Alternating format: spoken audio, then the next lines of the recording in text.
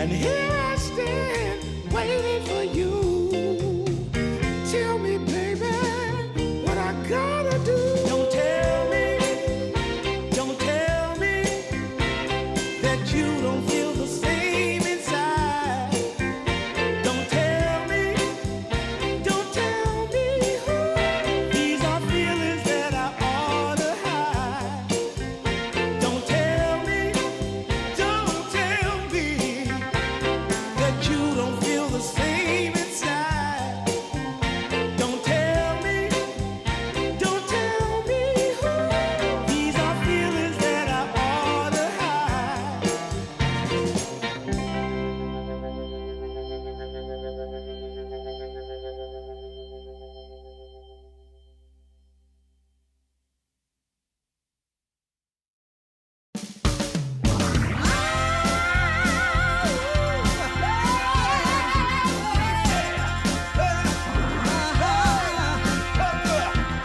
Go and tell your mama to get up off her seat.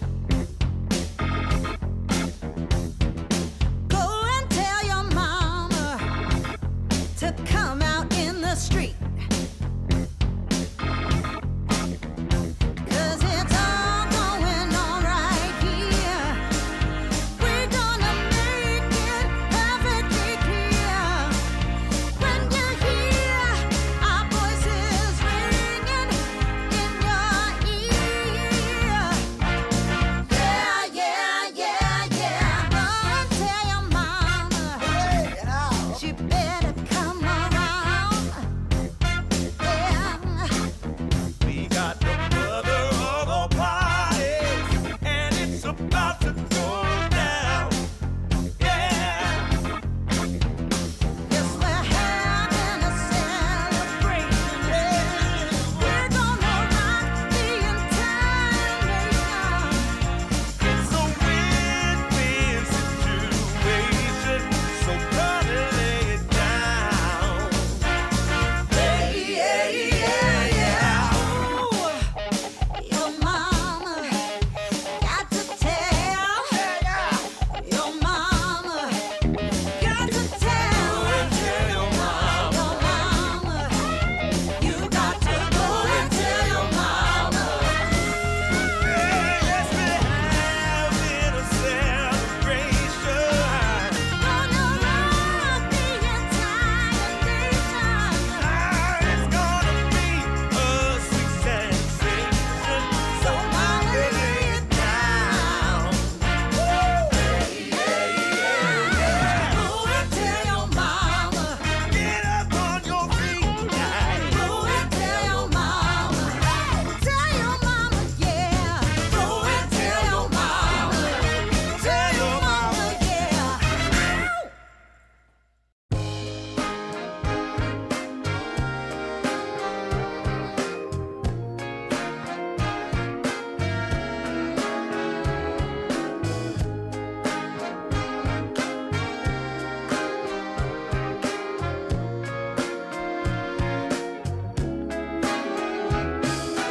Leaning on the window pane,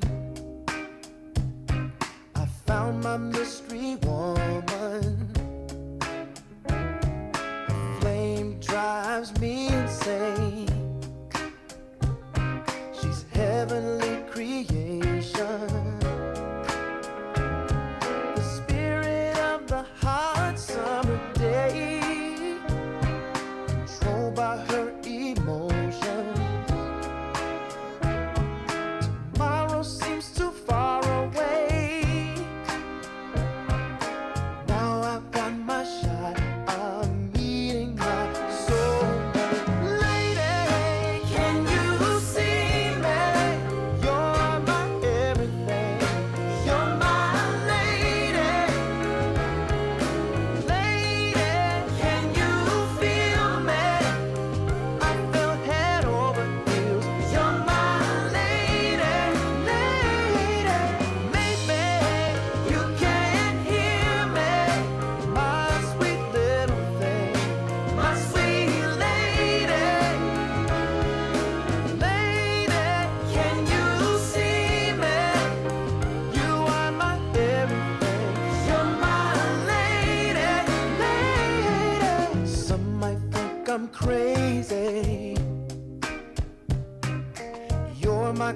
constellation. My vision's far from hazy. I need no confirmation. Take my heart and don't let it stray. True love and affection will come again another day. As the sight of your light always takes my breath away. Lady, can you see me? You're my everything. You're my lady. Lady, can you feel me? I fell head over heels. You're my lady, lady. Maybe you can hear me, my sweet little thing, my sweet lady.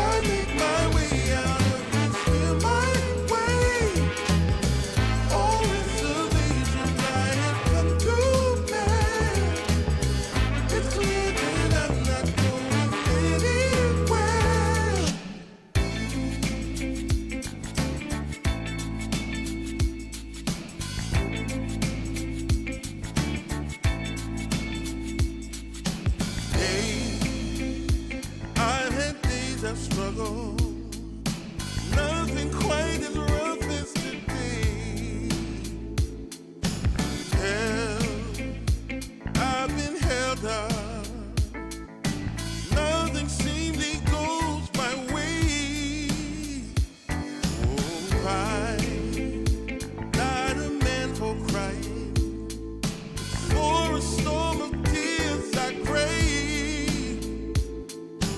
Take all this sorrow from me. How much more do I have to pray? Foolish of me to think that you might say I make my way out of this here my way. All reservations I have come to make.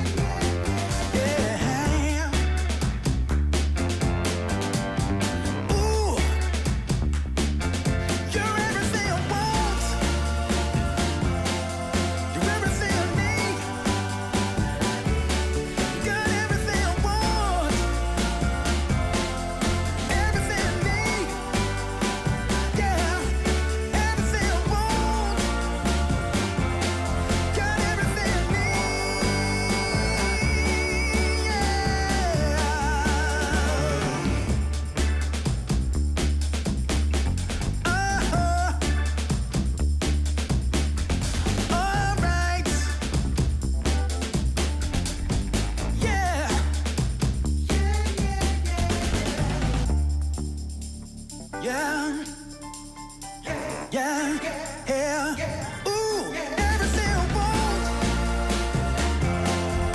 everything I need. Got everything I want,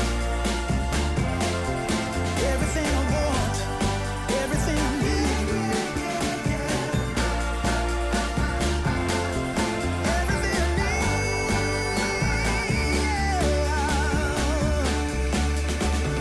yeah.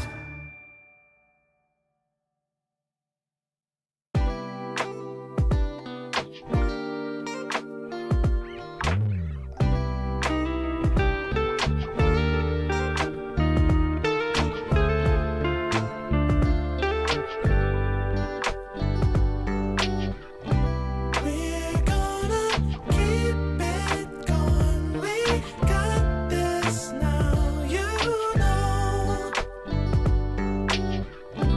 We're getting closer now. We're ready for some more. Now is the time, reaching for blossoms in the sky. Sun setting low, making us golden as we ride.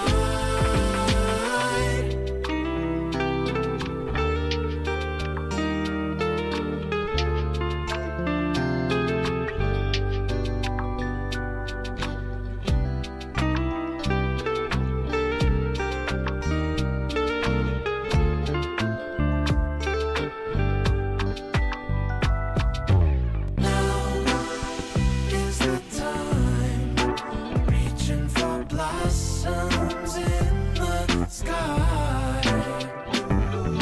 Sun setting low, making us golden as we ride.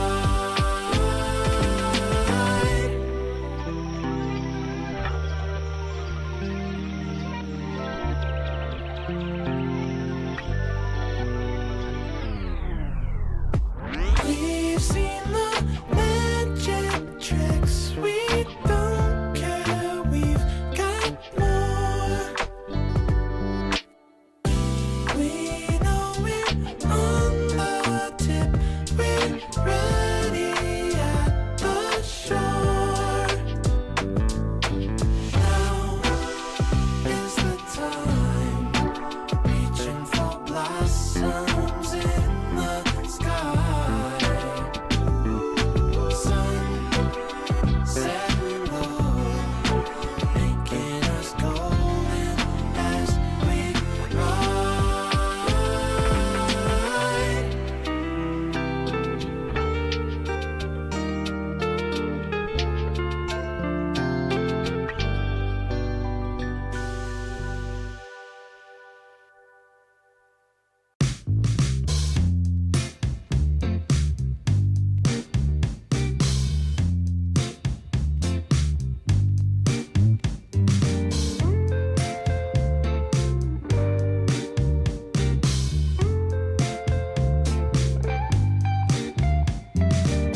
Well, I can tell just by the way that you're smiling that you're still unsure.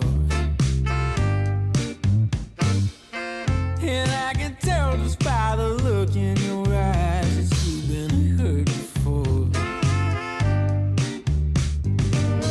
But baby, no one can promise you forever. Right now I only know that we should be together. Because it's now or it's never, so won't you take a chance on me? Well, it's fine if all your previous guys they made you run away. You can bet you'd only have one regret, and that's if you didn't stay. Walk my way. 'Cause baby, no one can promise you tomorrow. But today you take away all of my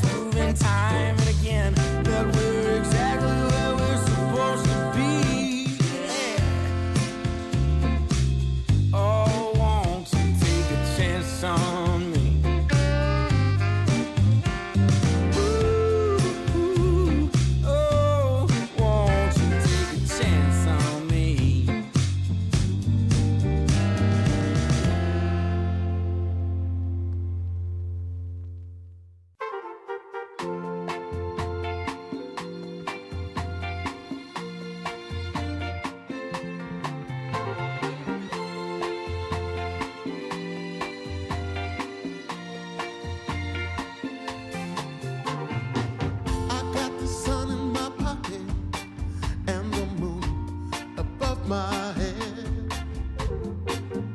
Got the whole world at my feet, and there ain't a cloud ahead. There are stories I need to tell. There is laughter I need to share. Joy and love all around. I can feel it in the air. Whoa, nothing can stop me now. There's nothing at all that can make me fall. Nothing can stop me now. I'm standing strong while I'm singing this song.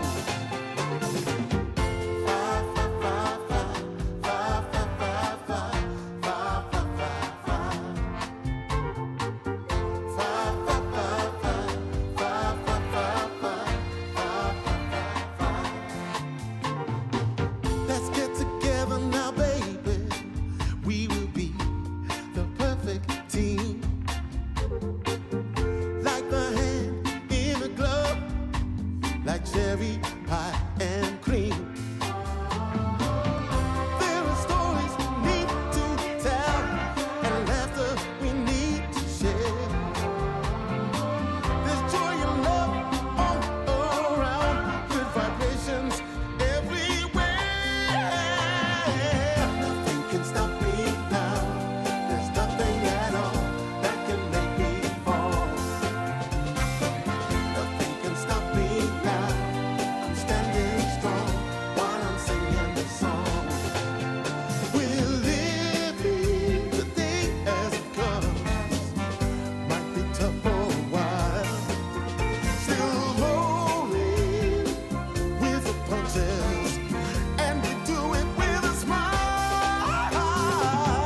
Fa fa fa fa, fa fa fa fa, fa fa fa fa.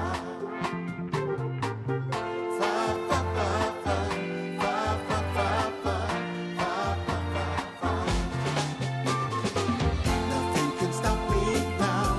There's nothing at all that can make me fall. Nothing can stop me now. I'm standing strong while I'm singing this song. Fa fa fa fa, fa fa fa fa, fa fa fa fa. Fa fa fa fa, fa fa fa fa, fa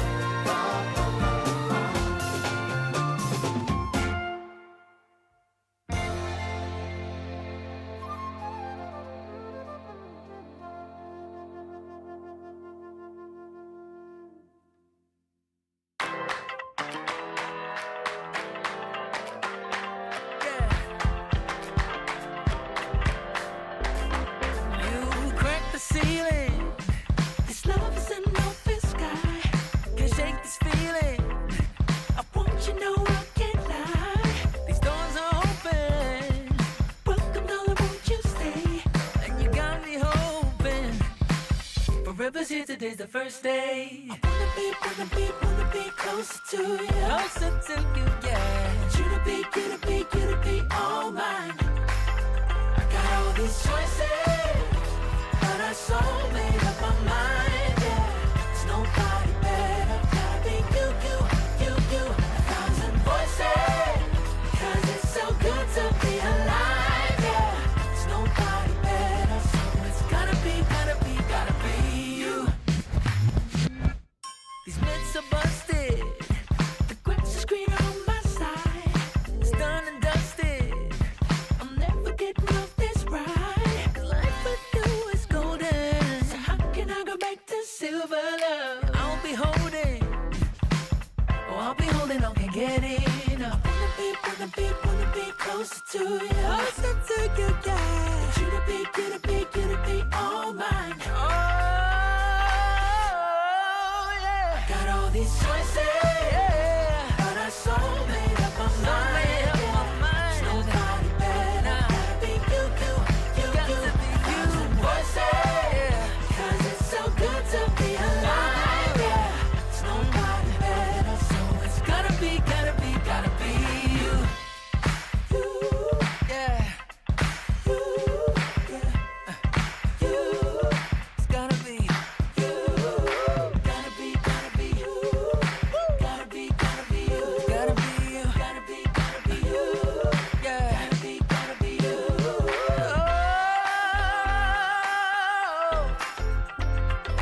gotta be you. Yeah, yeah, yeah, yeah. It's so sad, but I saw you. Hello and welcome to a fresh season of Division 2 Dota year DSL for DreamLeague. I'm super excited. I'm K Chikte, joined by the main man Rojo, rocking that Lions main year. How excited are you for the games right now, my friend? I am very excited here. We've got, honestly, I think a great matchup coming up here on our stream. Of course, it's going to be a Spoiled versus Perito here. But all across the Dream League Div 2, we've got a lot of really interesting teams here, Chick. And as you mentioned, I believe earlier before we even started here, we're going to be heading into later, I believe, we have a Tidebound game as well. So there's a lot of really cool teams, I think, this Dream League Div 2. I had the honor of casting the previous Dream League Div 2, and I think that was really fun. I think a Spoiled were really impressive in that last one, but they just barely didn't make it. So in this first matchup, we already have a great game. I think across the board, we're going to have great games in total. So I'm very, very excited. For sure. I mean, we'll be getting into our first match shortly, but like you say, you were here for the last round of Dream League Division 2, and look at the results of that. I mean, Team Yandex that won it, they've gone on now to compete really well in the Fisher tournament. I believe they finished third. They did have the addition of Saksa, which helped them quite a lot, but it just goes to show these kind of proving ground tournaments, allowing, tier 2 teams or teams on the fringes of tier 1 Dota to have a chance to play, to compete on the big stage, really just helps the ecosystem so damn much.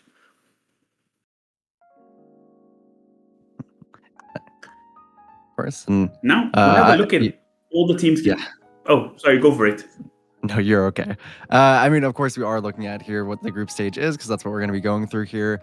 A lot of actually different names than last time here. Obviously, some of them move forward into Div 1, which, as you said, is really, really exciting for this kind of Tier 2 scene. But I'm just seeing as well some new names here. I believe Team Public is a little bit of a project of one of my friends. It's kind of there's been a lot of hype of it kind of being this new Team Secret roster as puppies on it. So it's a lot of names you've seen, but it's pretty interesting. Team T, I believe it was. I don't know if they were here last time, but they have been kind of running around in a lot of the tier 2 scenes, and then it's kind of the Seneko project. He's been really, really strong. Of course, we're casting, as we said, the Perito game here, so that's going to be the K1 Hector team, which is really, really, really exciting. We've got Tidebound even in this Dream League Div 2, so there's a ton of exciting teams to look forward to. I'm interested to see how they match up.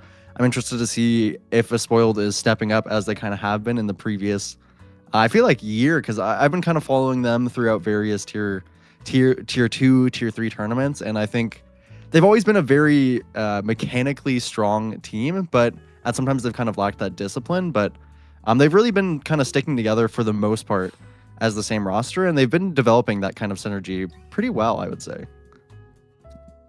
Yeah, for sure. I mean, they will be our first team to cast up Spoiled versus Perito Panzon. And they've had a very good result in the past season of Dream League Division 2 in the first iteration, where they finished 5-2 in their group. I think at one stage they won 5 games on the trot during the group stages. Unfortunately, in the playoffs, it didn't work out for them. But like you say, it's a team that's been around for a long time. They're building that chemistry. And I think the competition this time around could be a little easier, but like you say, Puppy did come out and say this is not a team secret, team public. It's just a band of friends playing together. But you never know how it goes, One day they team public, the next day they sign their contract, and it could be a team secret team as well.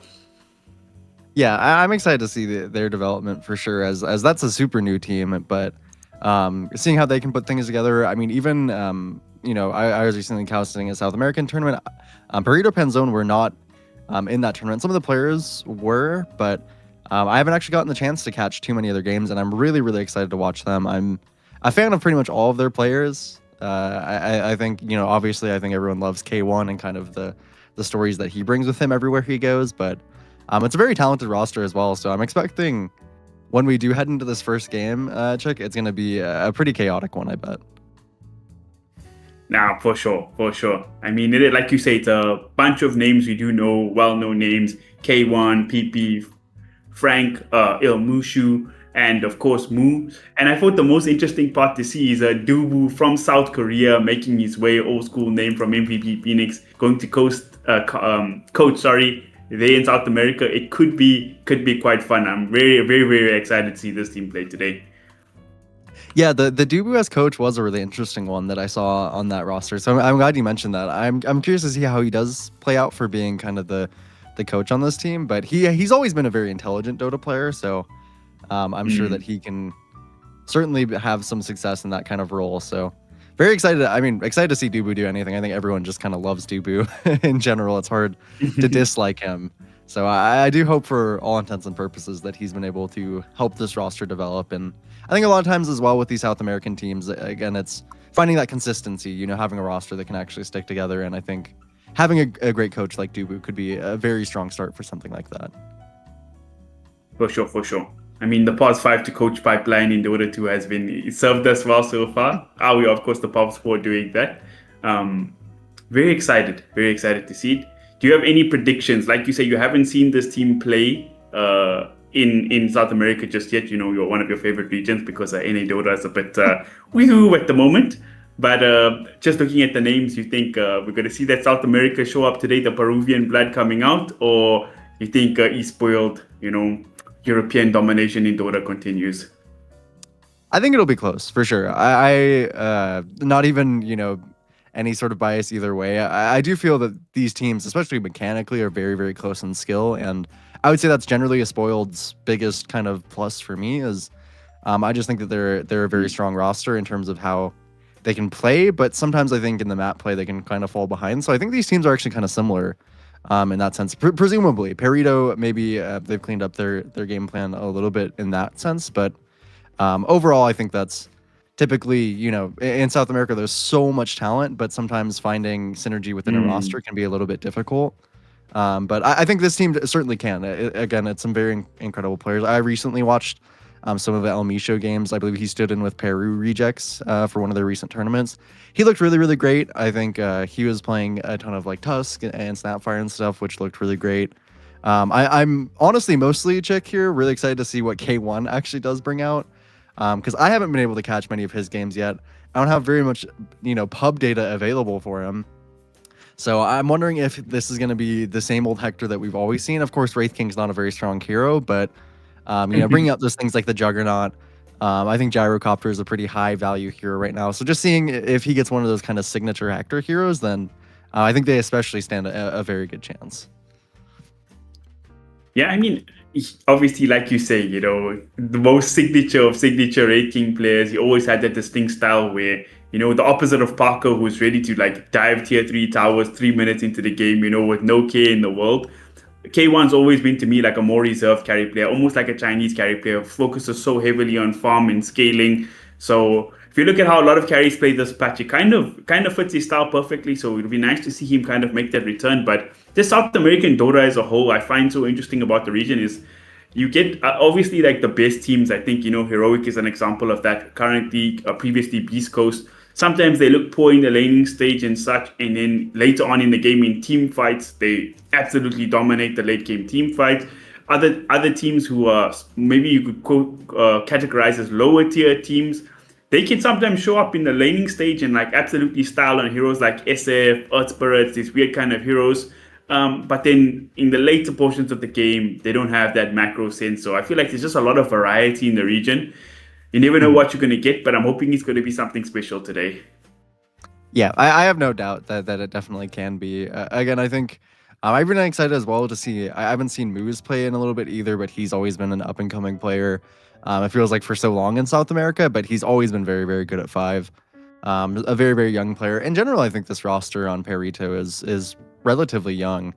Maybe even a Spoiled as well, coming out of here. I obviously don't know all of their ages there, but they are kind of a new-ish roster. They've been around for a while, but still a lot of, players that you might not know by name yet. But I think you probably will come to know them as they move through. As again, last time in the DreamLeague Div 2 here, they did have a pretty impressive showing, and I think that they've been, as I kind of said, they've been growing a lot as a team. So I'm just, maybe they've grown so much that this might not be as close of a match as we think, but I think Perito are really going to give them a pretty good show. And again, I think a lot of it is also going to be on Hector's shoulders here of how his carry pool kind of matches up these days, because there are a lot of active carries, but a lot of times you can play them as farming carries as well. those kind of natures, those kind of gyros. You can be active on them, but you can be farming, and I guess we'll see if that actually pans out for him in this kind of series.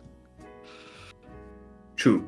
I mean, on the side of eSpoiled, we spoke a lot about Perito, but they have had one change though from a DreamLeague Division 2, the first season to now the second season, in that their mid player is no longer in Division 1. Sorry, in the first season, it was Difference being the position 2. And now, of course, it is Marlon who's taken over there.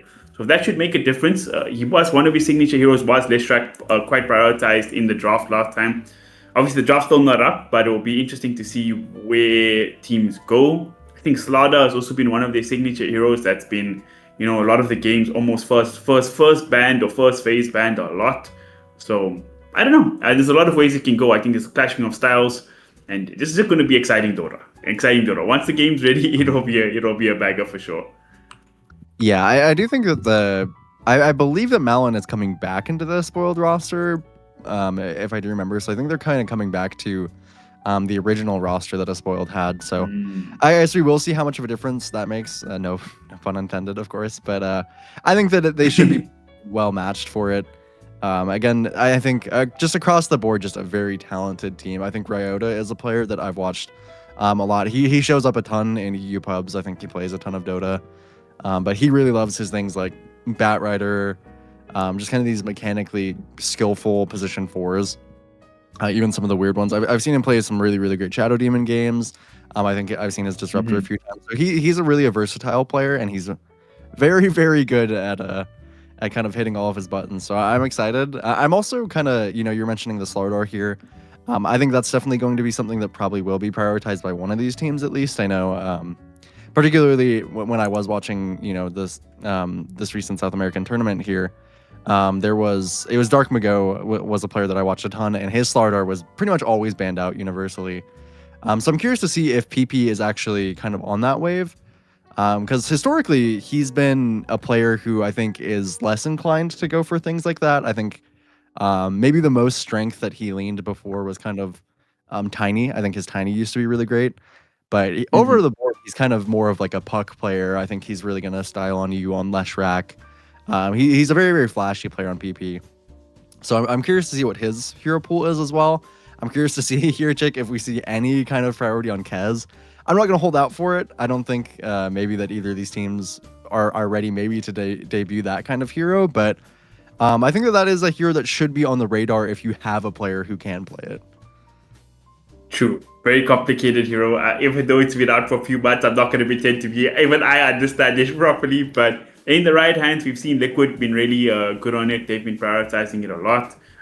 There's a few players who've just come out and just dominating the games, even in the pro games with it. So, I mean, I think it does seem like a very South America hero. Pushing the limits to the very end, outplaying players. I could see it come out. I could definitely see it come out. But like you say, PP does usually play like the pucks. The Tiny as well. It's quite a big hero in South America in general. The mid players do tend to like it more than other regions. But just across the board, before we sort of get into the draft there, just talking about DreamLeague Season 2 as well. Div 2 Season 2. I got to get the whole name right here. Which teams are you more excited to see? Because obviously, I think the two teams that are most hyped up here is, of course, Team Public, which, it's Puppy's debut here in this tournament. Everybody wants to see him. Dota legend, maybe the GOAT. Your fans of China Dota want to see Team Tidebound, which will be next on stream. Any team you favor the most? I think yeah, sure. I think Tidebound would be like the easy favorite if you had to just pick from the team so far. But I don't know, anything else, any other teams really stand out to you? Yeah. I mean, I do think that the Team T roster is a little bit interesting. I'm definitely excited to see how they do play out. Again, it was kind of this Seneko team, but now they've actually ended up making a little bit of a switch. I believe that it's a Kaori roster kind of now, as he's the 5. We've got 1J on there. In theory, this is a really strong roster, actually, the Team T roster. So I definitely expect them to be kind of a sleeper team. Maybe not one that everyone is kind of keeping their whole eye on, but I think on paper this roster is very, very strong. Just really, really great players across the board. Even Shigetsu, who you know, has had some really strong success recently. Even Kalmychata, I think, has been a team that's also very, very, very similar, I would say, to a Spoiled. Just as in, they've kind of stuck together as a roster for a while, and have kind of grown quite a bit to be a very, very formidable threat. Unfortunately for Kalmychata, it does feel like they always kind of end just a little bit short of getting to pushing past that tier 2 space. So it's funny, those are the teams you mentioned. They recently played in a tournament in the EPL series where they played against each other in a grand final and went all the way to 5 games, 3-2 victory in favor of Team T. So very tightly contested, both showing results recently. To me, I feel like it'll be very interesting to see any way this tournament goes, because if one of our favorites win it, Tidebound or Team Public, like the fans are going to be super hyped. But if it's a new blood team that make it, everybody wants kind of support. So just exciting stuff all around. Mm-hmm.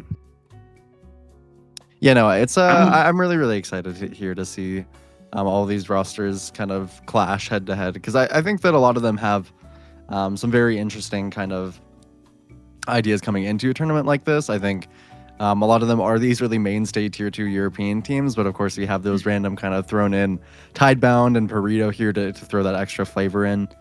Even Most Wanted is, we haven't talked about this team at all, but it is a Ponlo team. It has some of your favorite names, including, of course, Fortnite Man on the 3 position. So really, really a lot of fun rosters to watch out for. Man, I don't know if production is listening right now, but if we're doing player interviews and we got Most Wanted on, Ponlo is your guy, guys. He's always super exciting to hear from. One of the mainstays here in Southeast Asia Dota.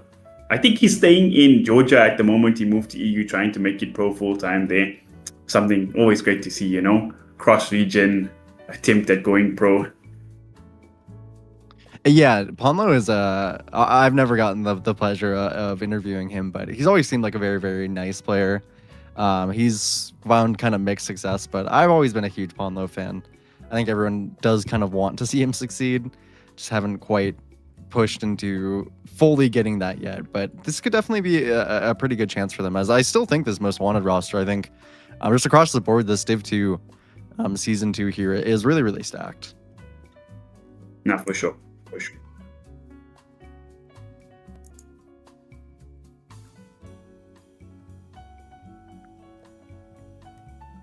Like you say, many exciting things coming up now. We believe there might be a technical difficulty going on with one of the players on the team, so we will be going to a short break, but we will be back in just a moment for some fresh Division 2 action here at DreamLeague Season 2.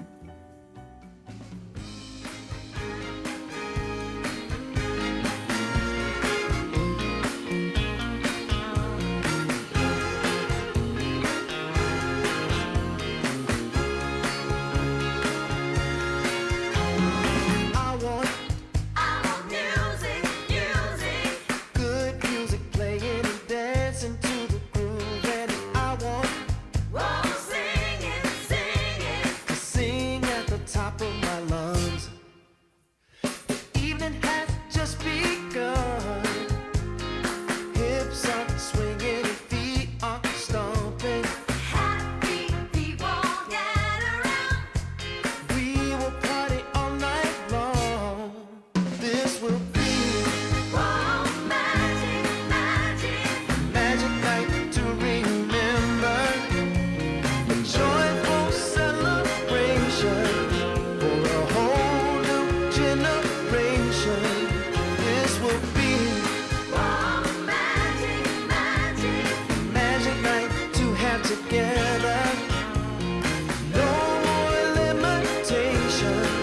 We united as one nation. I want keep on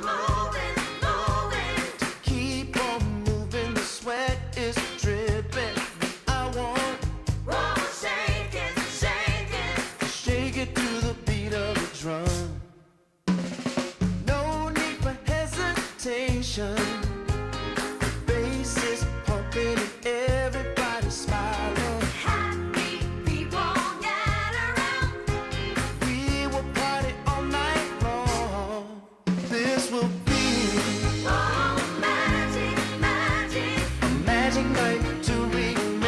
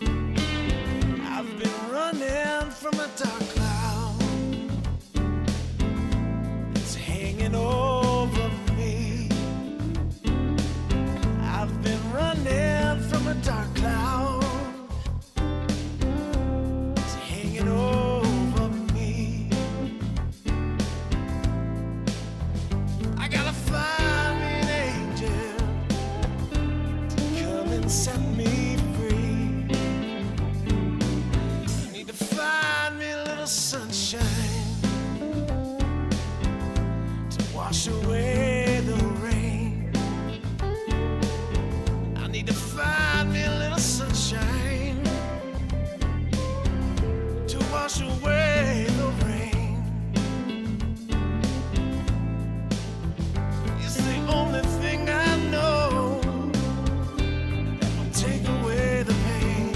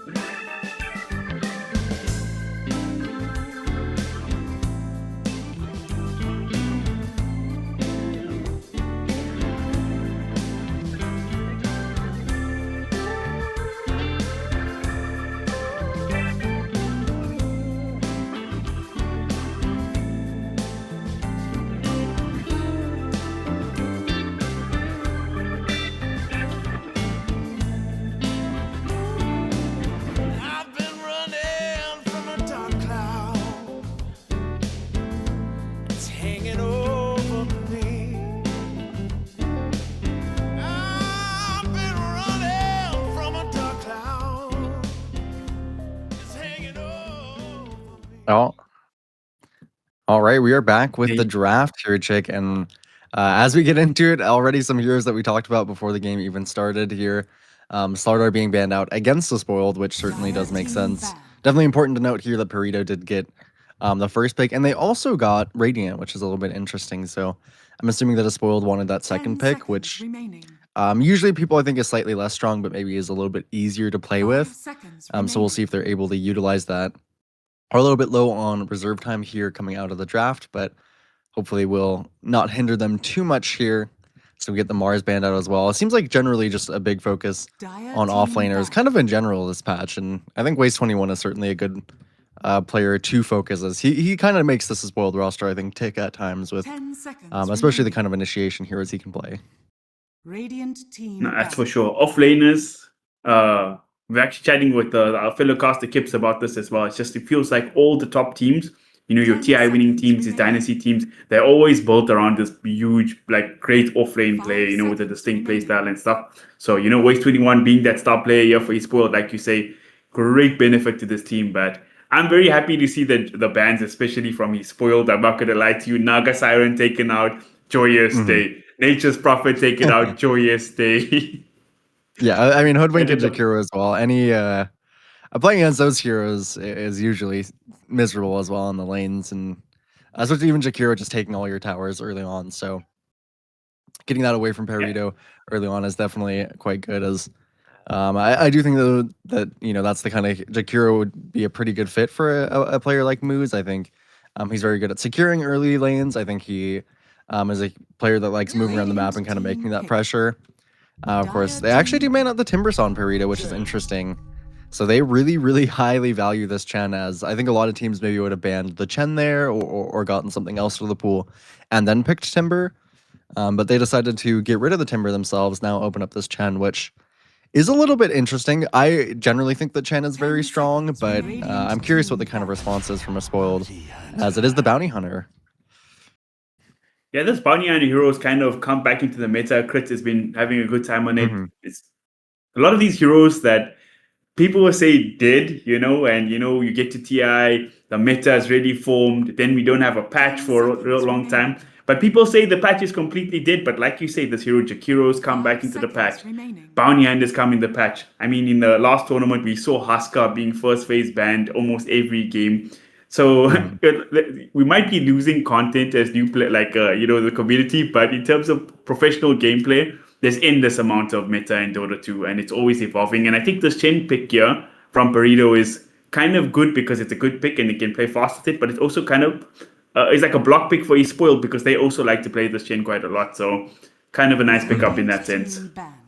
Yeah, definitely. I think it's a smart pickup for them. And the bounty is an interesting one. I've never actually gotten a pro player's opinion on it, but it's a lot of pro players think that Bounty Hunter is a really strong counter to Chen specifically. I guess something about just kind of, I think, following the hero around, stopping it from farming, I think, is generally the idea. Obviously, Chen can't do much to Bounty Hunter in lane. So I think that's the idea. You kind of get a decent lane as the Bounty Hunter, and then you can stop the Chen from doing what you want to throughout the game. So I overall do like the concept.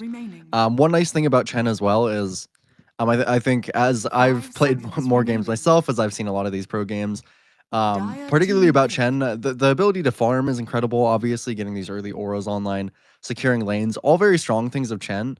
But the divine favor is really kind of one of the key things to highlight with Chen. The trading potential with that extra armor you get is extremely high, and later in the game, you can just give someone plus 20 armor as soon as you're kind of level 8, level 9.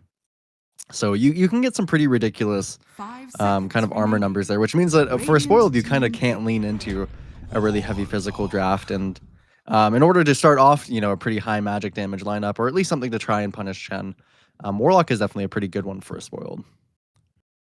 Yeah, another hero that wasn't too popular before, but slowly stocks are going up, always a hero that's fun to see, especially from a caster's point of view. Nobody is sad to watch the rock get dropped.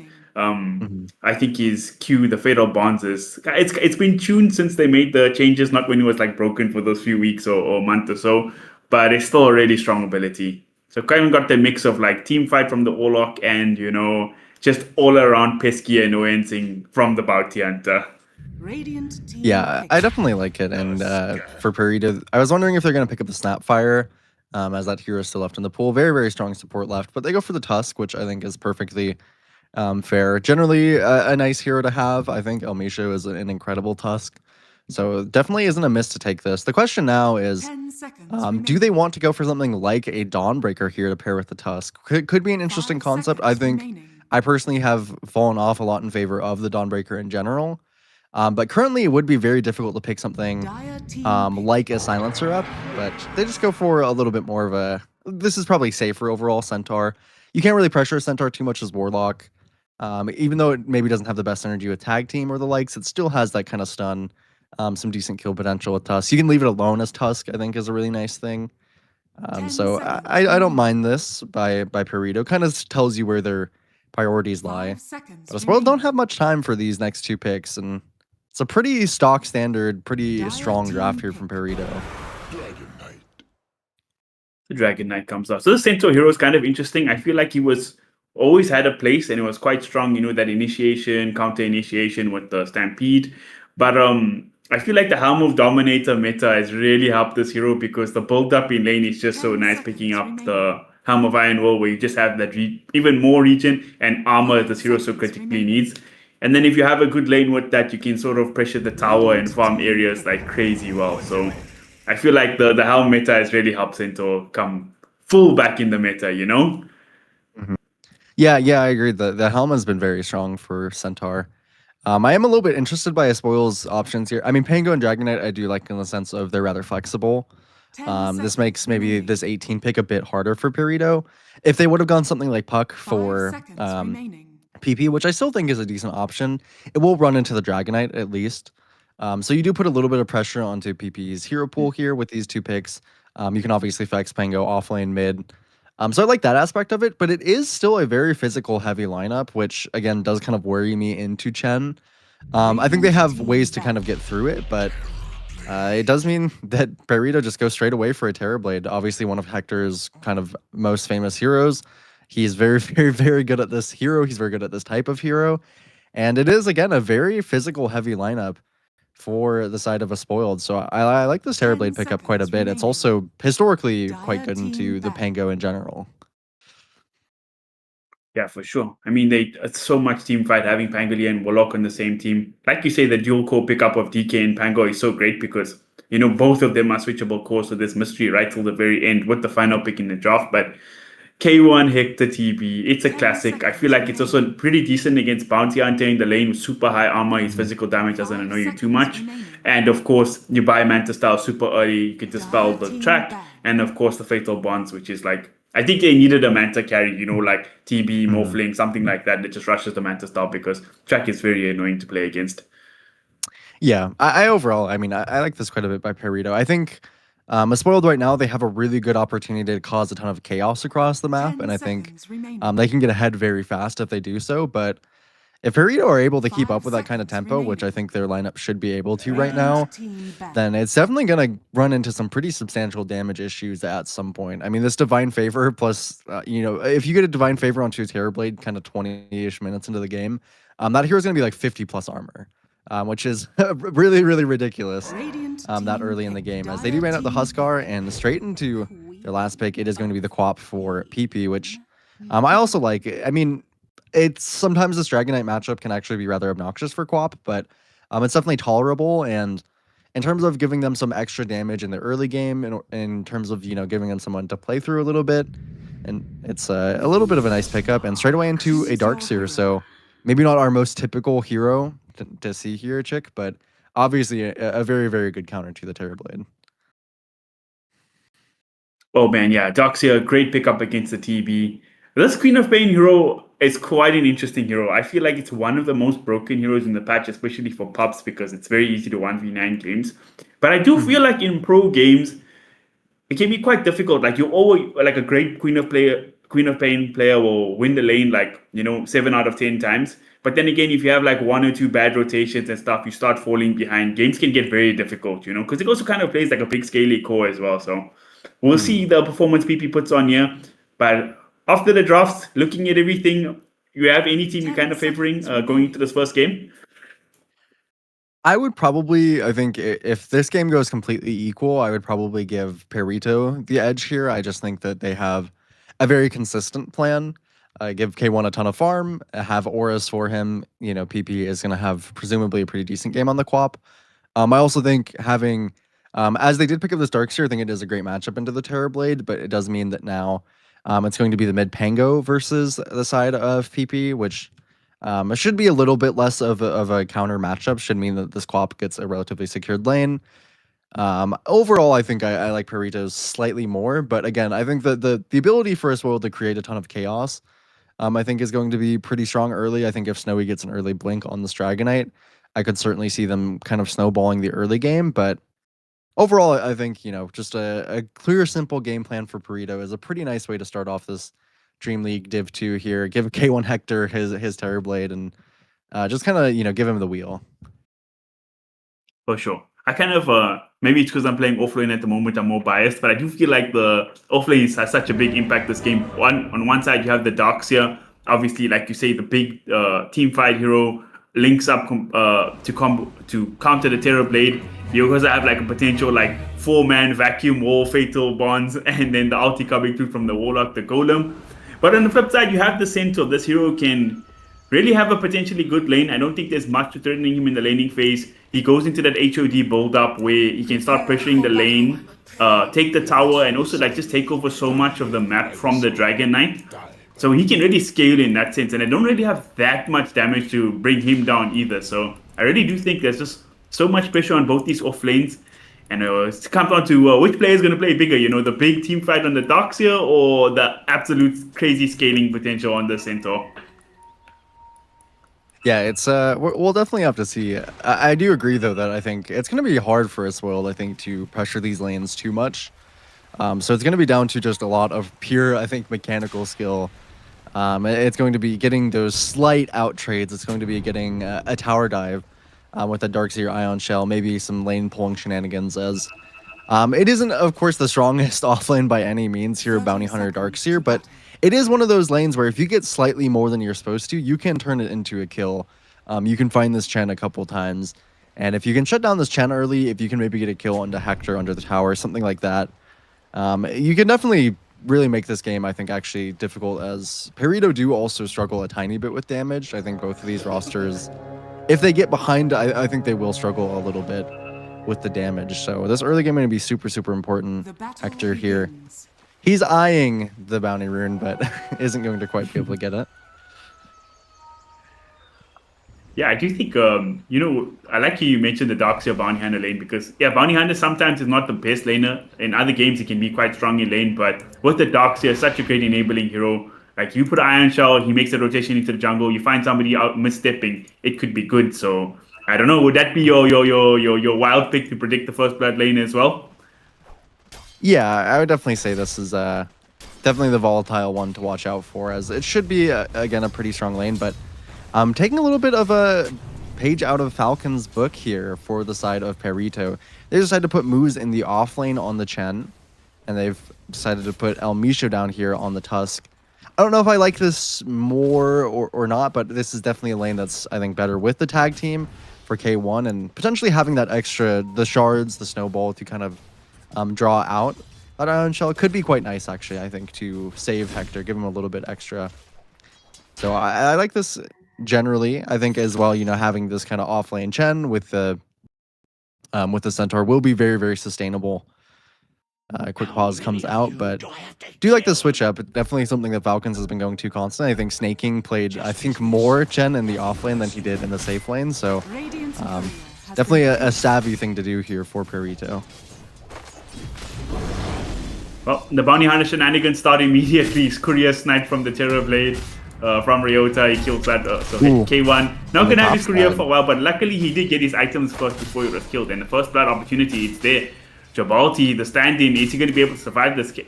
One more hit from the center would be good enough, but nope, he got the heal. He's going to walk it off. He's got some tangles left as well. He'll be A-okay, but getting bullied up here. And this is the lane we were kind of saying it could be very difficult for Spoil to kind of contest the center in lane, and it's looking difficult from the jump. Yeah, I like this a lot by Moose. A pretty interesting kind of concept here. Goes for the Hellbear Convert, which is maybe not as typical for those safe lane Chens. You usually go that kind of mana, the Satyr creep that takes away the mana. They nerfed that slightly, and now when you take this kind of Hellbear, you can play it a little bit sacrificial, and if it ends up dying, you end up getting that huge attack speed. It's plus 120 at any level, I believe. So it's I mean, this can be a lane with a surprising amount of power behind it. Even Penitence as well early on is what Moose decided to go. So he's showing that he is very much a Chen player, showing that this is definitely something that is worth first picking. Doesn't even end up blocking the camps or anything, as he knows he can get some value out of those. So just doing really, really a great job on Moose, which is super, super important to their success. Heading over to the mid lane, we are seeing that problem that we kind of mentioned in the draft stage as well, where you have this Pango up against the Queen of Pain. Not the easiest lane possible for Pango, and PP having himself a mighty fine time so far, but Pango not too far behind, only 5 CS, make that 6 now. But will we see how PP can convert this lead later on? Because that's usually the telling part of the gameplay for Queen of Pain, and we see a little bit of a different build-up as well here for PP. You went for the Masochist talent here as well. Sorry, facet that we haven't seen in quite some time on this Queen of Pain. Yeah, it is an interesting one, but I think it makes sense. I don't think it's the strongest Blade Mail game in general for PP, so I think going for the Bondage facet loses some value for sure. So just getting that extra damage from Masochist, I think, is reasonable. Sometimes this, I think, can be a bit difficult to play with. You're not really healing from your ulti. It can be rather difficult for the Quap, but I do actually like the switch up here from PP. He will farm a lot faster. I think he'll have some decent pressure on the map because of that extra net worth, and overall, if he can convert that, I think he can definitely play a huge role in these side lanes. So far, actually, K1 definitely struggling a little bit in this bot side, mostly in just terms of CS. He's perfectly fine on the HP, as El Misho does lose his courier. So they managed to make this bot lane Another one bites the dust. Yeah. Very, very much so. So we got a courier counter at two already in 4 minutes. At that rate, it's going to be a lot of couriers by the end of this game. Yeah, it is definitely looking that way. As I mean, so far I think Spoiled are very, very happy with the outcome in this bot side for sure. As El Misho is not really getting a ton of value on the Tusk. This is kind of the price they pay for having that Chen in the top side. Is that you do end up with just an overall kind of weaker side down on the bot. As El Misho, he's looking to get the shards onto himself. Let's see our first blood. Oh, what a play with the shard. Nicely done. That is not always easy to do, but he's going to be walking actually into dual raise here if he goes up. I'm assuming they pinged that out, but looks like just slightly slower than Ryota, so it's going to go down, but okay. Just barely there with the tip of the swashbuckle. That was a little bit dicey. He could have maybe denied neutrals, but that is, again, the price that they kind of pay for having this Tusk in the bot side, and that actually ends up a kill for the Pango, which is probably best case scenario.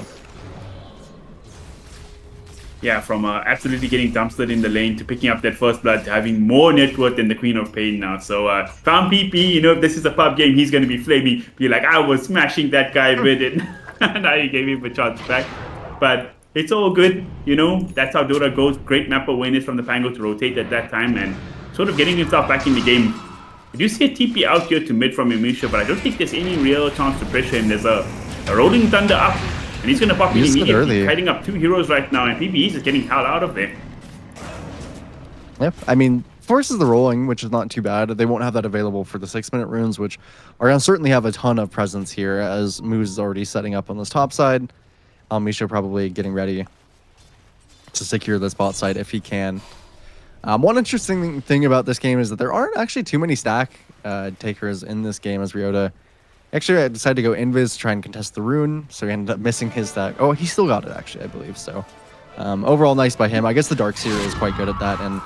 And so far, Waste 21, he's having a really great time. It does mean that you leave Hector open, which is always, I think, a very scary concept. But, of course, Waste 21 is supposed to be the answer as the shards come out.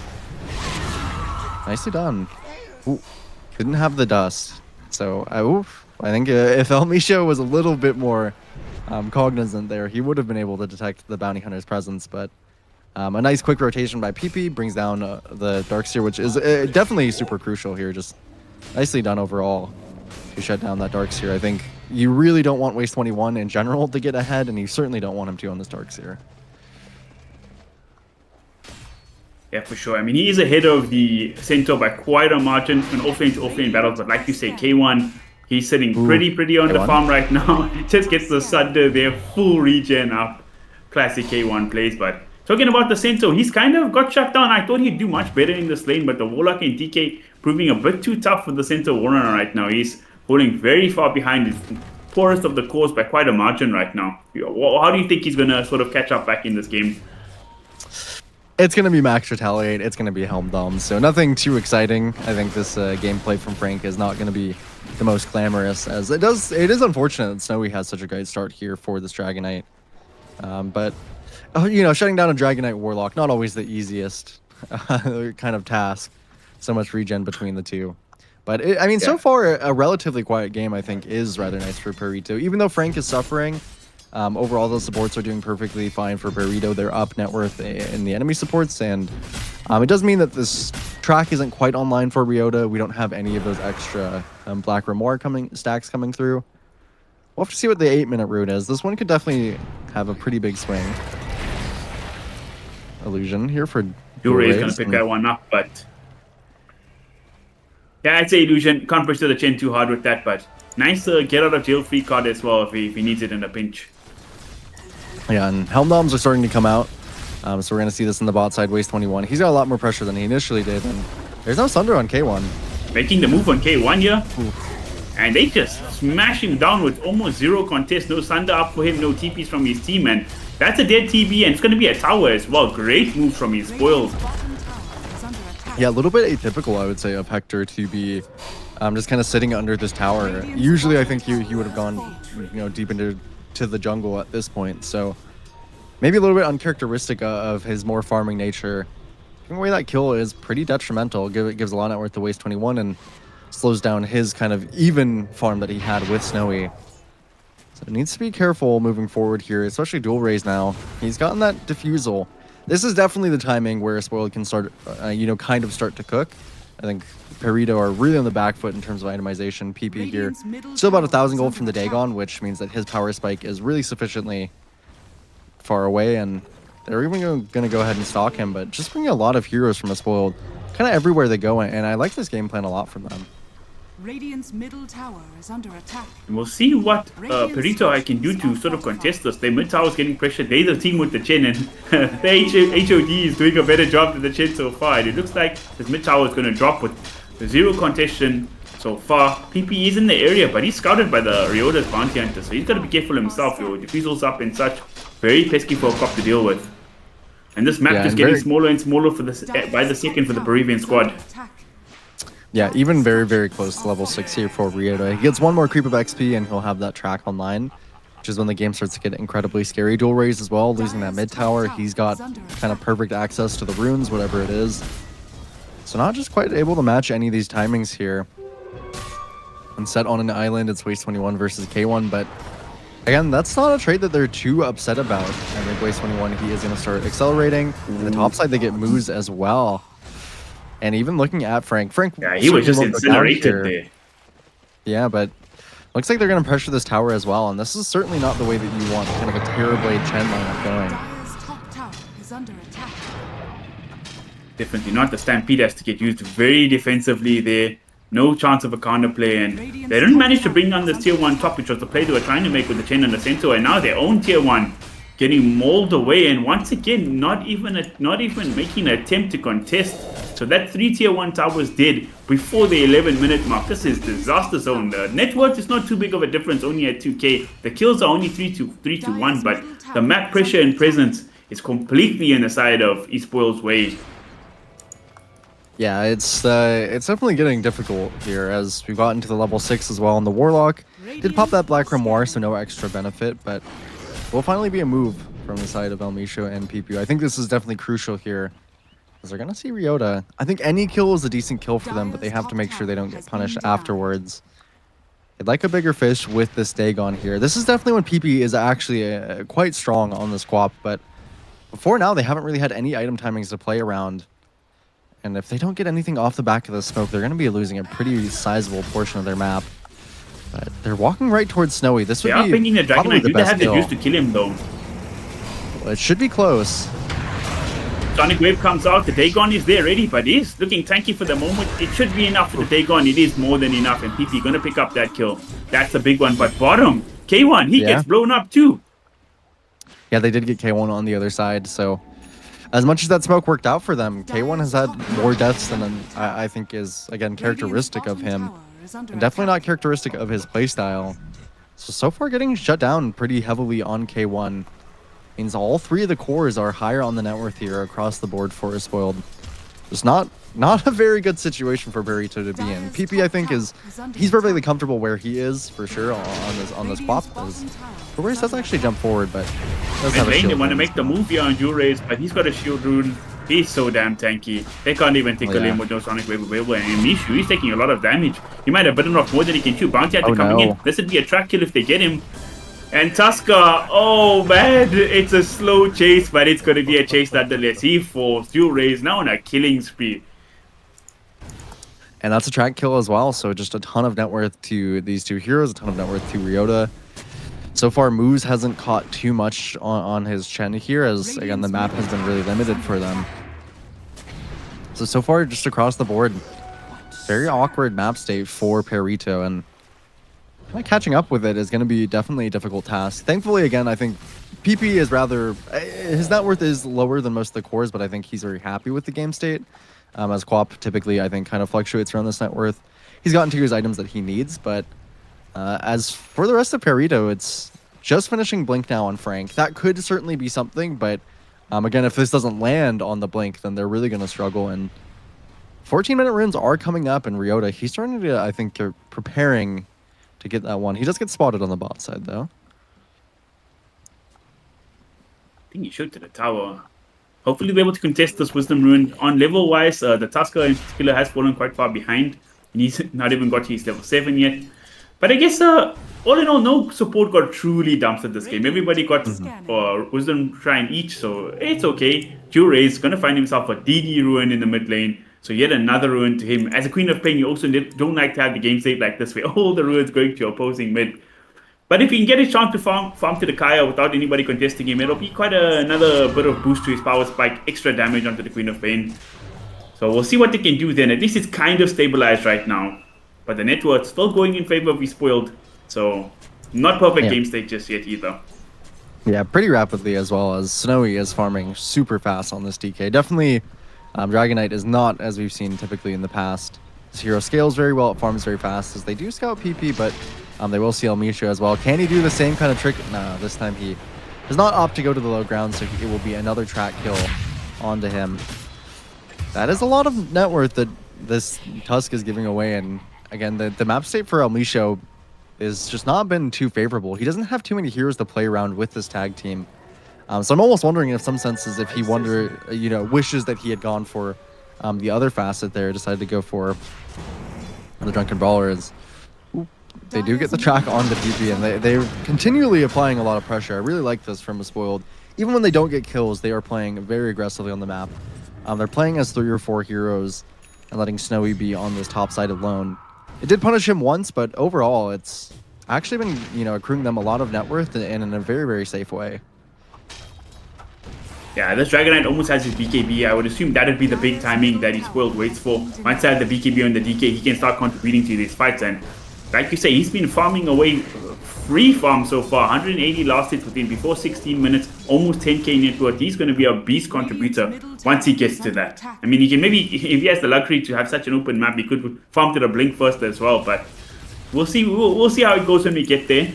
But I think the big problem this game, like you mentioned, is yeah, usually it's just a past 5 Tusk dying in the middle of nowhere. Who really cares? You know, tank the gank. But against the track, it's just so much extra gold going to the pocket if he's Spoiled. I think that first big fight's going to be the real difference maker because, yeah, you get extra gold and bounty hunter, but does he really contribute to a team fight as good as a Tusk? And I think that's what Burrito kind of got to have to hope for, right? Yeah, that is what you hope for, but they actually see that they smoked, I believe, because of the track. So if they're really paying attention to Spoiled, they'll notice that Moose smoked himself. Hopefully they can get a kill, but I think Spoiled are going to dodge off that. And I don't even think they have to here, Chick, as they have Black King Bar here for Snowy, and they have the Crimson Guard as well on Waste 21, even a Blink for the side of Dual Race. So they pretty much have every item they could hope for on the side of their cores. I don't think that there's really... Burrito dealing damage in this fight is going to be near impossible, I think. As soon as this Crimson comes out, I think you just have to play around disengaging. I think potentially maybe you want to try and burst someone before the Crimson comes out, but this ball from the side of a Spoiled is really strong, and at least for the time being with the smoke, they are actually kind of getting some pressure onto the top side. Big question, I think, now for a Spoiled is when do they start turning this into objectives? Do they want to head for the Roche before the 20-minute mark, as where they do see Moose, and I think this is a dead Chen here. He's in trouble. I don't think his team is looking to help him. They're probably just going to sack the Chen there. He does die, but unfortunate death. They were trying to make their way out of there, but Bounty Hunter one step ahead. He TP'd in early, he got the track, but hey, PP is sticking around. They maybe want to turn this. A lot of damage coming out to Dual Race, but could be enough. Good try. They're trying, but there's the Warlock Golem. He catches 3. Oh, no. And Dual Race, he's still going. He's alive. They're going to try for the Mushu now. He's going to get the TP out, and no, not in time. Oh, actually, he does. He makes it, so all in all, not too bad of an engagement there. They did force out the Warlock, and it only cost them a Chen there, really. Yeah, it was quite close. I like the concept quite a bit. As I mean, PP again, he's doing a lot for the side right now of Burrito. Even though his net worth is not incredibly high on the QoP, his items are still quite strong. But it's just not quite enough for the time being against the Spoiled. As again, they have this very, very dominant rune control, and in some ways, I'm almost surprised that they didn't want to walk towards the Roshan. But again, just don't have enough cooldowns. Use that wall, use the Warlock. So no reason to go and be too hasty. Probably looking next at that Tormentor and then potentially a 20-minute plus Roshan on that bot side. But for the time being, I wonder if Burrito can actually do anything about it, as they're still losing a lot of real estate on the map, still losing a ton of space. They're looking towards the Warlock, but so far just getting outran, and PP will finally clean that one up.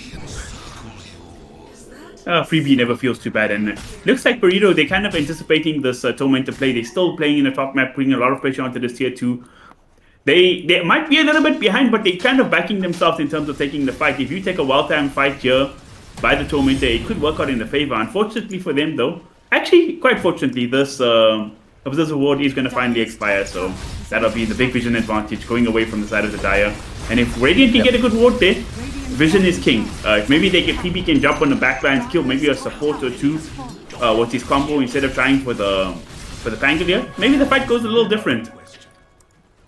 Yeah, they're heating up a little bit on Burritos. I mean, even Hector is also starting to get to a much more comfortable state. Since Snowy decided to go for the BKB, his farm state has slowed down a little bit, not a whole lot, as he's kept up very well, but hasn't quite been able to accelerate nearly as much as Hector here. But now he has that blink on the Dragon Knight, which I think is going to make these fights infinitely easier, as they might even look to smoke up soon here. The Tormentor is coming up. If they're really fast, Burrito, they actually could, I believe, get this Tormentor, but of course they don't know that. They have no way really of knowing that. So I think for the moment they're going to back off of it. Probably smart. Interesting. But it looks like they wanted to find something. before the Tormentor, and now when the Tormentor's off, they're like, we're getting out of this area immediately. But the smoke up is here, like you say. Snowy, he's got a blink Ooh. dagger. He's gonna jump in. Who's he gonna find? my They find God, the chin. the They blow up damage. moves immediately. So much damage out of that DK. But K1, he's gonna make his way out of there. He should be okay. So all in all, not the worst kill to give up. And down bottom, looks like Center wanting to pressure this tier 1 tower. Bounty Hunter gonna try contest. He does get the TP and gets the track off. But I don't think he can really stop the Center from pushing this tower. No dust available, so Ryota gonna walk away. Radiant pick up a tier 2, tier 1 tower, but it's gonna cost him the Tormentor as well. A very interesting form of map play from both sides there. Dire are scanning. Yeah, I do. I mean, I like the decision for Spoil to hunt for a little bit more and then end up going for that Tormentor. Much safer and overall gives them a little bit more across the map as they killed up all the creeps from Moose, so they really slowed down his mech, which is even coming quite late for the Chen. Dire's And now they're just really, really strong, but they do get the Warlock at least. That's a little extra network for Hector, even that shard actually contributing. PP, the top lane, he tried his combo to blow up Ryota, but he couldn't do it in Oh, time. he's Can he make taking it out? out- No, he can't. Oh, Snowy waited for him to use that blink. The minute he saw it, he just all in on the Queen of Pain.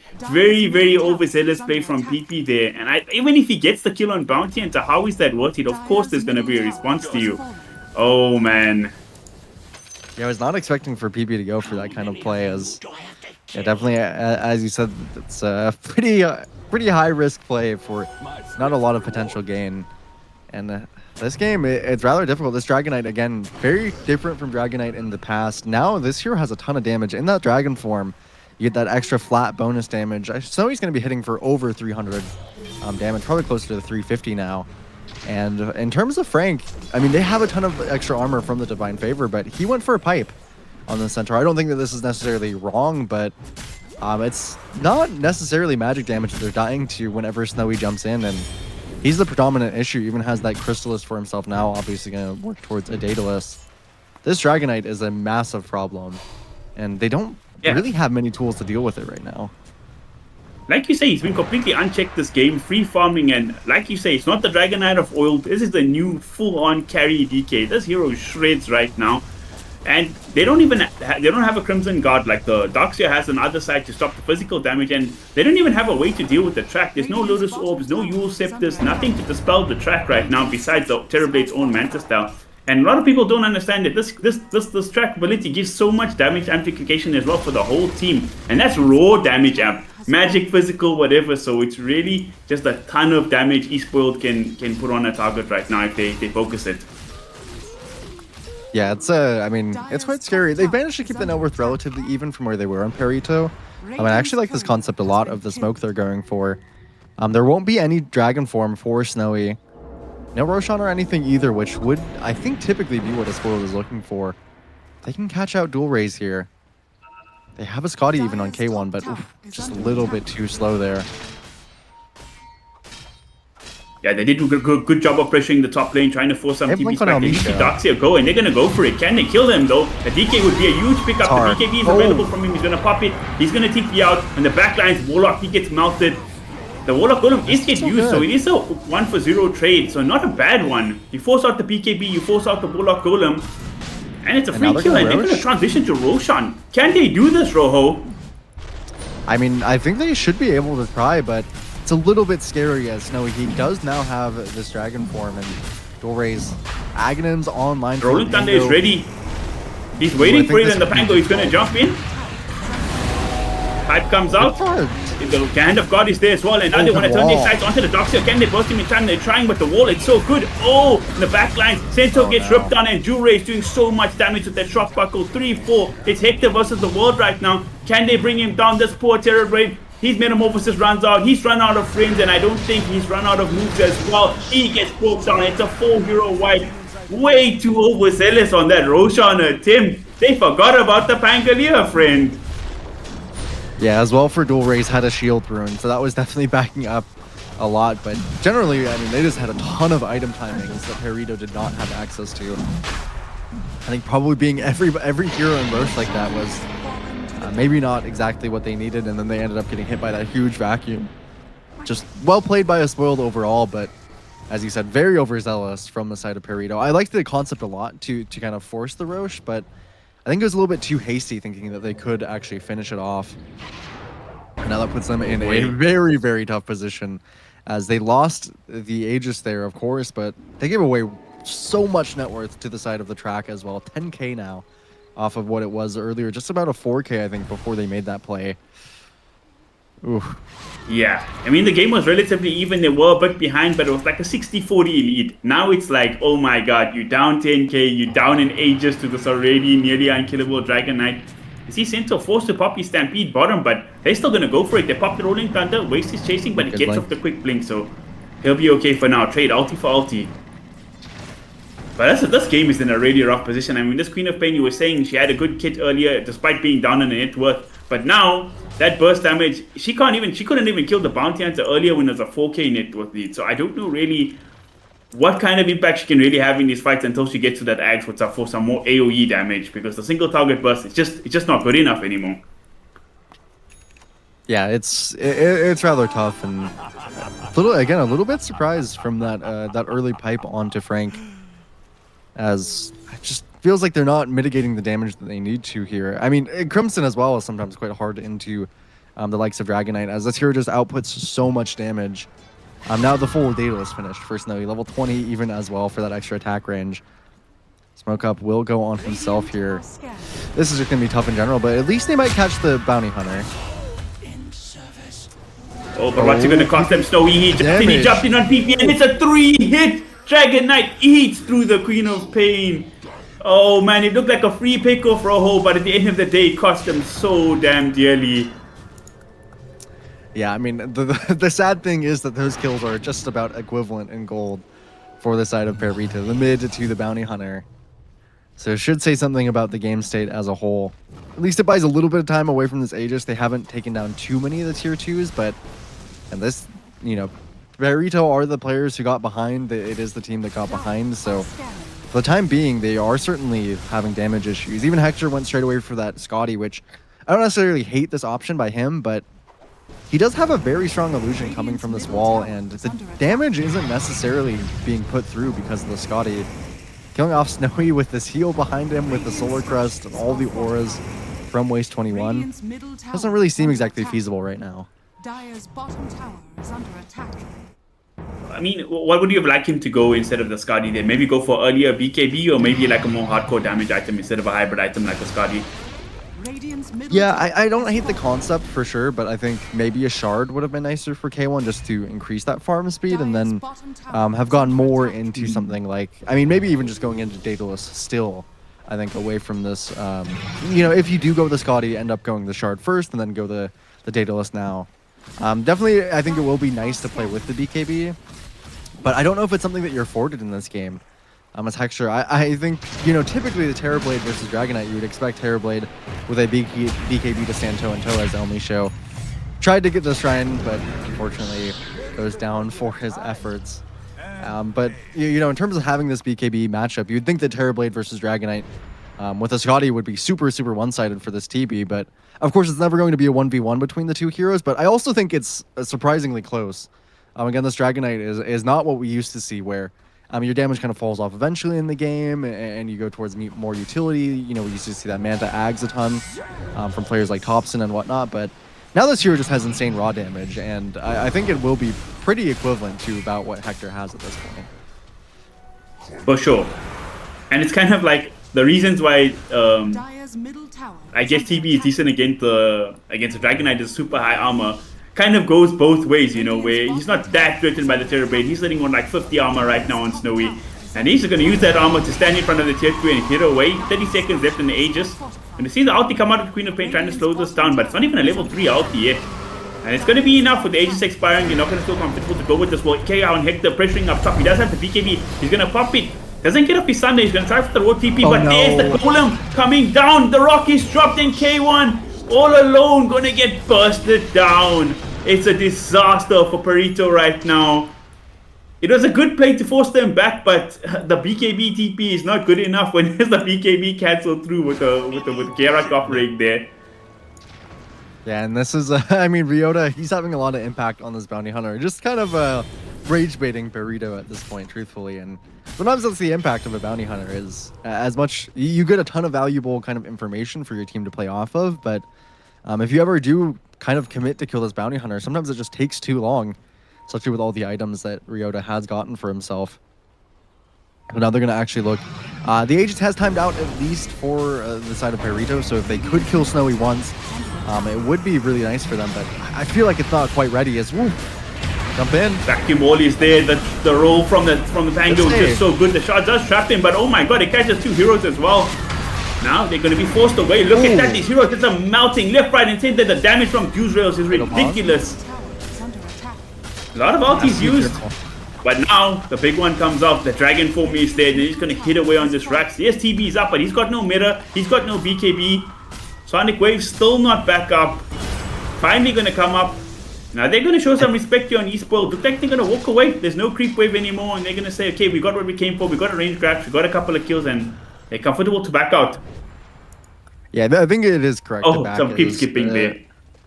Yeah, Snowy's BKB wasn't quite ready, but Ryota, he's still sitting on a ward right now. He's completely alone as the bounty hunter, but I think still going to try and be as obnoxious as possible. Very much telling of what he's been doing this game. So I think very, very good discipline here by Spoiled again. This roster, I think, has always been, as I've said many times before, just a really, really mechanically strong roster, but this game as well, they're showing the kind of discipline that they can have. Across the board, I think they've just made incredible map movements. I think they've been very consistent with their farming, and now they're hunting K1. Talking about those map movements. They jump over onto the K1. Terrorblade. He's going to actually go for it. He pops the meta, he pops the BKB, and he's kind of turning this around. Ryota, he falls, and they're going in the backline center, looking to jump, but can't catch anybody. But PP, he finds the Dox here, but no way to slow him down through that surge there. So at the end of the day, all those ultis pop, the BKB on the Terrorblade, it only gets them a bounty hunter. So like you say, even him dying is being a pesky thorn in their side. Yeah, honestly, I mean, again, sad thing is that it's probably worth it for Perito. As they even are going to try to pressure the top side a little bit. The damage definitely lacking from Snowy into the Terrorblade specifically with no Dragon Form. And getting a tier 3 at this point, I mean, it's about the best that you could hope for Perito. It's not going to amount to much, but I think overall better than they were hoping for. Taking out Ryota, again, you know, that Rage Bait kind of Bounty Hunter style is very annoying, but you sometimes lose pressure when that Bounty Hunter does go down. And PP himself, very low on the net worth in terms of this QoP, but you know, as a pretty avid QoP player myself, I would say that he's not too upset, again, about the game state. It sucks that he's not too high level. I think he would definitely love to be level 20 right now. But in terms of the items he has, he's a pretty strong hero. He has pretty sustainable HP. He has a ton of mana and spell amp to work with. He has that Ags, which will actually give him damage when he needs it. And has all of his basic spells maxed, so if he can get to the Shivas, I think PP will be in a perfectly good spot as they're slowly recovering this net worth lead. It went down from 14k down to 11k as Dual Raise picks up another one to bring it back into that 12 to 13k. So shouldn't praise them for too long, but you know, if Perito are going to win this game, it's going to be a pretty long and grueling run here, just bringing that net worth back. And in order to attempt to stop that here chick, they're going to take the Roshan right away. Notably, not the best Roshan hero for Snowy, but he will certainly take it, as even this melee Dragonite is still a pretty significant threat. Just his right clicks alone here with his rated Shiv and Daedalus is worth it in melee form. But it's funny, this Queen of Pain hero, you know, in the mid game you can fall behind if you don't snowball your lead, but once you get to the later portions of the game, like you say, just for the Ags alone, like the amount of impact it has in the team fights is just so damn strong. So PP can still sort of recover this game, and especially on like things like high ground defense and stuff. If you can just keep on spamming your daggers and stuff against the whole team, the damage really does stack up. Yeah, it's you know, you have to take very slow fights, I think, for the side of Perito. If you can end up forcing out Waste 21's early auras, I actually think that you do stand an okay chance, assuming that you also don't get instantly bursted by this Dragonite with well over 400 damage right now, as they will clean up the Tormentor for themselves. Even some creeps on the side of Moose might as well while they're here. Soon they're going to start kind of hitting onto that high ground. Give the shard over to starting Ryota. to get into scary territory on the Terrorblade as well. This guy's going for K1's going for his Daedalus now. He's got the baby crit already. Once he gets to that, even though he's a little bit behind the Dragon Knight, the amount of damage he's going to do in these team fights is going to be extremely, extremely effective. Yep, even the Hurricane Pike as well is going to help his ability to play these fights a lot. Now that his build has kind of come full duration, I think it's quite nice for K1, and he's just going to try and force them back. He does not push any faster than the Dragon Knight, but TP back immediately. Radiant's top tower Really, really is quick under on that attack. Hurricane Pike. So nice by Perito. I do like that they haven't been overreacting to the moves from the side of a Spoiled. Even down this much, they've been pretty clear-minded to go ahead and just push out the side waves and try to force something and then go back. Oh, No, I think they might find the bounty yeah. hunter, and this time I don't think friends are going to be here to help him. Ryota, he's in trouble and he's going to get brought down. Nice pickup there, an instant DC. That's unfortunate. But it does give us a moment to breathe here, Rojo. Yeah. Esport's going to make their way there to kind of react to this. I see Darkseer's in the area, but I don't know if they want to go on this. These friends are not anywhere close. Yeah, no, it's a little bit difficult too, for sure. But Perito, honestly, I think they're warming up a little bit here in this later half of the game. As again, it's just a kill onto a bounty hunter, but this kill onto bounty does give away a decent amount of pressure. And forcing these heroes back, I think, truthfully, from a Spoiled, maybe it was better to kind of leave their heroes in the spot side and just attempt to really force things. But it's a really hard decision to make. Perito, again, have just, I think, been playing the map pretty nicely in that sense of always trying to get something extra out of a Spoiled, always trying to make the decision difficult for them, which has so far worked out pretty well in their favor. For sure, like you say, because they put so much pressure on K1 Hector, obviously walking up to the tier 3 on the Terrorblade with these illusions, bottom, and at the same time, the Centaur goes to push in the wave mid. So it's like two areas to react to. They don't really. So even though they have the advantage, they have these blink stun heroes. One hero is TPing mid. If the Pango TPs mid, even if with the network lead, you're not going to go all in on the bottom. Then this bounty hunter just trying to play cheeky mid to get vision and stuff. But they scanned, they used the dust immediately. And what the bounty did, like, that's such an annoying thorn out of your side because you can actually make plays and get map presence in the next like 40, 50 seconds while he's down because there isn't this annoying inverse boy scouting everything out. So, it's a 13k goal lead still, but at 35 minutes, it's not as scary as it is at 25 minutes. This game is starting to get to the Terrorblade stages now, Yeah, certainly. I will say one of my biggest fears is definitely dual raise here. He has a very, very strong Pango, and he's actually going in on the K1. Has a Basher as well, so kicking out isn't really possible. But should be able to walk away anywhere. So it does force the BKB, but Rolling Thunder as well. But dual raise here. He's about to get into the territory of a Refresher with the Shivas, so I really, really like his build a lot on this Pango. I think the Shiva's top was really, really great for him, and it's going to be really difficult to deal with in fights, but especially with that BKB down. Now they finally want to go hit that high ground. They certainly should be able to get at least a Rax or two. Radiant's middle barracks are under Definitely drop that. There is no BKB on the TB, so that's a big one down, but they do still have the Metamorphosis if they want to contest maybe the second Rax. They are going to TP back on K1 immediately. Maybe try kite them up here with the Reflection and actually going to make a move That's a lot onto of the DK. damage. He does have Aegis.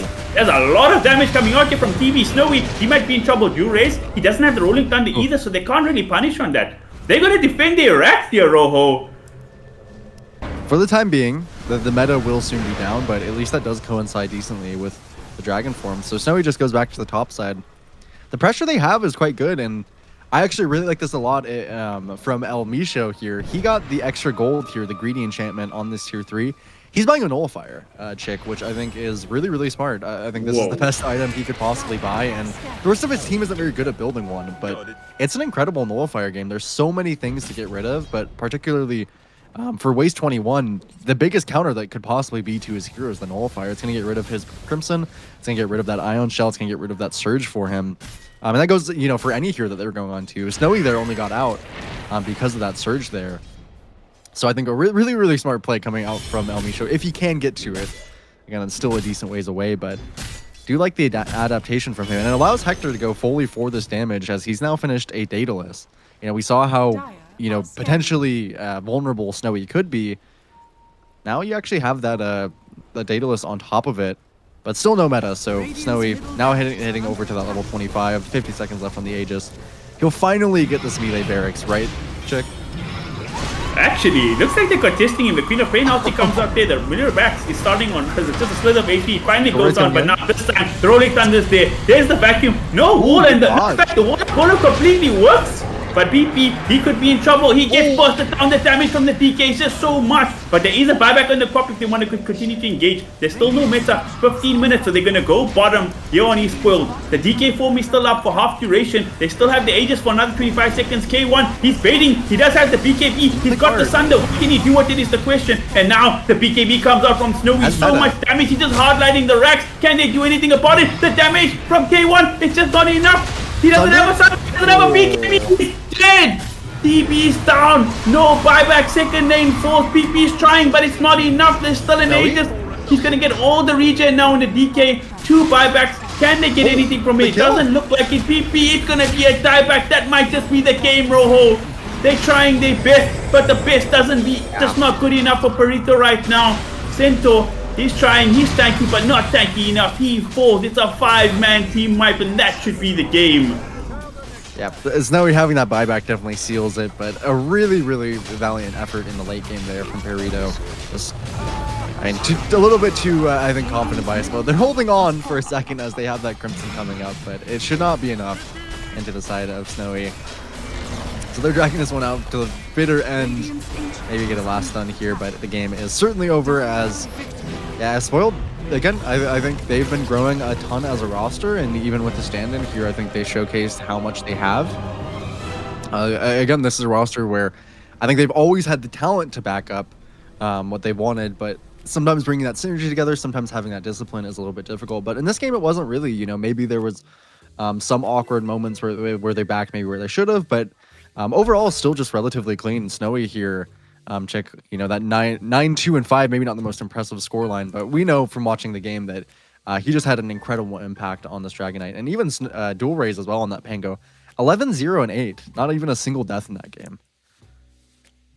Yeah, I mean, as good as Snowy played, I do want to it is quite tough to give the MVP this game because on one hand, like you say, dual raise 11-0-8, he was the team fight beast this game. He did great in the laning stage and sort of snowballed from there afterwards, even against a tough matchup in the co-op.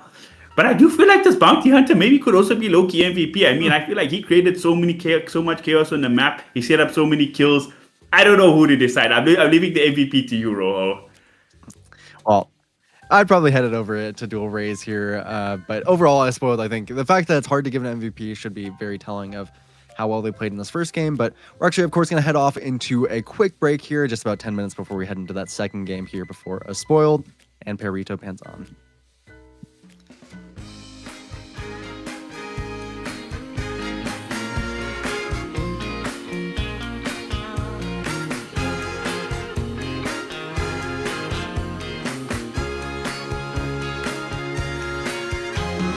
I want good music playing and dancing to the groove, and I want to sing at the top of my lungs. The evening has just begun. Hips are swinging and feet are stomping. We will party all night long. This will be magic night to remember. A joyful celebration for a whole new generation. This will be magic night to have together. No more limitation. We united as one nation. I want keep on moving. The sweat is dripping. I want shake it to the beat of the drum. No need for hesitation. Bass is pumping and everybody smiling. We will party all night long. This will be a magic night to remember. A joyful celebration for a whole new generation. This will be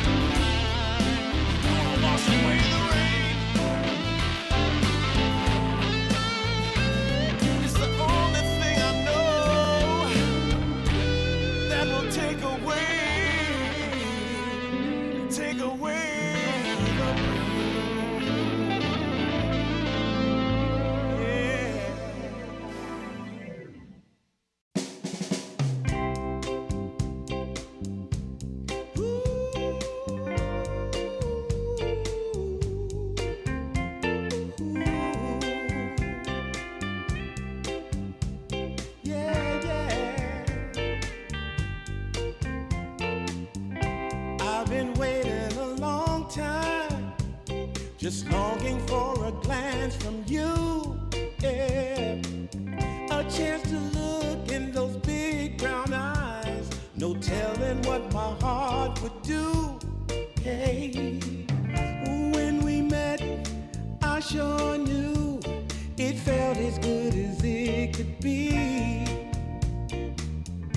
In that moment, though it felt so good, I wondered why you noticed me.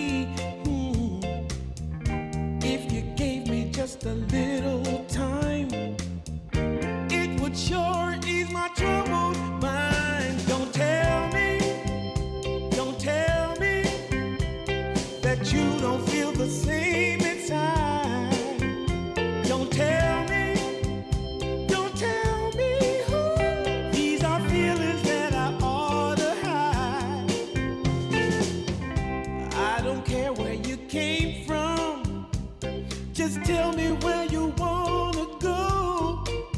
If there's a chance to be together, that's all I really need to know. Is it real or make believe that keeps me thinking of you?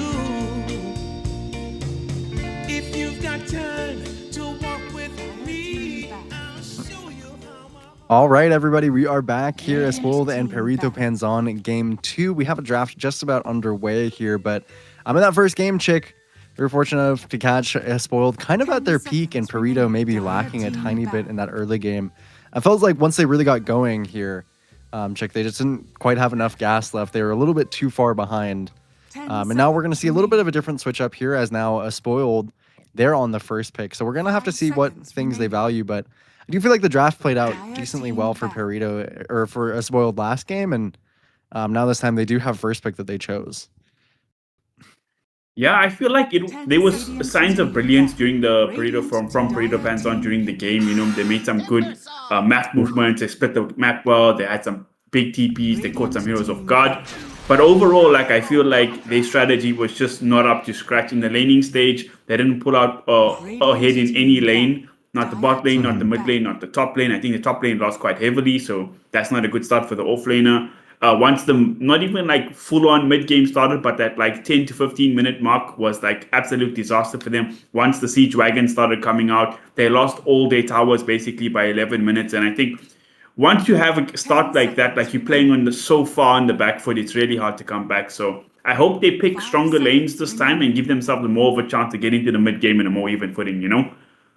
Yeah, I do like this already. I think I don't particularly like letting Gyro through. I think maybe, or letting Timber through. I think I probably would have preferred to ban Timber and then maybe let them actually have the beast if the plan was to pick Gyro. But overall, I mean, it's a difficult pick there. You're probably giving away one of those two heroes. The Spoiled are very confident with both of them. But this Timbersaw hero, if you've not been watching any competitive Dota, then you've probably you might not think that this hero is too much of a terror, but it got a small buff in a recent patch.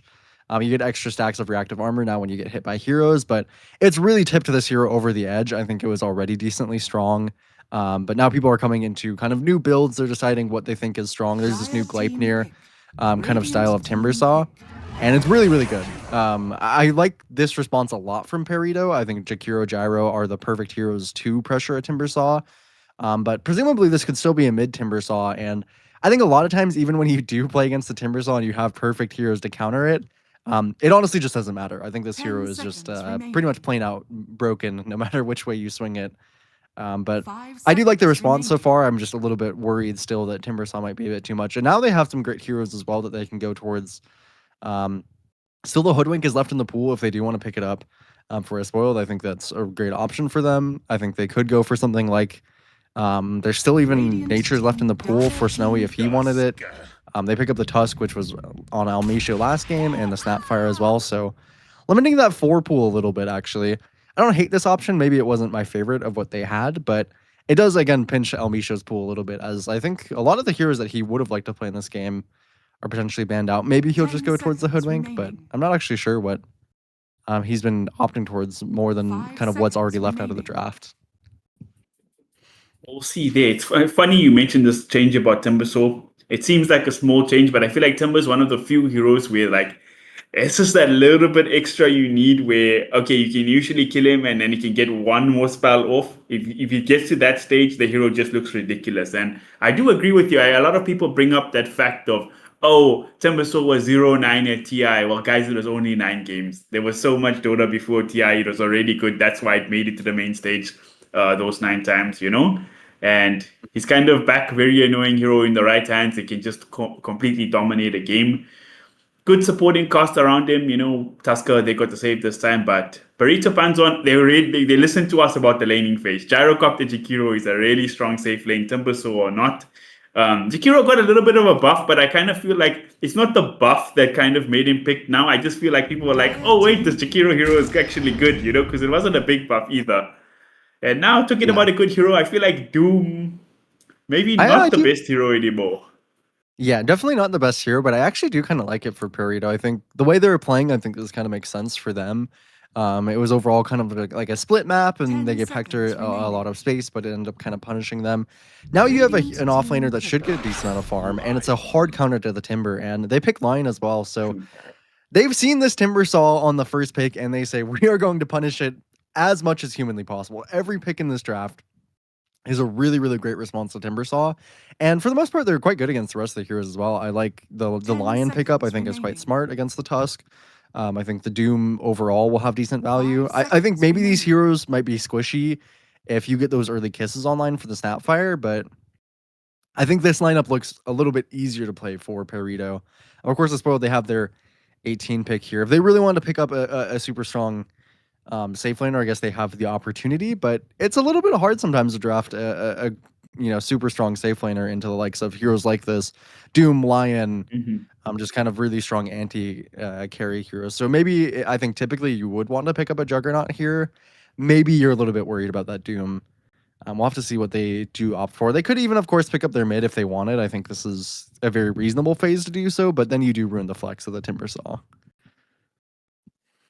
I'm quite interested to see what they go on this Doom. You would think traditionally in a draft like this, you want to see like an aura hero, where Doom is not really an aura hero from the offlane most of the time. It kind of just plays like a semi carry, but it is also a flexible hero in terms of how you build it. So I'm kind of curious to see. I do think the Blink will probably be a very urgent pickup, like you say, against the Radiant Timbersaw team maybe. ban. Okay, so they do go for the carrier, which I like this one actually more than the likes of a Juggernaut. Terrorblade, maybe there is a lot of magic damage on the field, so I don't think that Perito are feeling super sad about this Terrorblade, but this is actually, I think, one of the classic kind of counters to Doom. A lot of times by the 10 time that you do get seconds doomed on remaining. Terrorblade, you already have that Metamorphosis out. You already have all your 5 illusions, so seconds you don't remaining. really feel that pressured by Doom in the same way a lot of heroes do. You can even, I think, if you do get to critical mass this game as the Terrorblade, I think you have some really nice matchups. Eventually, Scotty into the likes of Gyro, etc., can be Dire really, team really high ban. value. So I like this pickup quite a bit by a Spoiled. Again, it also leaves this Timbersaw a little bit more open in the draft. They don't, of Dire course, have last team pick this ban. time around, so they probably will have to give away some information. But in terms of what they have, maybe they could find some kind of flex between the 2 and the 3 to make it even more questionable. But it still is nice that they get to have that extra little bit of information of potentially what Perito is leaning towards 10 seconds for their remaining. mid lane. I think that the TB is much nicer in this game 5 because it's like seconds remaining. I also feel like it's kind of a direct counter matchup to Gyro, where it's not like a counter in a traditional sense. Like for some reason it's better. It's just like it just outscales Gyro so hard. If Gyro has to kind of be up in your face and hitting, and TB hits you, once TB 6 slotted, you're gonna die in like 3 hits. I don't think there's any way you can like catch TB in scaling. I mean, if you snowball the game, you can play a bit faster than him and win for sure. But if the game goes to 40 minutes, I'm going to put my money on the Terrorblade team up against the Gyro. But like you say, the Doom is not the easiest to get on TV, but if you manage to Doom him at the right time, smoke gank or 10 something, seconds it is game remaining. winning. Yeah, it's definitely, this will be an annoying game for the Dire Terrorblade, especially early team on. pick. As a Spoiled, they do pressure the time a little bit to go straight into Centaur. So it looks like it will be Timber mid, and they're going for that Centaur in this the offlane. I don't mind this at all. I think Timber obviously makes more sense mid rather than facing it up against Gyro and Jakiro. This is a really, really great game to have a pipe come out from the Centaur. So I 10 actually do like this seconds pickup. remaining. Even another hero that is quite good against Doom. And it means that Perito basically 5 wasted their seconds bans as they remaining. went for mid heroes. Now PP's hero pool is a little bit more limited. This is not an easy pick for the side of him. I almost wonder if you want to go straight away with something very cheesy like a Necrophos, I think honestly that could work, but it's very all in. So maybe that's not something that PP is interested in. I typically expect him to maybe play Disgusting like a Void hero. Spirit or a Void Spirit or a Tiny here. But that lack of damage could be questionable, but maybe just a hero to facilitate fights is still overall the best concept for them. And there's Storm so Spirit. Storm PP, which I think makes sense. He is very very good at this hero. He goes to it pretty often, and they don't have the best kind of lockdown for him. It's good into the Ember, so or into the Timber, sorry. So I think I do like this Storm. I think this is definitely kind of the hero that I was looking for him. Maybe it's not as supportive as a hero like Void Spirit or Tiny, but will certainly scale. Should have a decent game for him. And overall, I'm looking at these drafts, and I feel a little bit similar to how I did last time, Chick here. Of course, I'm not entirely sure what your thoughts are yet, but it did seem like we were both pretty fond of the Spoiled one, and I think, honestly, I think they did come away with even a slightly more of a draft win than they had even in the first game. Yeah, I tend to agree, actually. I mean, I understand why they went for the Storm Spirit last pick, because with the way the previous 4 picks were, you couldn't actually go for something like a Necro or a Viper, like one of these disgusting green heroes who just like stand in pressure. Because who's going to really make plays on the map, right? Your Gyrocopter certainly not going to. Doom is not the best playmaking past 3. Your Lion, if he gets a blink at some point, he can jump in and start things. But there's like nobody else to jump in and play with him until Doom gets to like blink BKB or something.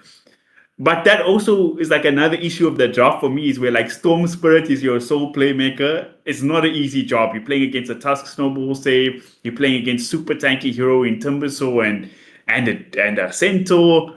I just think it's a very tough game for Burrito to play. They could run away with the lanes. Like I think the Centaur hero, if he has a good lane, he gets his auras fast. Like it's super easy to play. But I mean, he's playing against Gyro, Jakiro lane. That's not an easy lane for Centaur to play, at least in my opinion. I was wrong about the off lane last time, but maybe this time, it's going to be a tough one for the Centaur.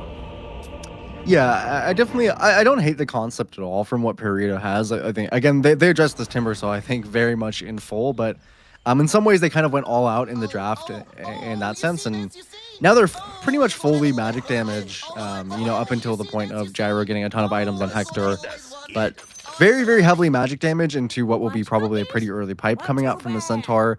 The Stampede, I think, is super high value this game. Again, just great against Doom, generally very nice against Macropyre, even can be quite good against Gyro. So I think that even if the Centaur has some struggles, I think it provides a ton of value. And this is particularly as well, I think we both agree that this is a pretty good Terrorblade game. If you can get past, I think, like that 20-25 minute hurdle, if you can be, second highest net worth in the game, I'm quite scared of Snowy's potential to go into that late game, and mostly scared of Hector's potential to match it. Yeah, for sure. I also think like this. Okay, I'll make a prediction this game. First game, I didn't want to make a prediction. I put it all on you. If the Centaur has a good lane and gets his auras early, like Waste 21 had on a Darkseer last game, I think this game is like a mega wash. But if they can really shut him down, like give Gyro a big advantage, and Doom is like okay in the lane, I think PP he laned very well last game, so I don't think it'll be much different this game. I think Perito has a decent chance, like a fighting chance. Hopefully we see the game 3 then. Yep, I can definitely agree with that. I think Perito kind of do need to just run away with this game. That's I think about the story we're trying to paint here is just that you really, really want on Perito to get, especially all these levels, I think, on the supports. I think Elmisha and Moose, their support levels are going to be super, super important. But I mean, even across the board, I think getting these kisses online early for Azekor could be really, really impactful as well. As again, I mean, you don't really have, I think, as much potential for kills without the kisses on the Snapfire, but across the board, the damage is pretty good from a Spoiled if they actually can come out of these lanes decently. If they can make it out of that kind of 10-15 minute, 20-minute mark, leaving about, I think if they're about equal net worth at that point, I would definitely agree that my Spoils have a pretty good lineup to face into Peritos. Right. Well, you did hype up the K1 Gyrocopter. I don't know if it was in the draft for the last game or just before we went on broadcast. You were like, I want to see K1 and one of his signature heroes. So we're gonna believe in it. Hope we can carry and hope we have a sensational game 2 so we can get to the game number 3, boys. No seeing any smoke ups just yet. I would love to see a first blood fight. It's usually my favorite thing, but I do understand why pro teams don't do it because if you just look at last game, right, I feel like if that dual race didn't get the first blood on his Pango, it could have been a completely different game, right? I just feel like one of those like butterfly effects in Dota. So yeah, it's a bit scary to have these level 1 fights. If the wrong hero gets the first blood, you bleed 2 kills, you go too late at half HP, it ain't pretty. I do think Perito have a slight advantage here. I think if it's a 1-to-1, definitely, or I mean, if you're going on a single target, I think that for sure Spoiled have the advantage here in that level 1, but both teams just kind of eyeing each other for the moment. As I do think that overall the team fight, the early level 1 fight from Perito is quite strong. They're still postured up Battle begins. in this top side. Got the stun. Oh, great time stun from Waste 21 to get the Bunny Rune. And some decent damage onto K1 here. It's quite nice in the back lines to get a stun on Ryota. He hasn't skilled anything, he'll be a-okay. Decent trade from both teams, even a blood grenade coming out here, but I don't know if it's going to be enough to get a kill. Ryota, he's pretty low. Who's going to fall first? It's going to be the Lion, and the tough goes a 3-man stun from Lion. That's a ravage out here to secure the first blood. It's going to cost him his life, but definitely worth it in the end. It's a 2-for-1 though. Not sure which team won. First blood or 2 kills? I don't know. It was exciting. Yeah, I mean, Perito, I think, are quite happy with that as the first blood even went on to, I believe, Elmisho. He ended up getting it, so the 2 kills definitely favoring the side of Perito here, especially too because they stopped the lane blocking, which I think is quite nice for them. So now Waste 21's lane, it doesn't come back to him immediately. He did end up taking a decent bit of damage, so he had to use that early tango, and particularly a hero to get a lot of net worth on. Jakiro is a pretty good benefactor of it. This hero is already so free at kind of securing lanes. As you said, I feel this should already be a difficult lane for Waste 21, as they do just some early lane dragging shenanigans, but he's going to be very strong on this Jakiro if he can utilize that early net worth he got. Same goes for, as well, I would say, for the Lion. Just a very nice hero to get a little bit of extra net worth on. Getting those early boots as well for Elmisho. Let's feel quite nice. What a stun from him, man.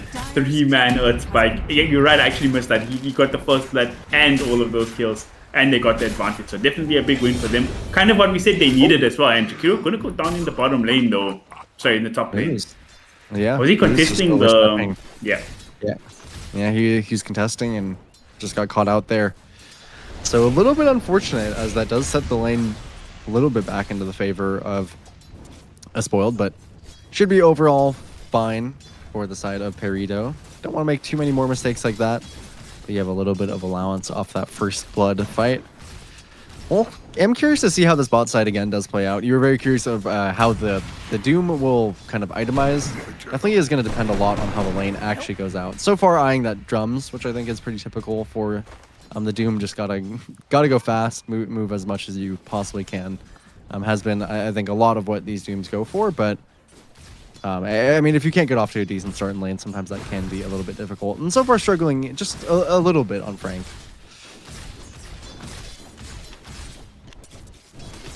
How about he's getting his farm? Not too pressured.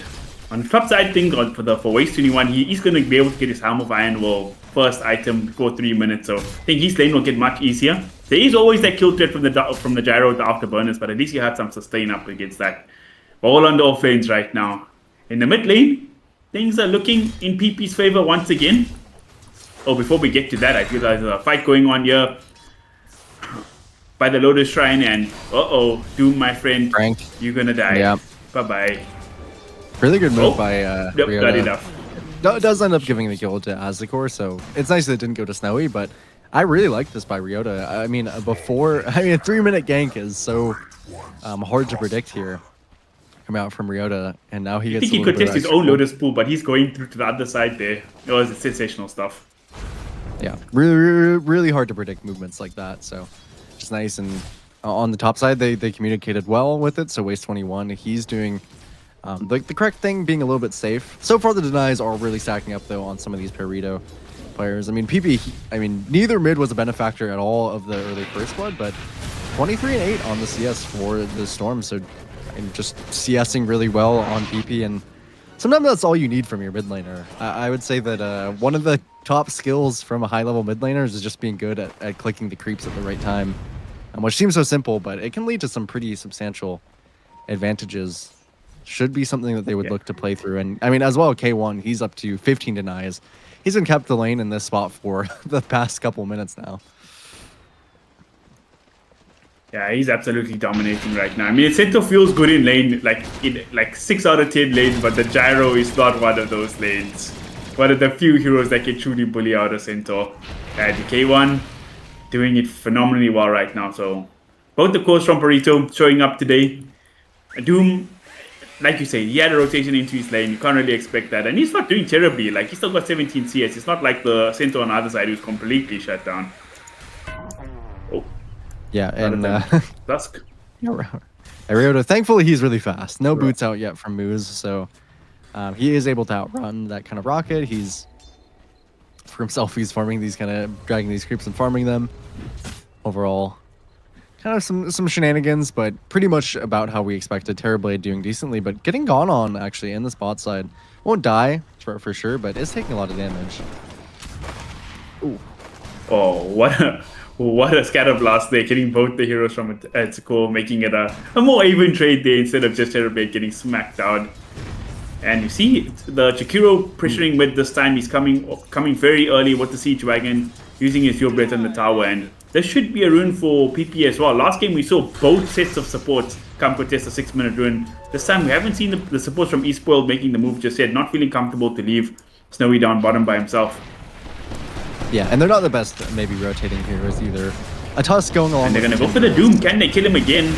Ooh. Frank dropping down low, but he should be able to walk it off. And they get a return kill as well. Nice turnaround for Burrito, defending the Doom.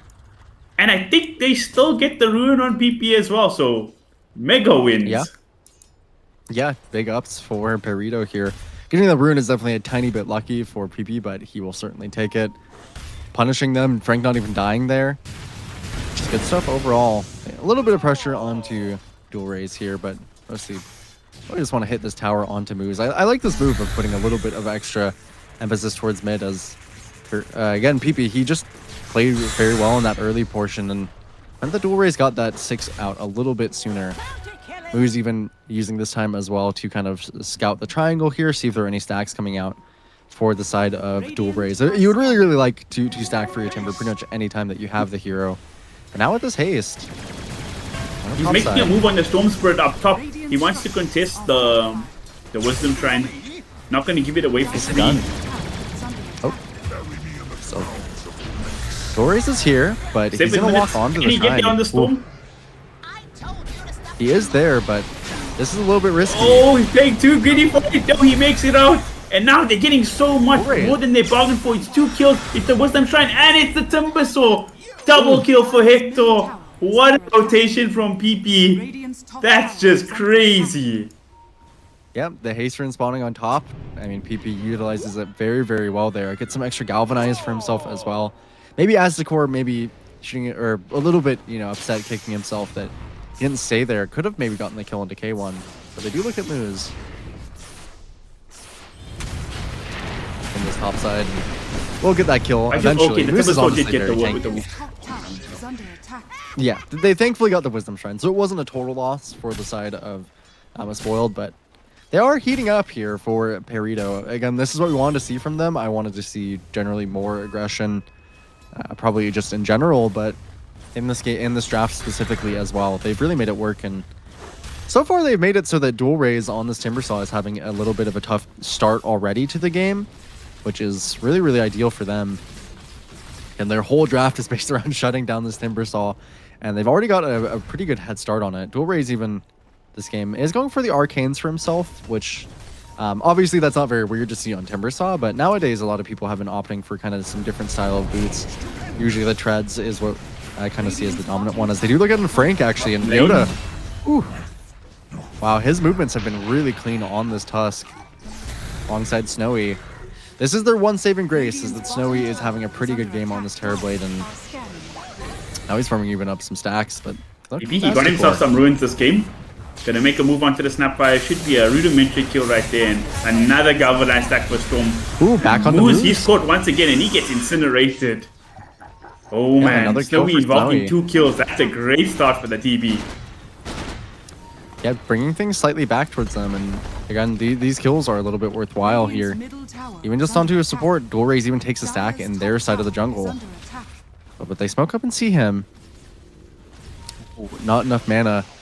Do they have the damage to gonna burst maybe on Dual Raze? I overcommit don't here. think so. And VP is pretty low on mana right now. He's got to be a bit careful. But actually, Dual Raze, they're taking a lot of damage. The Yeah. Stampede comes out. It's going to be enough to save the Timber. Yes, it is. And Doom Oh, taking Frank. an insane Ooh. amount of damage. The reflection comes out on 3 heroes. PP, can he run away from himself? Yes, he can. But K1, he comes in for the return kill.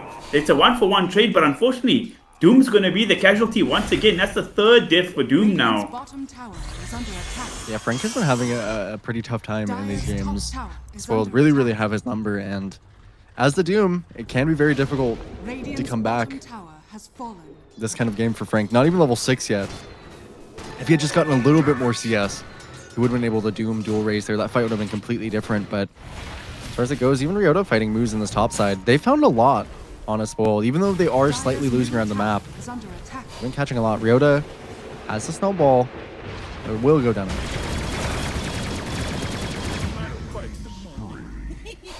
Oh man, Hector, he's involved in 7 of the 9 kills for Burrito in 10 minutes. That is a prime time performance right there. And Snowy not too bad on his side either. 4 kills of the 8 at 10 minutes as well. So both these carries very active to start off the game. Yep, this is a very, very important skill to have as these kind of high-level carries is when you can actually join, be strong. They have so much net worth to kind of leverage. So K1, he's been making this game definitely feel a lot better than it could have, but kind of spoiled. They're still, I think they're finding a pretty comfortable amount. They're not behind by really any significant net worth lead here. And I mean, even though it's a little bit awkward across the board, I still feel like their net worths are perfectly fine here. So for a spoiled, One of the big pretty much what they want as Saving Snow even grace. gets another one. That's Frank again. Oh, man. Check. That's the problem with this Doom. Like, he thinks he can play there, it's safe with no tower, but they got a ward and everything. They keep the support there by the TB, and what else can you do as Doom? He's not really a good hero to like fall back jungle to, so you have to just stay in the lane, and he's getting punished for it so damn heavily. They do get the tower on Burrito, but I feel like that was inevitability regardless. It's not like the Doom needed to make space, you know? It's just an unfortunate situation. Radiant are scanning. Yep, it has been tough for Frank, and definitely feeling like I should be watching Ryota here as he's just been facilitating so much around the map. He's been a part of all 9 kills. Granted, he's 0, 4, and 9 on the Tusk. Maybe he died a few more times than he would have preferred, but that is the price to pay for this playmaking. And again, I mean, sure, it's even across the board. This is a better game state than it was previously for Burrito in that game 1, but this is a draft where they should be kind of on the back foot, and so far they really aren't. On to Aztekor. PP, he goes for the zip up off the high ground, and he manages to get the kill as well. So Brave moves from PP, and it's paying off 8 galvanized stacks now. The mid tower still standing, Moose trying to chip it away this whole game, but look at it, still more than half HP. It doesn't look like he's spoiled. They're ready to give this tower up just yet. You've got both Tusk and your boy Ryota. You're guarding it safe. Yeah, no mid tower going down feels quite nice as well for a spoiled. They have lost, of course, both their side towers, but they've responded pretty decently. Most of the bot tier 1 gone. Frank as well, of course, is struggling so much, and they're getting sort of to their items. Dual Raze is still level 10, almost going to be level 11. He's actually ahead of XP, mind you, from PP, and did finish that Kaya, which is certainly when this Timber Saw starts taking off in terms of farm. Has gone for the max Timber Chain as well, so in a pretty decent state for Dual Raze, despite being down, you know, despite not being involved really as much as PP. Even has some stacks to fall back into for the jungle. This triangle stacked up very nicely by Aztekor. Yeah, So he did overall, also a get the spoiled, I Wisdom think, Ruin earlier yeah. as well, so big advantage Oh, for him yeah. as well in the XP department. But very solid game from your boy. I think his impact with this, he went to max 2 nukes, the Q and the W, and he went for the Kaya. So if he gets his spell kit off on any hero, they're gonna just get shredded. Yeah, now they're back on the bot side. Ryota. Snowball is a little bit ambitious. Doom, he's looking to turn.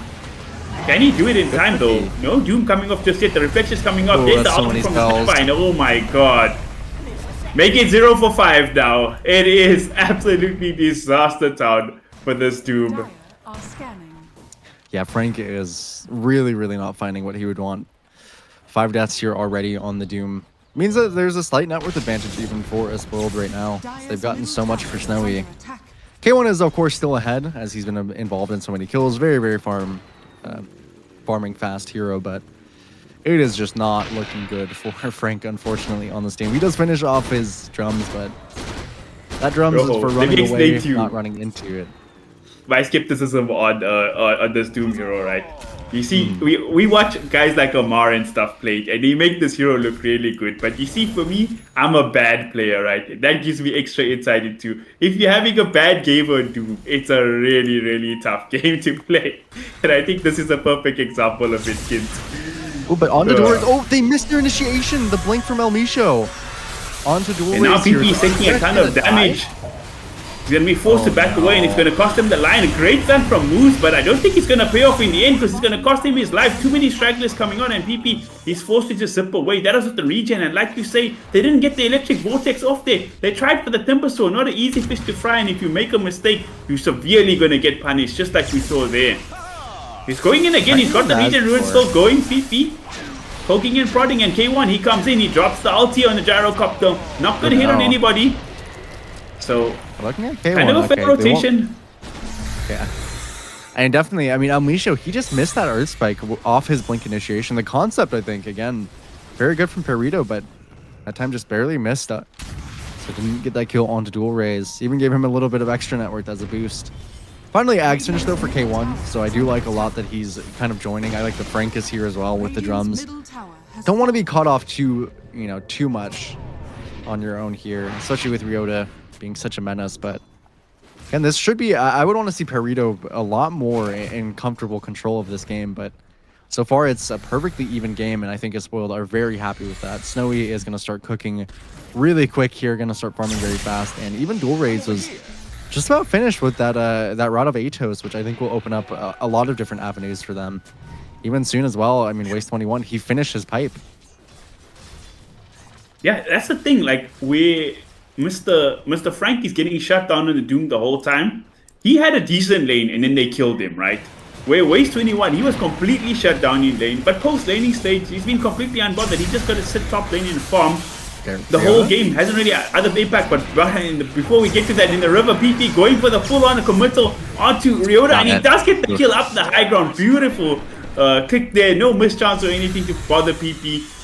Putting him onto a killing spree now, 3-0 and 3. Doesn't want to die for any more though, respectable choice right there. Yeah, PP is, he's doing so much in this game as the Storm. 3-0-3, has 11 Galvanized stacks for himself, full Kai Assange. He's been facilitating a lot. Certainly why he put him onto this type of hero. But again, it's not doing much to shut down the rest of the heroes. There's a kill onto Ryota, but now he's going to join for the smoke on And the look, side of a Spoil. once again, they see Frank go top. They smoke and immediately want to make a move on this Doom. And he's going to get found by Timber. And I think the team can link. Frank, they see him. No blink. The Atos is there. Look at the damage. Straight hero versus Timber. Disgusting. Yeah, it is very, very gross here. And Frank, struggle continues. He did finish up his Midas, which probably seems like about the correct choice. He can sell it later if he really needs, but Dual Raise, he's even eyeing moves again. This Atos. Putting in the work, they're going to make the move in the Jakiro. Can they burst him down? A lot of damage coming out there from Muzi. Gets up his full kit. Can they punish Dual Raise? He's just so tanky. PP's trying everything, but they just can't get through the big tanky Timber. K1 refused to pop the ult there. Quite an interesting choice, and now he's getting forced away from the Mortimer's kisses. All in all, it's only the Moose who died there. Not too bad. Yeah, but they are going to get this mid tower as well now. Snowy, he's starting to join, or at least feel comfortable to join these fights, and he is so farmed on this Terrorblade. Obviously, Hector is, again, still ahead, but in this one-to-one matchup, with the pipe on hand as well, Snowy, I think, is taking that advantage there. The Dragonlance, the Manta-style finish for him. Currently outranging the Gyro, but out-damaging as well whenever that meta is available. Look at what's happening. Top lane again. No, They're looking for Frank.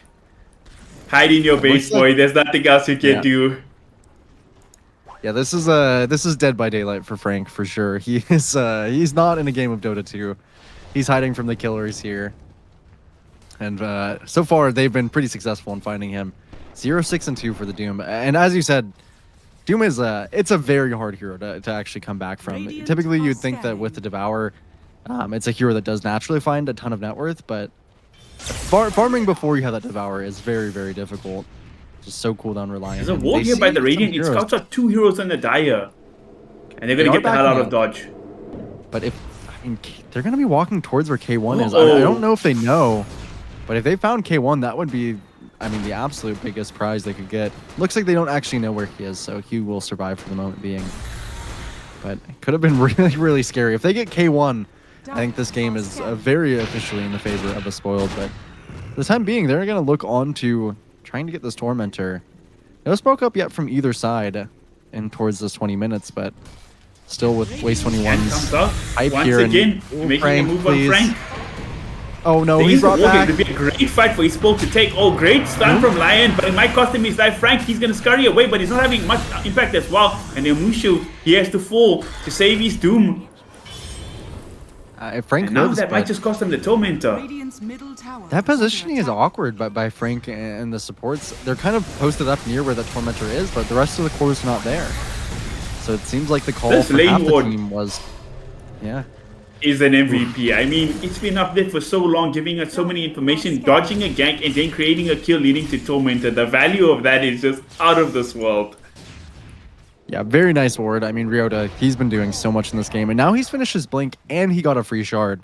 So this Tusk is not only going Wow. to increase very heavily in terms of net worth, but in terms of playmaking as well. Perito, I would have loved to see them be ahead by a decent bit more. K1, he finishes his BKB, but right now, again, it just doesn't feel like it's enough. With this pipe from Waste 21, again, with all the damage that Snowy can output onto K1, they really want to utilize this this Doom. ward It's again. 21 minutes in the game. From Ryota, scouting out a lot. Gonna be watching over the Wisdom Room at 21 if they want to contest it, but the smoke up is there. Doombringer got the blink dagger, he's gonna jump in. no. He couldn't get the spells off the freaking neutral. Keep Okay. stunning you up, but they do get the Doom out onto Cento. Has the big fish to fry, they bring it down easily. PP looking to chase for more Ryota. He's got that blink dagger, so he's a bit slippery. Don't think they want to dive him on the tier 1, so not too bad of a trade. They bring down the offlane and they're going to make a straight move into the tier 2 tower with the Siege Wagon. If Dyro is feeling very strong with this BKB, but I don't think he's spoiled. They're going to give this away for free. Cento or not, they're looking to fight, it seems like it. Oh, Radiant's cancelled. bottom tower is under attack. Still has BKB. Gonna make the move on but to it's Gyro, forced force him out. up the BKB immediately. Might just have to get out of dodge. I don't know if they can fight this. They don't have a Doom. And Cento up in 15 seconds with No the way. Stampede for the extra chase. Has a blink in just 1 second Ryota, on he has a Ryota. blink. Can he cancel? Jumping forward. no, but working he's- like oh, he's Uhura, looking for K1, but no, BKB the shot is so good. K1, you in trouble, my friend, and you gonna get killed. You did. Oh man, once again, they make a move that's Nasty. just a little too overzealous. No respect for the prowess of his spoiled, and it really cost them. I mean, Ryota, this guy on Tusk is absolutely disgusting. I would have sent, you know, a couple tips his way if I was on the side of this world. Just really, I mean, a wonderful catch to begin with. Stop that early TP, but I mean, also kind of ambitious TP from Hector to be certain. As now that kind of, that, you know, misjudgment there now leads into a very comfortable Roche for the side of a spoiled. I would have loved to see Perito getting this Roshan right on this timer. Would have loved to see them getting the Tormentor with the kind of draft they have, but neither has gone their way, and now that ward from Ryota even catching on to El Misho. Uh-oh. Has the blink. Thought he was going to get the Wisdom Rune, but Night cost him. Does get the blink away of his own blink. Dire's bottom They're actually tower TPing is K1 under back here, but he doesn't have a BKB, and they're down to Aegis. I don't think they want to take this fight. Oh, Looks they're like not for the going to get time a being, fight. as He's well, built. yeah. They back up, but still it's a great map state for the side of a spoiled. Thankfully, they managed to keep, I mean, the cores are actually relatively even in net worth as Frank. Even off the back of that kill, off the back of the Midas, he's recovered a little bit here, Trick, but it's just not, feels like it's definitely not enough as Snowy. He's going to continue to keep accelerating here on this Terrorblade. Did get that early shard for himself. Now he has the Hurricane Pike, you know, to boot. So this is a Terrorblade that I think is nearly impossible to bring down with, you know, especially with the team around. And the damage will be coming out eventually from Snowy. It's just a matter of time. Even eyeing that Scotty, which, and the Scotty this game, there's no Stampede really to mess with it. There's no sorry, it was the Surge from last game onto Darkseer. That was kind of making life hard for Hector. As it, you know, getting that slow from that Scotty wasn't necessarily as impactful, but this game there's no kind of extra movement speed to be getting anywhere. As soon as you get that Scotty slow onto K1, as soon as you get it onto the Doom, those heroes are basically good as dead, but they actually TP bot onto Aztekor. Good first kill. Top lane, they TP'd as well. They want to kind of not defend the tower, but take a fight. And VP is going to go in. He goes on Durace, but Durace, he's got a BKB. He's got 37 stacks of reactive armor. That's not an easy fish to fry. Oh, Ryota, he tried to get a break in onto the Jakiro, and it's not enough. That's more than enough. He's dead. Kalmychata, he gets caught as well. He's just going to melt. These supports cannot stand their ground right now. They get the kill onto the Snapfire, but it does cost them a lot there in the end. Yeah, finally, I mean, BKB finished for Frank, which feels, again, quite good, but they're going on to K1. Oh, K1, where are you playing, my friend? You have a BKB, but the Tusker, he might just kill you again, but okay, they turn it around, but oh my god, the Terrorblade damage, it's just too much. Eat through the Gyrocopter, almost ate through PP. And that's just heroes melting across the board, and this is what we're talking about in the draft, this TB versus Gyro matchup. The net worth ain't too different, but the level of damage coming out from these two heroes is a completely different ball game. It is getting really, really tough from Perito. At least Frank has recovered his game a little bit on the Doom, but it, again, just does not feel like enough as Snowy is taking away with this game. I mean, Ryota as well. I mean, he's definitely so far my MVP for this game. We're nowhere near the end of the game, but he has just done so much on this Tusk. Of course, they're going to start pushing towards getting all these tier 2s down on Snowy. He's strong even in that melee form. He's level 18. Very, very close to finishing that Scotty. PP finished a Parasma, which maybe that will help them get some type of pickoffs, but feels like every time that they have to go for a kill, they've been having to commit nearly everything. That means that Snowy is free to reign here as Ryota. He's looking again. Oh, they see the Lotus Ryota do it another time. They want PP. Is he gonna find him? Nope, but they'll settle for the Lion. The ward again. It just stays there for so long, Rojo. Just scouting so much. Yeah, these wards have been so good by the side of a Spoiled as well. Probably one of the biggest factors to the way this game has gone, as all these wards are just getting so much value, as you've mentioned. They haven't been going down. Even the D ward there, it would have been the last 20 seconds of its life, and it ends up costing Alicia his own. I mean, yeah, the vision game has been just incredible from a Spoiled, and now they're even looking towards this high ground. Chicken, I don't think there's any response.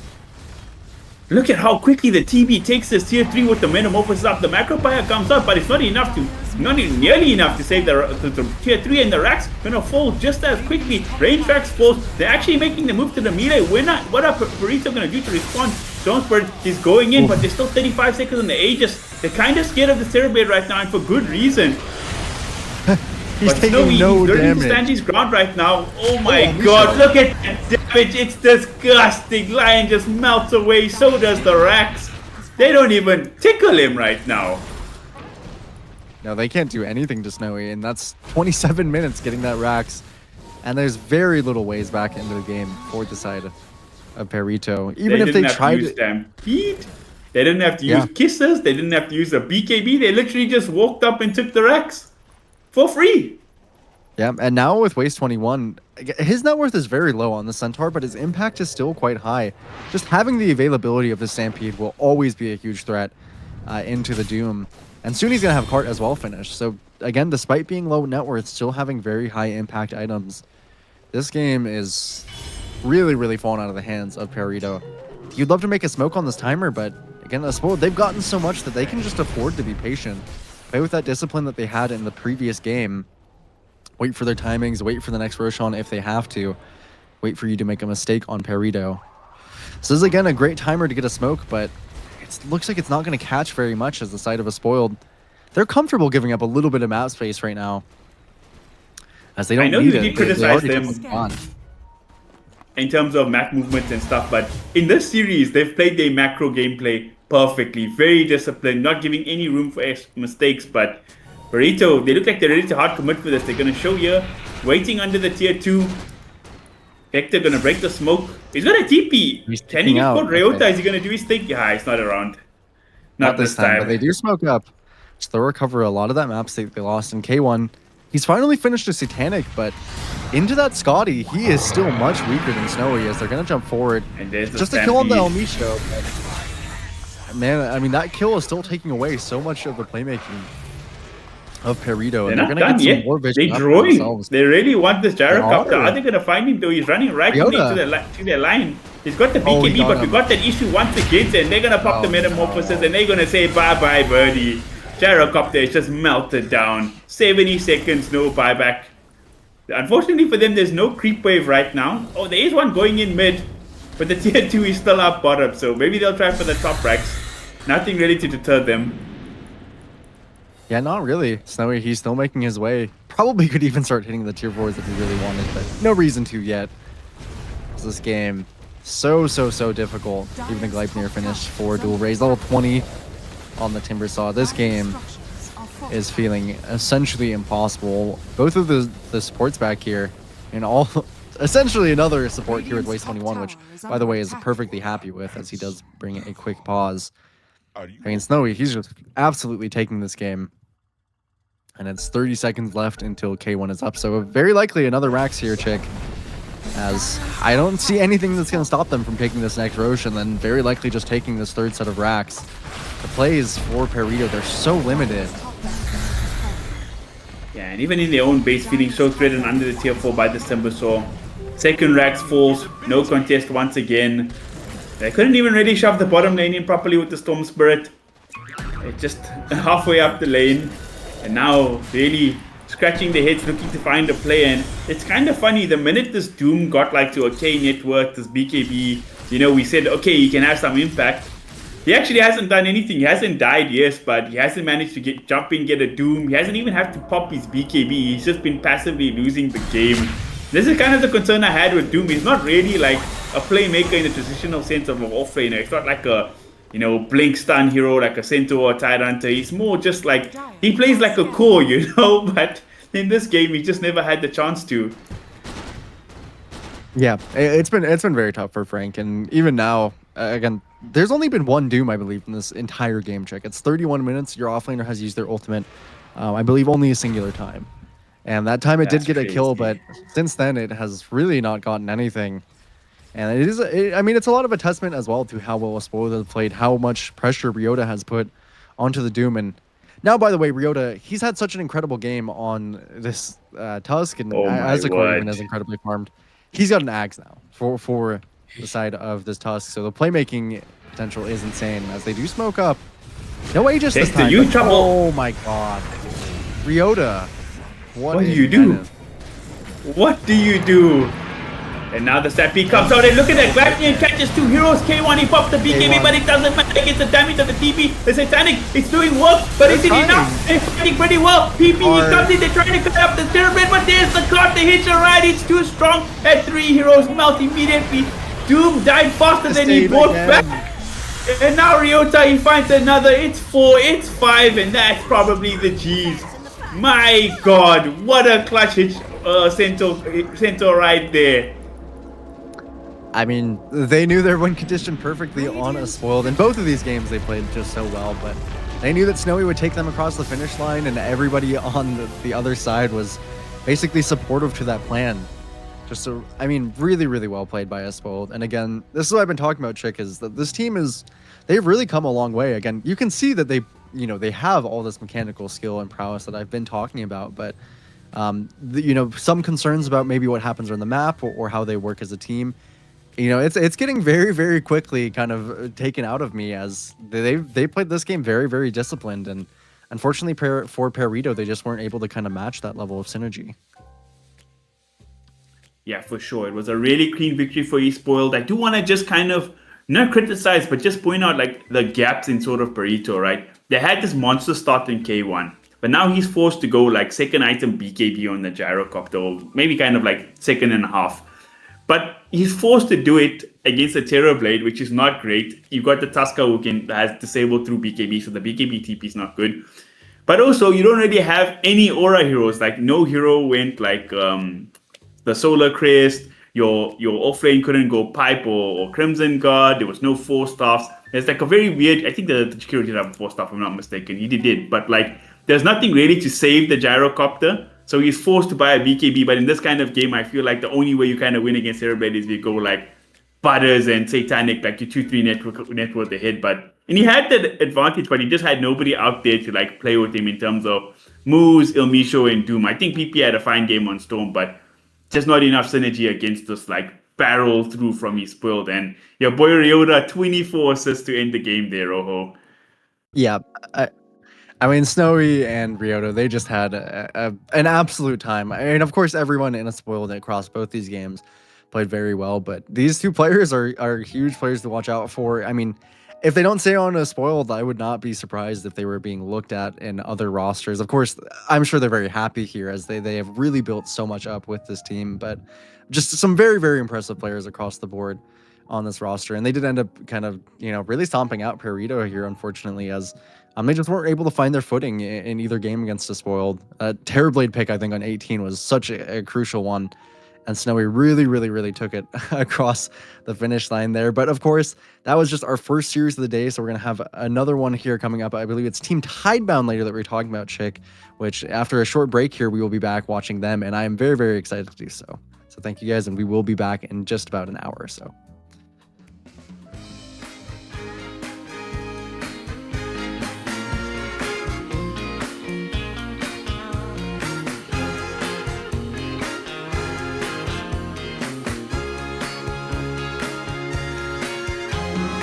I want music, music. Good music playing and dancing to the groove, and I want Oh, sing it, sing it. to sing at the top of my lungs. The evening has just begun. Hips are swinging and feet are stomping. Happy people gather round. We will party all night long. This will be Oh, magic, magic. magic night to remember. A joyful celebration for a whole new generation.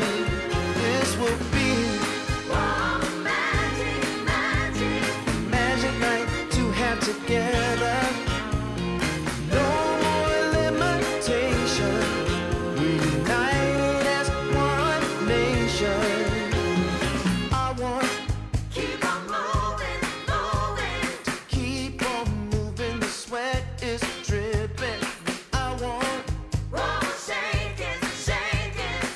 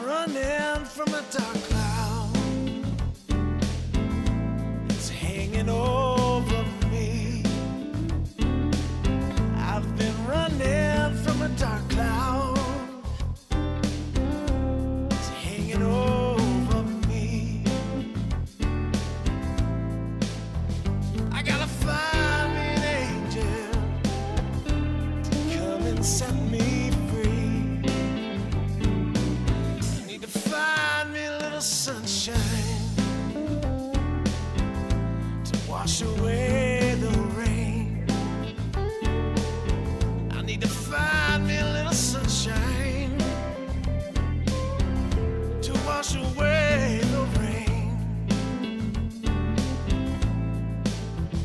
It's the only thing I know that'll take away the pain.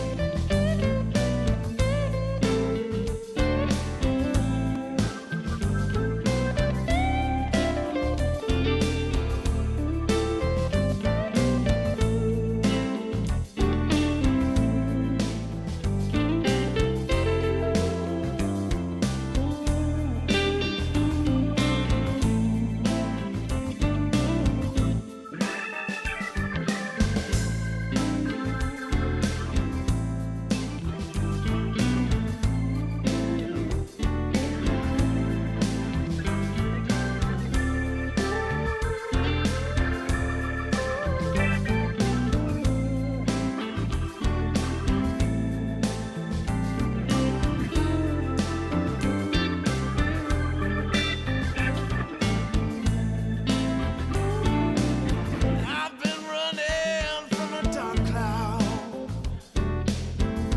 It's hanging over me. I've been running from a dark cloud. It's hanging over me. I gotta find me an angel to come and set me free.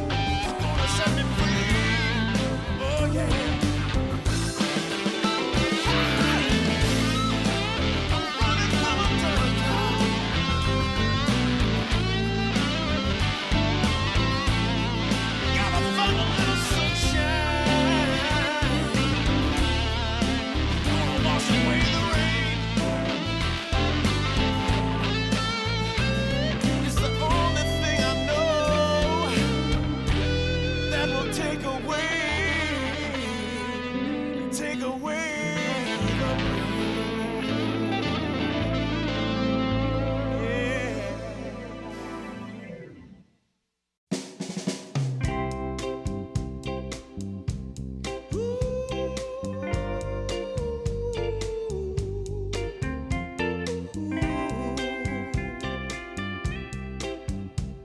yeah, yeah. I've been waiting a long time, just longing for a glance from you. Yeah. A chance to look in those big brown eyes. No telling what my heart would do. Hey, when we met, I sure knew it felt as good as it could be. In that moment, though it felt so good, I wondered why you noticed me. If you gave me just a little time, it would sure ease my troubled mind. Don't tell me that you don't feel the same inside. Don't tell me.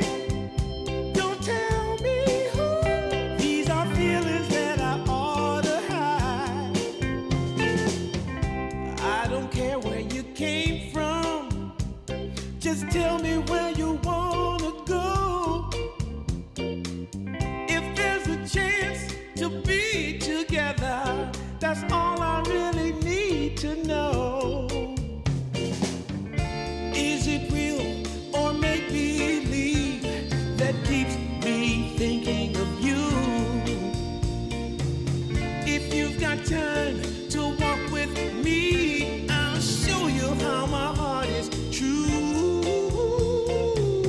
And here I stand waiting for you. Tell me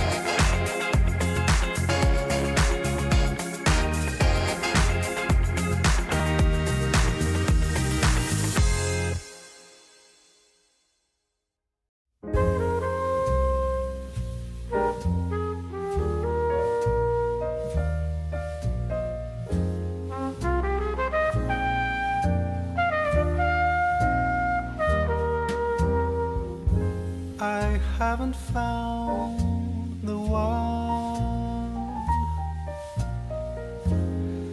I never knew what others do.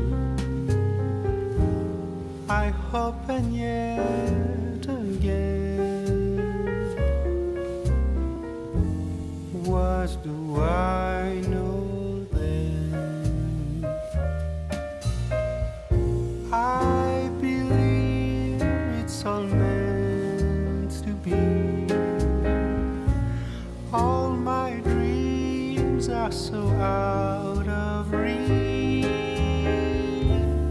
I fool around, but we never know. I fell in love, but a long time ago.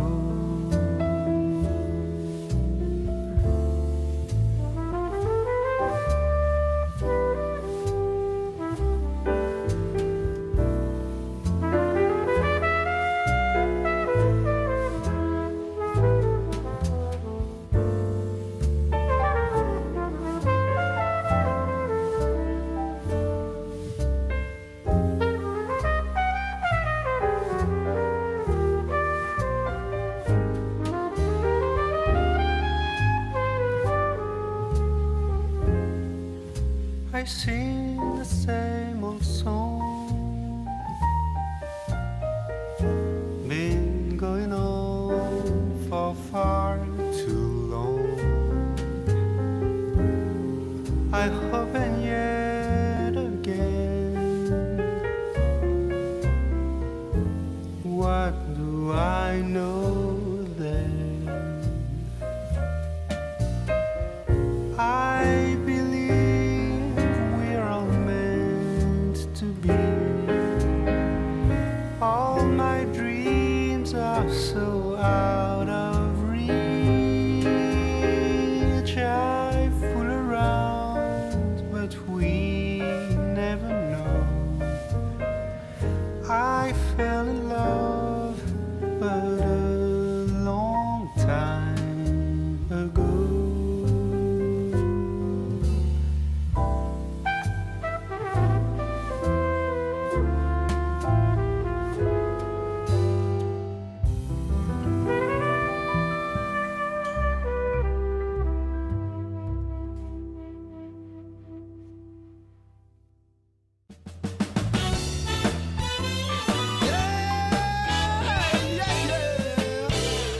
Oh, yeah. Take away my bag of bud, my camels and jack. Go ahead and take them all, I don't want them back. Those nasty things mean really nothing to me, 'cause lately it's so plain to see. All I want is you, honey, it's so true. Give it to me, baby. All I need is you. Yeah, yeah, yeah. Come on, you can take away my mint Cadillac. Take my Harley too, I don't need them back. I got an engine, Lord, it runs so right. As long as I get your loving each night. All I want is you, honey, it's so true. Give it to me, baby. All I need is you. Yeah, yeah, yeah, yeah, yeah. In the morning, well, early in the morning, late in the evening, round around noontime, right about noontime,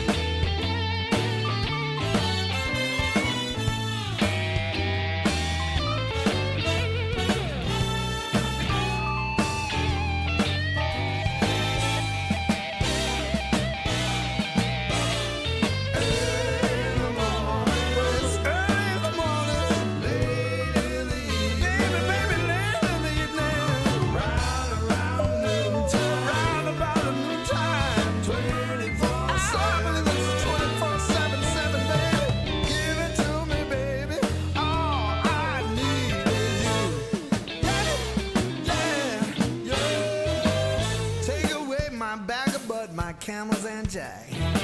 Go ahead and take them all, I don't want them back. The only thing I could ever really miss is what I feel when I get your kiss. All I want is you, honey, it's so true. Give it to me, baby. All I need is you. Yeah, yeah, oh yeah. Early in the morning, late in the evening. Well, it's about late in the evening, baby. Round around new times. 24/7, 24/7. Give it to me, baby. All I need is you. Oh, how, oh yeah, yeah, yeah, yeah.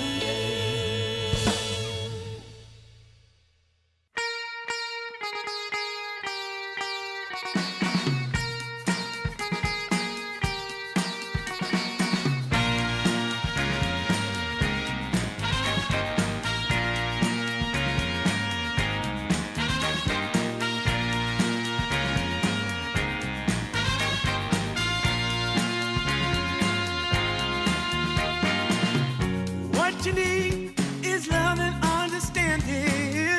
Find a heart whose love is true. Deep down, there's only one companion who's there for you when you need him to be. Your heart was broken in 1,000 pieces. So much pain that you've been through. Here stands a man who's your salvation. Just ask yourself, am I ready for you? 100% now. I'm ready. 100% now. Yes, I'm ready. Eyes wide open. I'm ready to move.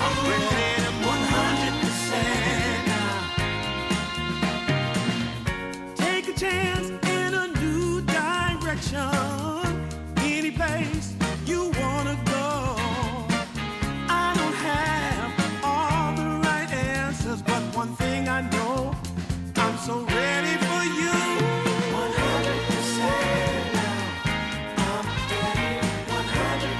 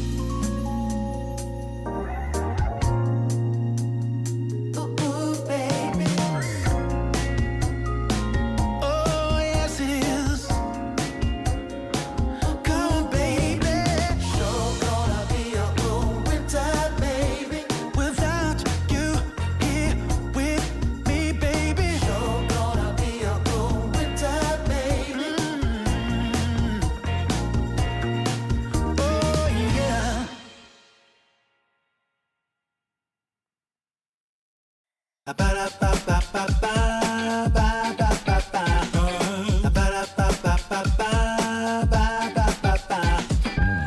you wanna get with me, all you gotta do, call me when you need me. I'll be waiting for you. I know exactly what you want. Satisfy your need. We can have a good time. Don't you worry about a thing. If you want it here, or if you want it there, you got it. Have yourself a good time. You got it. Act like you don't care. You got it. Get that motivation. You got it. I got just what you need. You got it. I got just what you need. You got it. I got just what you need.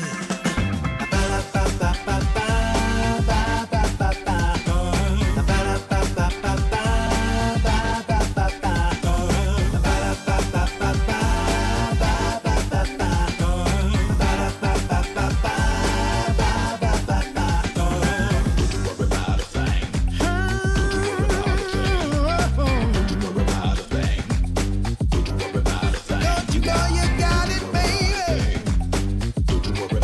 Don't you know you got it, baby? If you want it here, or if you want it there, you got it. Have yourself a good time. Act like you don't care. You got it. Get that motivation. You got it. I got just what you need. You got it. I got just what you need. You got it. I got just what you need.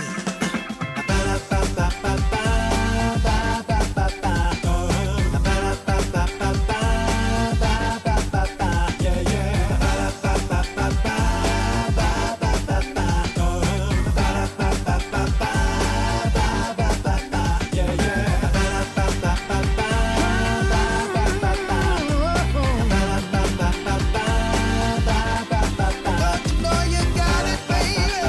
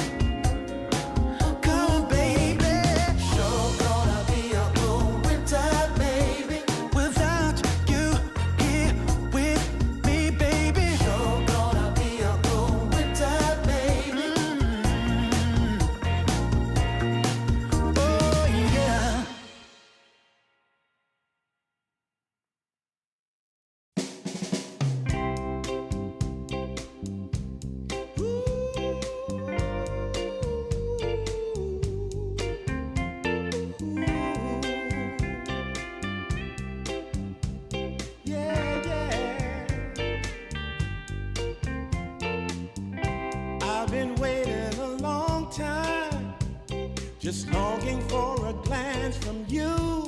Yeah.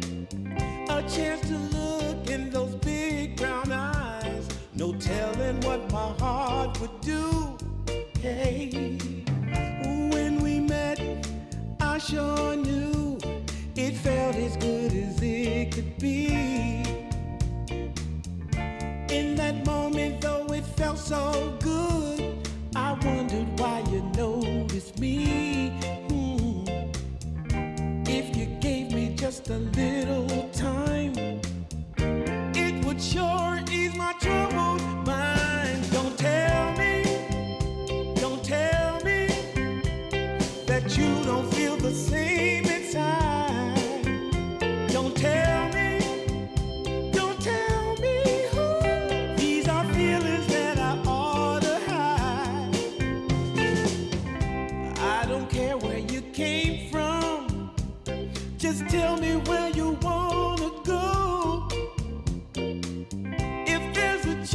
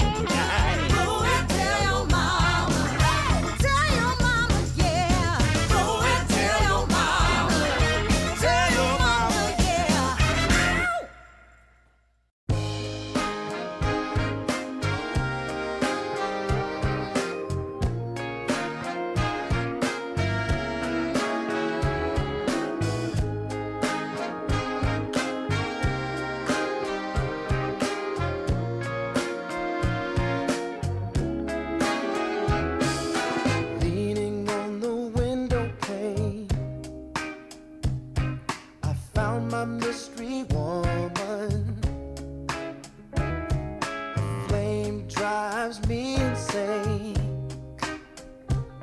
She's heavenly creation, the spirit of the hot summer day, controlled by her emotion.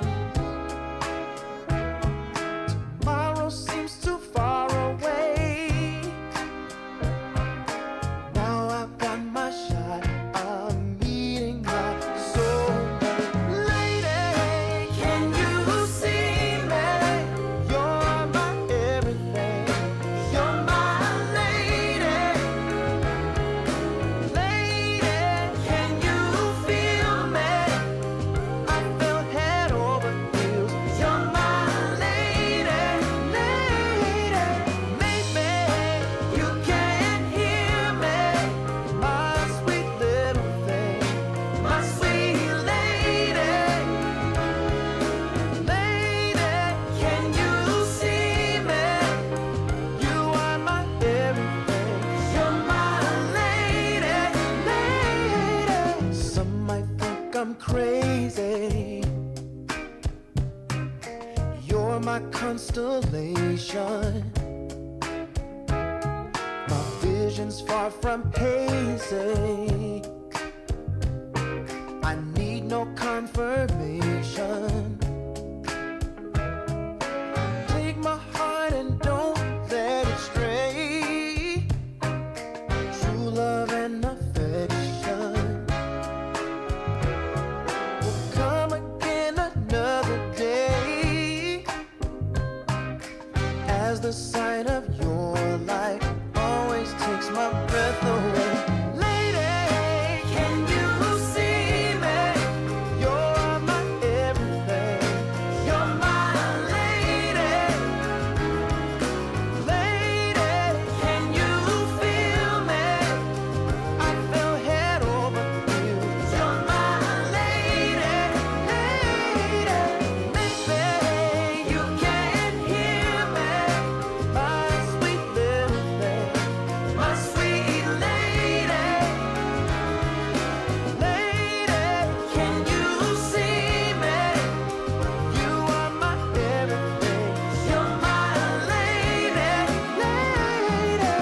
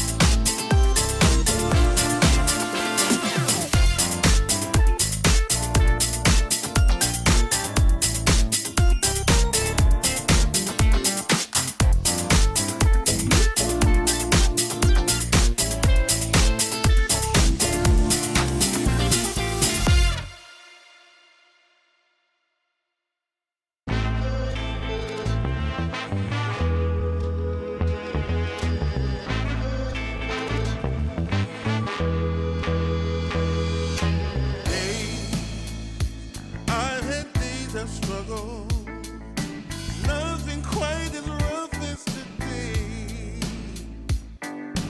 Held, I've been held up, nothing seems it goes my way.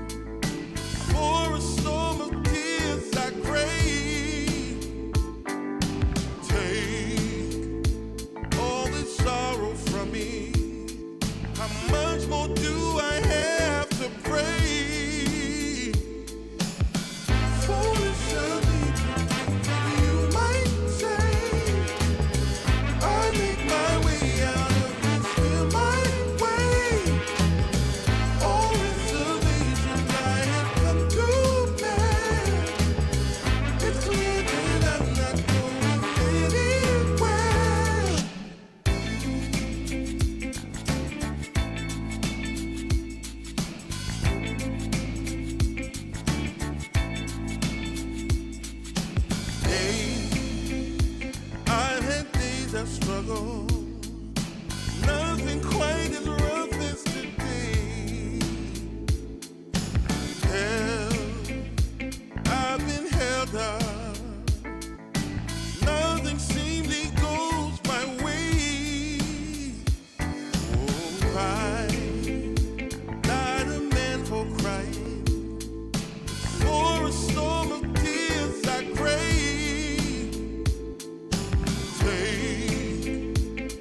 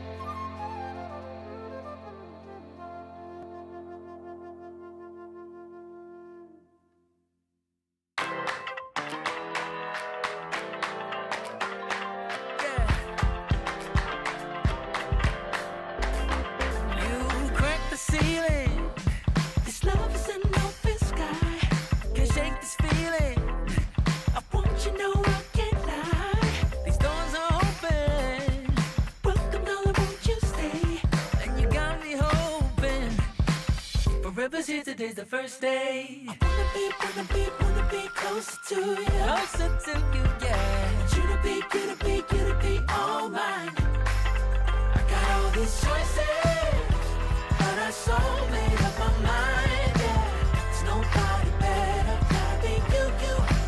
A thousand voices, 'cause it's so good to be alive, yeah. There's nobody better, so it's gotta be you. These myths are busted. The grass is greener on my side. It's done and dusted. I'm never getting off this ride. 'Cause life with you is golden. So how can I go back to silver love? I'll be holding on, can't get enough. Wanna be closer to you. Closer to you, yeah. You to be all mine. Oh, yeah. Got all these choices, yeah. But I so made up my mind. There's nobody better. Gotta be you. Got to be you. Voices, 'cause it's so good to be alive, yeah. There's nobody better, so it's gotta be you. Yeah. It's gotta be you. Gotta be you. Gotta be you. Gotta be you. Yeah. Gotta be you. Oh. It's gotta be you. Yeah. These choices, but I so made up my mind. Nobody better. Gotta be you. Thousand voices, 'cause it's so good to be alive, yeah. There's nobody better, so it's gotta be you. Hey. Nobody else, no. It's gotta be you. Coming out the gate with the heat. Everybody's playing in the street. We got the summertime magic in this beat. Sun is in my eye, feeling high. Only good vibes, I'm alive. And if you see me driving by, don't be shy. I'm so excited. You know just what I wanna do.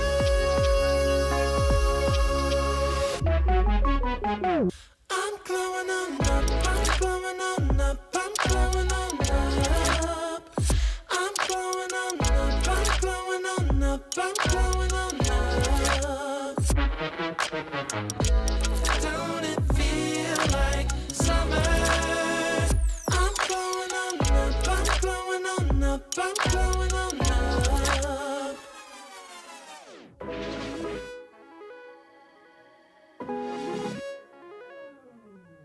Blow up, show up, soak up, aromas, float to Sonoma, roll up to Nola, trope up, blow up, slow up, show up, get real, choke up, you're flowing, you're glowing, astral samosa, you're landing on Europa, your horns blowing, you're chosen, all the deep cuts you know it. I got the pre-glow and the post-glow, inspiration knows no boundaries where it flows. Your fingertips to the globes tilt to the universe on stilts, hold on and chill.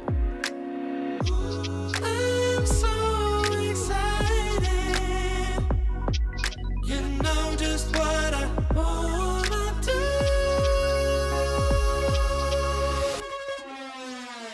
I'm glowing on up, I'm glowing on up, I'm glowing on up. I'm glowing on up, I'm glowing on up, I'm glowing on up.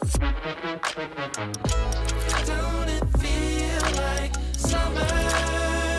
I'm glowing on up, I'm glowing on up, I'm glowing on up. I'm glowing on up, I'm glowing on up, I'm glowing on up. I'm glowing on up, I'm glowing on up, I'm glowing on up. Don't it feel like summer? I'm glowing on up, I'm glowing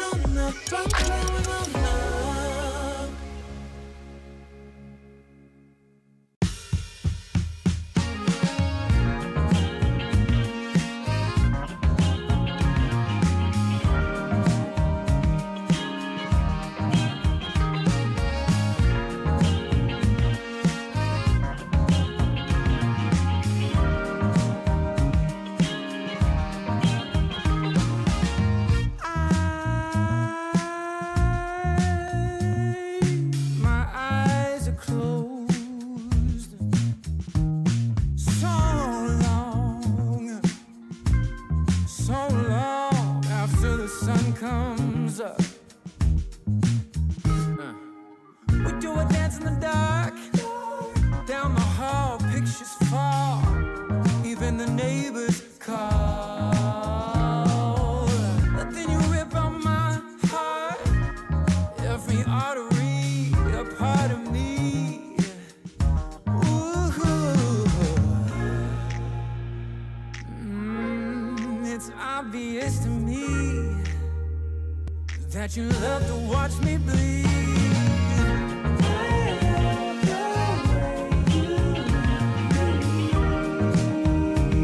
But not half as much as I love when you leave.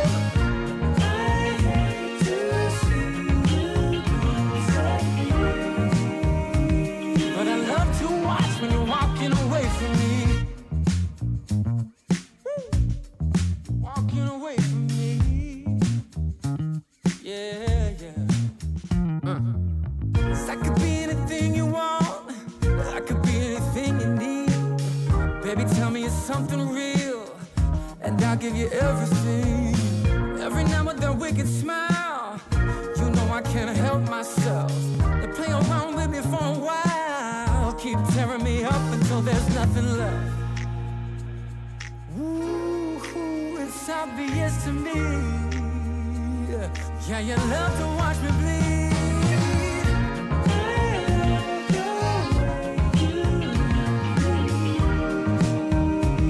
But not half as much as I love when you leave. I hate to see you go. But I love to watch when you're walking away from me.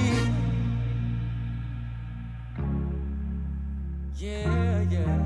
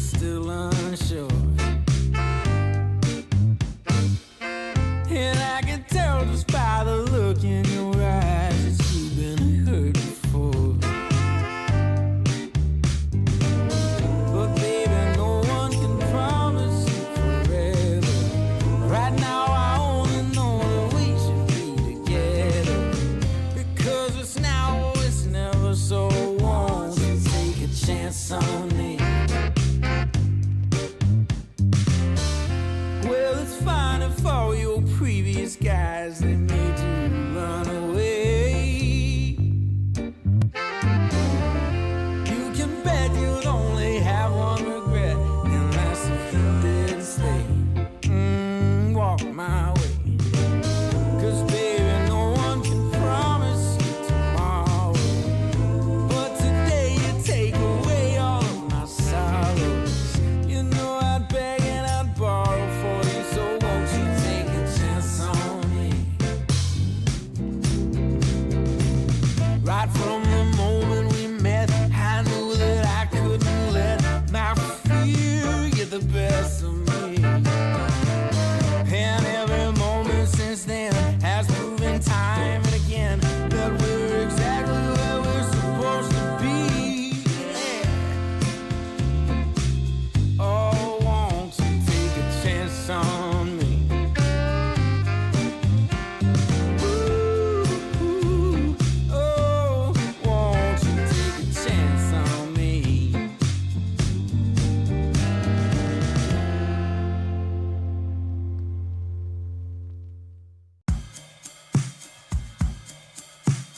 I took a walk down Pico, heard someone shout from a crowd of fed up people getting told they should calm down.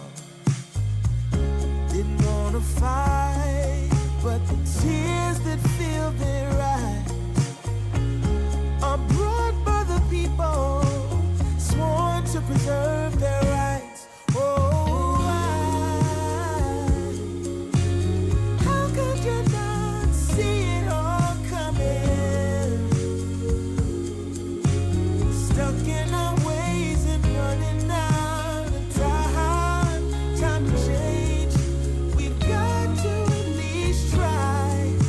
But what will they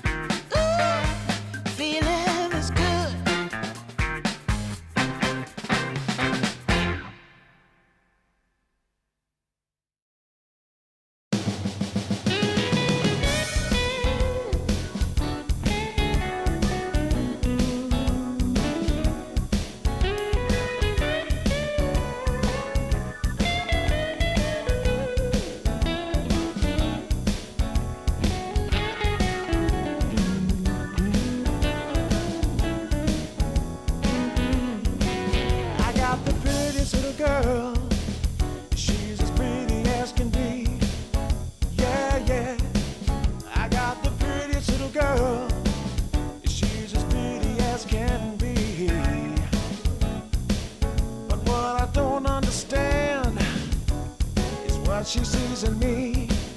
Ooh, I've been drinking too much, staying out all night. I can't remember my left from my right. I'm kinda blurry from my head to my toes. It might seem like nothing, but there's one thing I know. I got the prettiest little girl.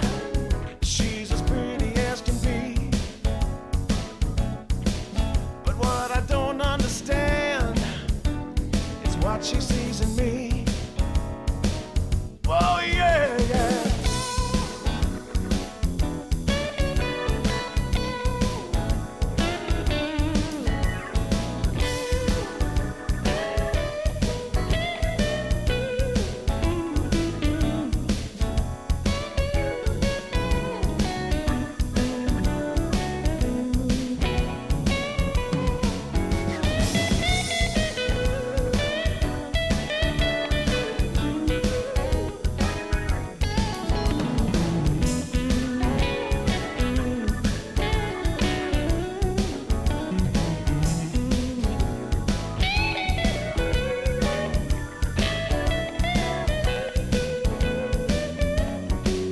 I've been in and out of trouble for much too long.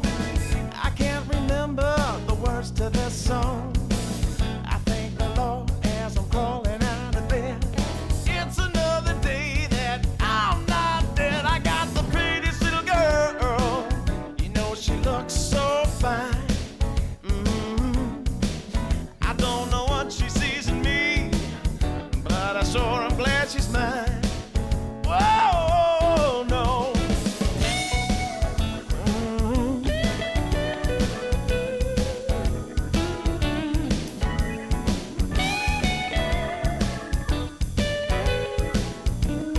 Oh, yeah.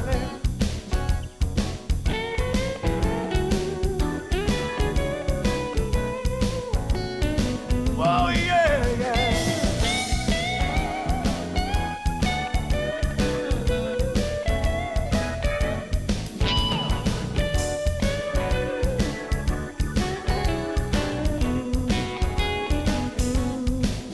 I got the prettiest little girl. Sure I'm glad she's mine. Hey.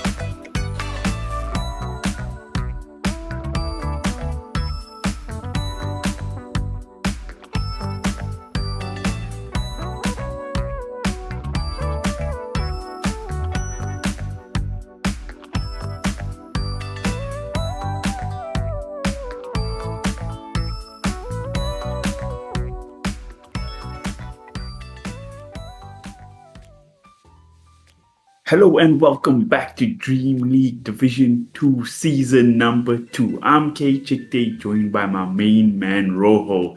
I'm super excited for this game, my man. We got Tidebound taking on the European mixed stack. Let me see if I get the name right. Hold on. It is Kalmychata. Is it right? Is it half right? Kalmychata is what how I Okay, say it. Maybe there's a better pronunciation out there, but yeah, this is. I mean, we talked about how excited we were for our first series. This is probably a series that I think we both are equally, if not more, excited for. Both we bonded over being Chinese Dota fans. I really want to see how this new team Tidebound lineup stacks up because I think a lot of people would be surprised to see them in this tier 2 kind of tournament. But you know, I'm happy to see them here. I'm happy just to watch their games. But also, this is a new Tidebound roster. It's not the same exact players we saw.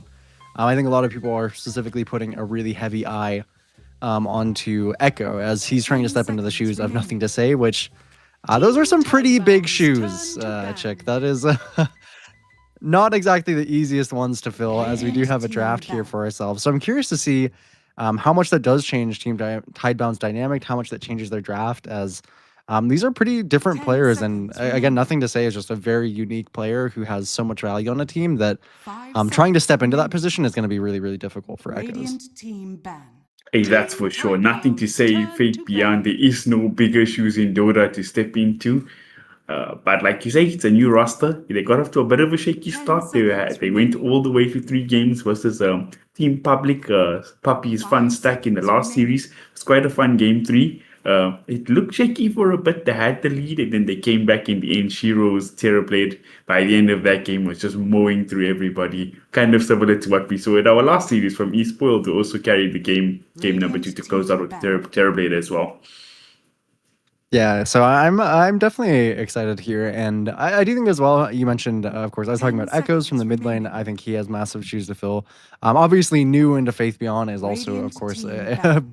Faith Beyond, an incredible player, super highly Team regarded. Tidebound's So turn to stepping into those ban. shoes is difficult as well for New, but I generally have very high hopes for New. I haven't seen as many of Echo's games. I've definitely seen him have 10 some seconds good performances. remaining. I've seen him have some mixed ones, but New is a player that I've generally been quite impressed with. 5 seconds So remaining. I'm excited to see him playing. I hope that he is, still as Team active, Tidebound's turn to I guess ban. playing as much as he used to and feeling as confident as he used to, as they go straight away for a Dragonite first pick here on Team Tidebound. So breaking a little bit of the conventional rules of drafting here, but I don't actually mind this. We saw earlier in our game 1 versus Perito there. That Dragonite was just an absolute monster. I mean, it spoiled Team pretty much one off of Tidebound's Snowy's turn to Dragonite with some very key rotations, and this hero can be pretty ridiculous in the right hands. Well, talking about going off the meta, Rojo, we see a Phoenix come out first pick for Kalmychata. So that's also really out there as well. I haven't seen this in a minute. Yeah, this one 10 is seconds interesting. I mean, remaining. obviously, it's a pretty decent response to Dragonite. That attack speed slow can be really detrimental for the 5 hero. seconds You're remaining. maybe, you're one of the more kind of egg hitters. The magic damage is really great in Dragonite, specifically that Sunray. So I don't necessarily mind this from Kalmychata, but it isn't what I would expect for sure. There, especially considering there's heroes like Snapfire, there's Hoodwinks left in the pool. Some of these more conventional heroes that we see in the support role, even something like Tusk, even though it's not quite as good into Dragonite. So it is a little bit interesting. They leave a lot on the table here. They'll have a 13 pick as well to pair with it. So the question is, how do they build around this Phoenix? Team Tidebound's Do they turn even to flex this ban. Phoenix to some kind of core position? Probably not, but if they pick it this early in the draft, I'm sure they have a concept of it. Which for Team Tidebound, that does make sense. That I think I want to get rid of some annoying flex heroes to go along with the draft. Pangolier definitely one of the top ones. Yeah, for sure. No matter how many times 10 they nerf the seconds silly remaining. hero, it just keeps on showing up in the patch. The classic Quinn 5 all chat seconds who still remaining. plays Pango and then every freaking professional match he Yeah. plays it. This hero just don't Yep. go away. The amount of team fight Play it a provides, real the hero. laning, for sure. But a DK, like you say, is also a flex hero. It can be past 2, it can be past 1. Phoenix can be past 4, past 5, past 3 for offlane players willing to do it. Radiant team So we'll see ban. where they go. The Shadow Demon's taken out. It could be one of those funny things where they think, oh, their first pick it, so it's probably like a past 5, so they don't really work too hard to count it. And then at the end, they're like, okay, this is the core hero. You didn't pick it up, count this. But I don't know. I have to go check the game to see who plays the Phoenix mostly, actually. Yeah, 10 it's seconds it does seem remaining. like one of the Kalmychata did win their previous series. It was 2-3 over 5 Most seconds Wanted. remaining. And it does seem like they ended up playing the Phoenix into the Dragonite in one of those games. So a little bit interesting from them as a response, but it did seem to work Team out. Tidebound's turn I to think that was on ban. the support, and they're pairing the Abaddon as well. I believe they played Abaddon in this last series as well, so not straying too far from where they were previously. But notably in that 3-game series against Most Wanted, I believe Kalmychata had Pangolier all 3 games. So this time going into the series, they will have to switch up with 10 a seconds different hero, remaining. but so far a pretty standard, I think, 5 nice 2 seconds picks. remaining. Phoenix Abaddon, maybe not the most disable between them, which is something you'll have to fix, but overall do have some healing reduction, which is nice with the Abaddon, and then just very sustainable between these two. But so far for Team Tidebound, I would like to Tidebound's see. turn I mean, to if they have just more disable, I think that would really help them. Radiant And team we do see the Doom that we were very skeptical of in that Perrito a spoiled game. But in this game, Doom does have a very, very obvious purpose here. The anti-heal obviously is incredible, but Abaddon, if this is going to be in a core position, which is where we typically see Abaddon, then that Doom pretty much negates any 10 effectiveness of the seconds hero. remaining. Well, I know I was personally a massive hater of Doom in the last game, but let me bring you a counterpoint, Rojo. This is a Mhm. Chinese Doom. These guys love Doom. No matter the patch, no matter the year, no matter the team, their off-lane player always plays Doom. And like you say, against Abaddon, just so value, negating the ulti with the healing with the Doom, and of course the Infernal Blade against the I guess it's not really a strength hero anymore, I guess, but it just feels good to It's whack still him a lot of down with that HP. big sword.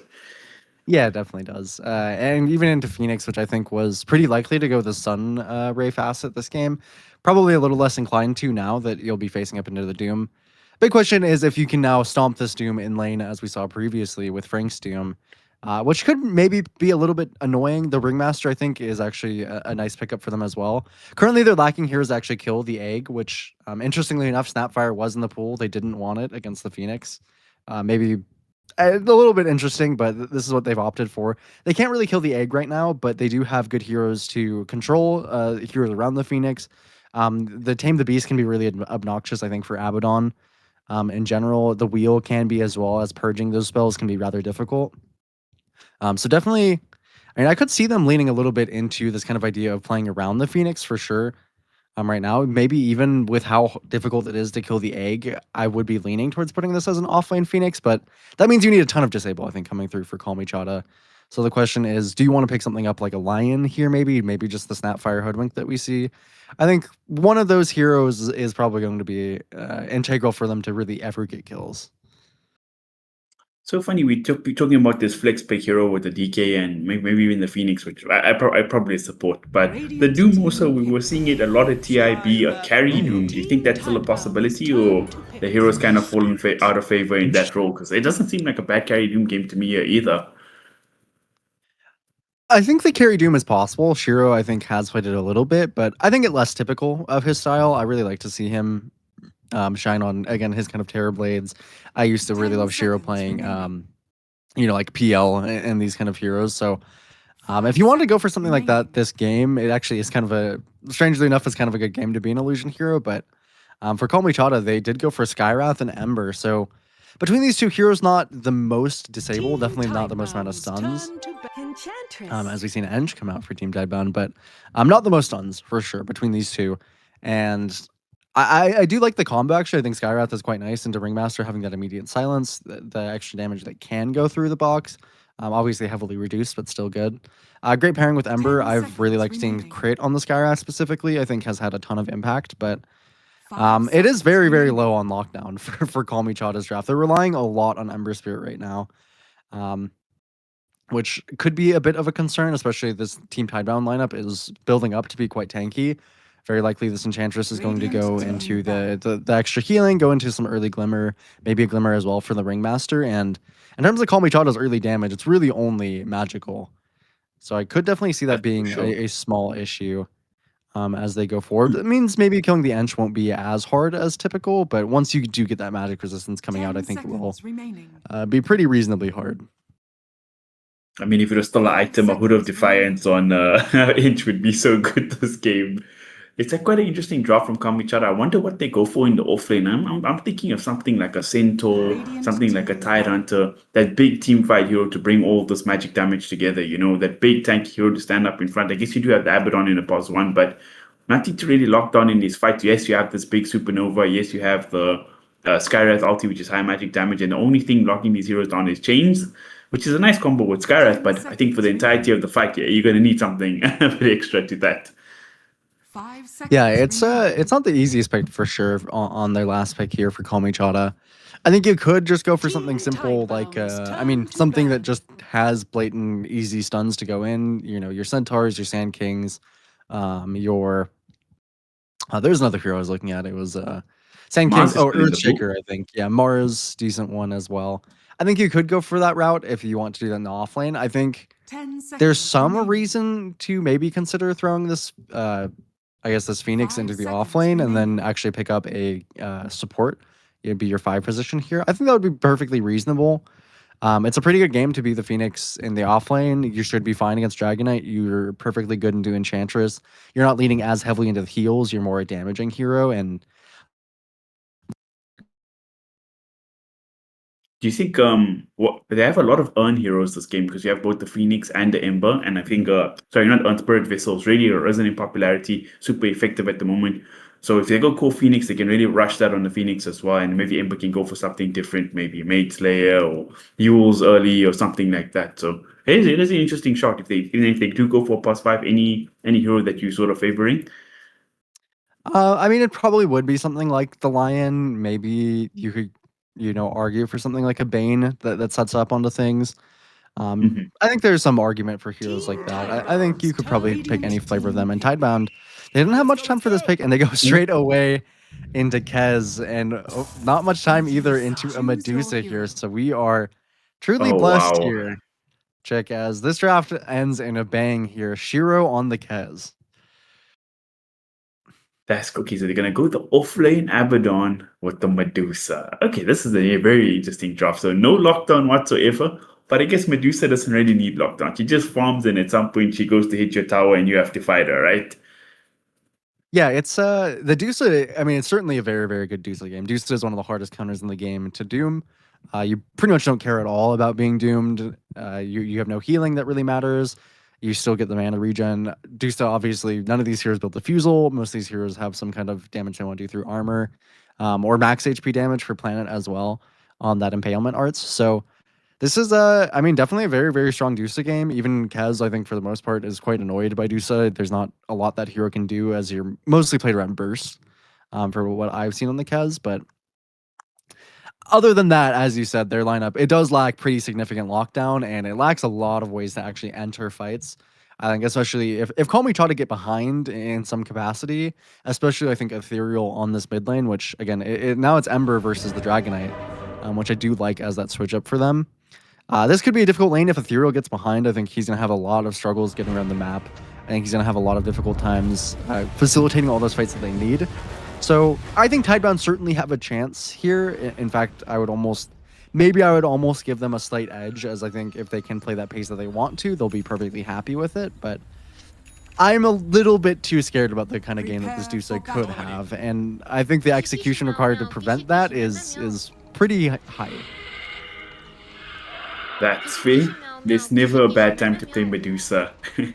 So, ladies and gents, we're getting into it. Game number 1 of Kalmychata versus Tidebound here in Division 2 of DreamLeague. I'm super excited for this one because it's such a clash of styles too. You got this big tanky Dusa on one side, 4 protect 1, very clear strategy. And on the other side, you have like these 3 big cores. You got that +1 case, up in your face fighting, so much burst damage. You got a DK who's going to get a blink dagger, probably a Doom who's going to get a blink dagger. All three heroes farm well, scale up into the late game.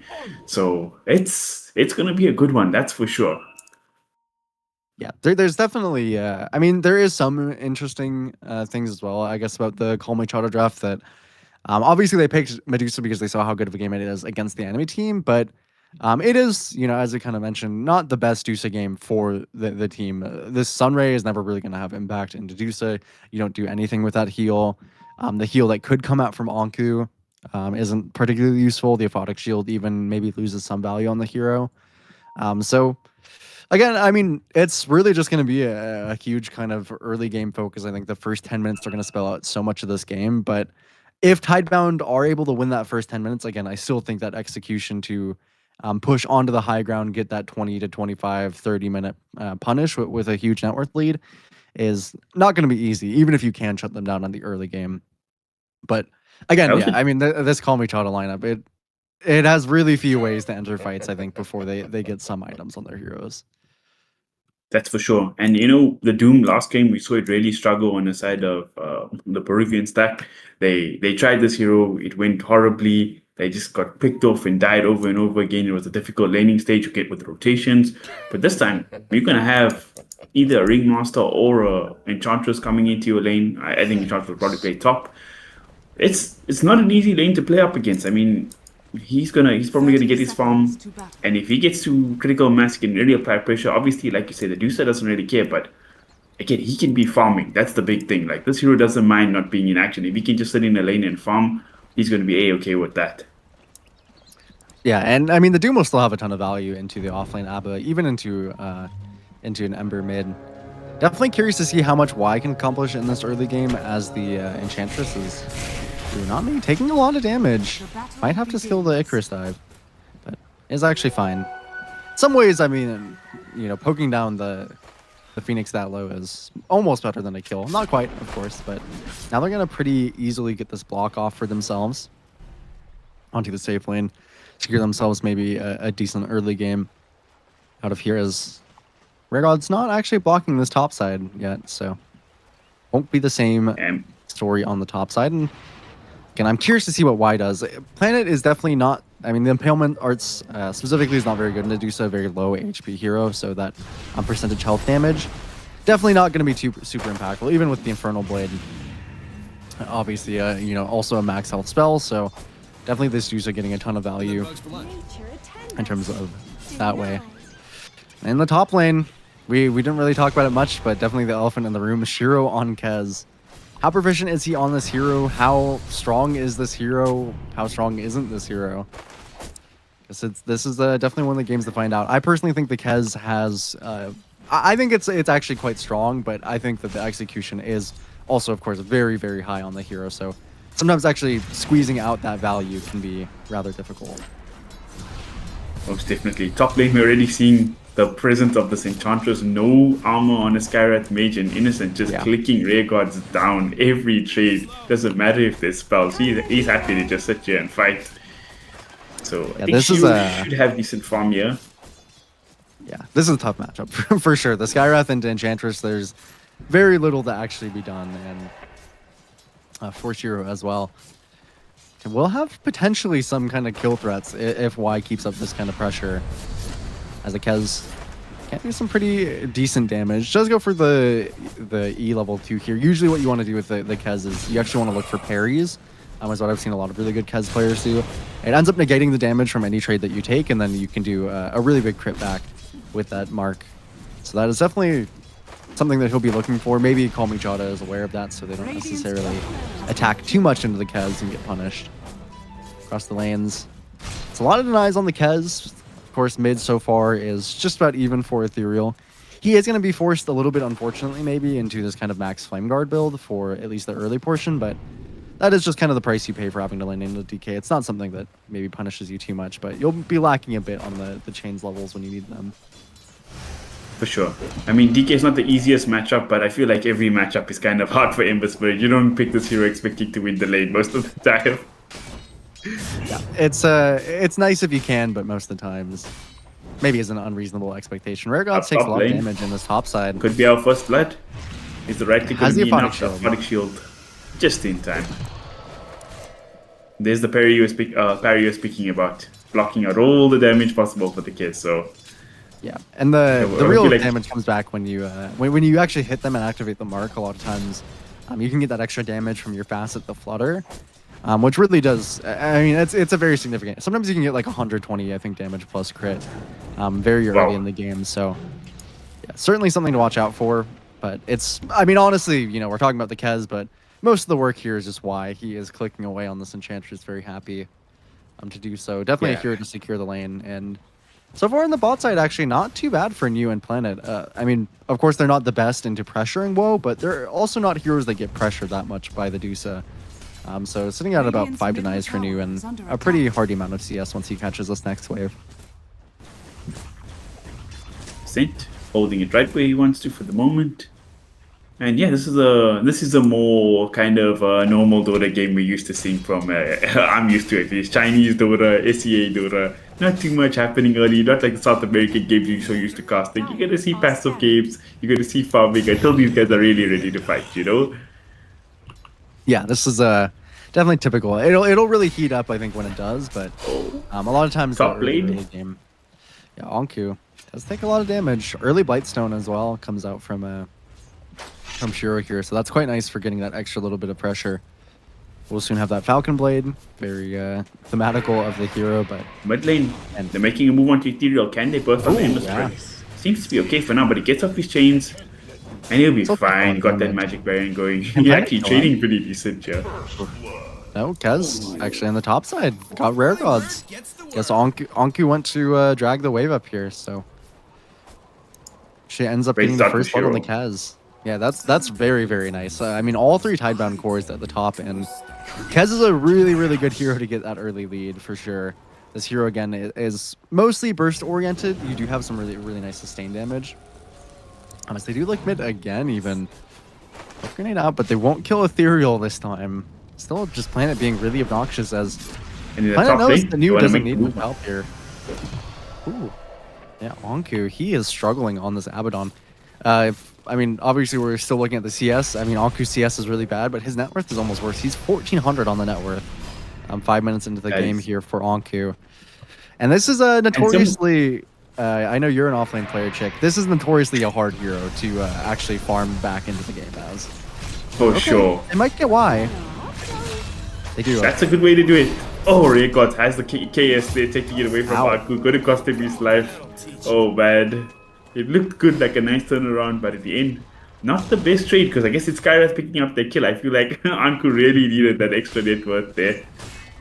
Yeah, give net worth to the Skyrath so you can give net worth to Shiro. Maybe not the best trade overall. Level 6 for Echoes in the mid lane. Look at this damage coming in from Shiro. He just solo kills Anku. He doesn't even have a chance to pop his shield. Yeah, that was a nice Disaster bird. town in the top lane. Yeah, why? Even from beyond the grave is accomplishing quite a bit as he does rotate over towards mid as well on the Enchantress.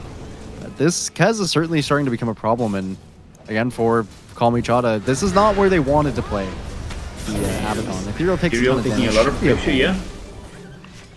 He should be Should okay. be fine. Pretty good amount of magic damage to pump into Echoes is at least, you know, one nice thing about the Kalmychata draft, but this net worth lead is getting pretty intense. I mean, 6 minutes to be 3k is It's that's- insane. yeah, that is a lot to be working And to against. go- Yeah, go ahead. To go back to this Abaddon hero, like, how do you catch up if you have such a poor lane? Like, he's sitting in 11 CS 7 minutes in, and his hero can't go jungle. This hero's forced to sit here in the lane, and Case is 2 levels ahead of him, got his ulti now as well. Any rotations in is gonna really punish him. Yeah, it's Hey. tough. I'm almost surprised that they didn't want to bring over Y and contest that 7-minute rune. Maybe that was a little bit too dicey, as I think they're perfectly content to just hold the way the game is. But it is, yeah. Abaddon is, I think, a very difficult hero from the offlane just in general, to be honest, as finding impact early in the game can be really hard. But especially when you fall behind by so much. Going into that typical first item that you want, ideally it's Radiance. Sometimes it's, I mean, you have to be kind of forced into like a Midas. So most of the time, I think Dominator is kind of the good middle ground for that. But for Anku, I don't know if he's getting to any of those. So the question is, what is the the intermediary item that he goes for? Does he just struggle for 20 minutes up until he can finally muster a Radiance? Because that doesn't seem like a very reliable plan to me. So it's, Yeah. I'm a little bit curious to see what he does, but it's not an easy decision. I mean, at least the Doom, if you're having a bad game, it's very simple. You just buy a Midas and eventually you'll scale, you know? But for Abaddon, the outputs are just not there. Let's see. Maybe he's smarter than us as this game progresses. But for the moment, Echo is putting pressure onto this mid tower.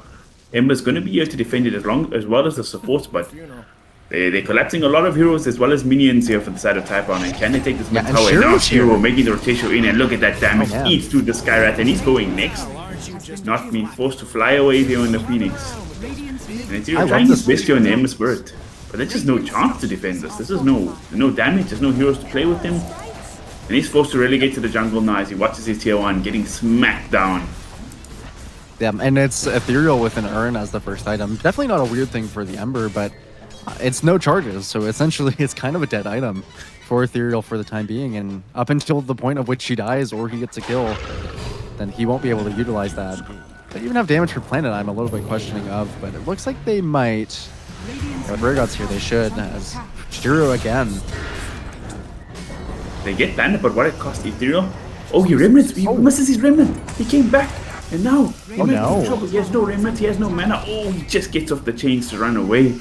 But that was looking dicey. As I say that, why finds him in the no. backline? Bursts him down. Emperor's lightning. dead. The Doom's out. Shorty Phoenix goes down, and they might lose Skyrath here as well. It's a disaster for the side of Kalmychata. All across the map, just getting destroyed. I mean, really nice rotation from New to come in, but I mean, at least they got the neutral and eye on to the Phoenix there, but just an absolute disaster. Ethereal maybe kind of messing up his buttons there a little bit. Finally got that earn charge I was speaking of, but probably not in the way he would have wanted to. And I'm sorry, I mean, I'm not loving this build either by Ethereal in terms of, I definitely agree that I think you need some points into the Flame Guard, but he's putting 4 points in the Flame Guard, which is all for farming. I definitely understand the concept behind it, but they have multiple ways to purge the Flame Guard. They have the Enchantress, and they also have the Doom. So they can get rid of that damage very quickly, and Anku, he might just be forced into using the borrowed time here. He does. It pops.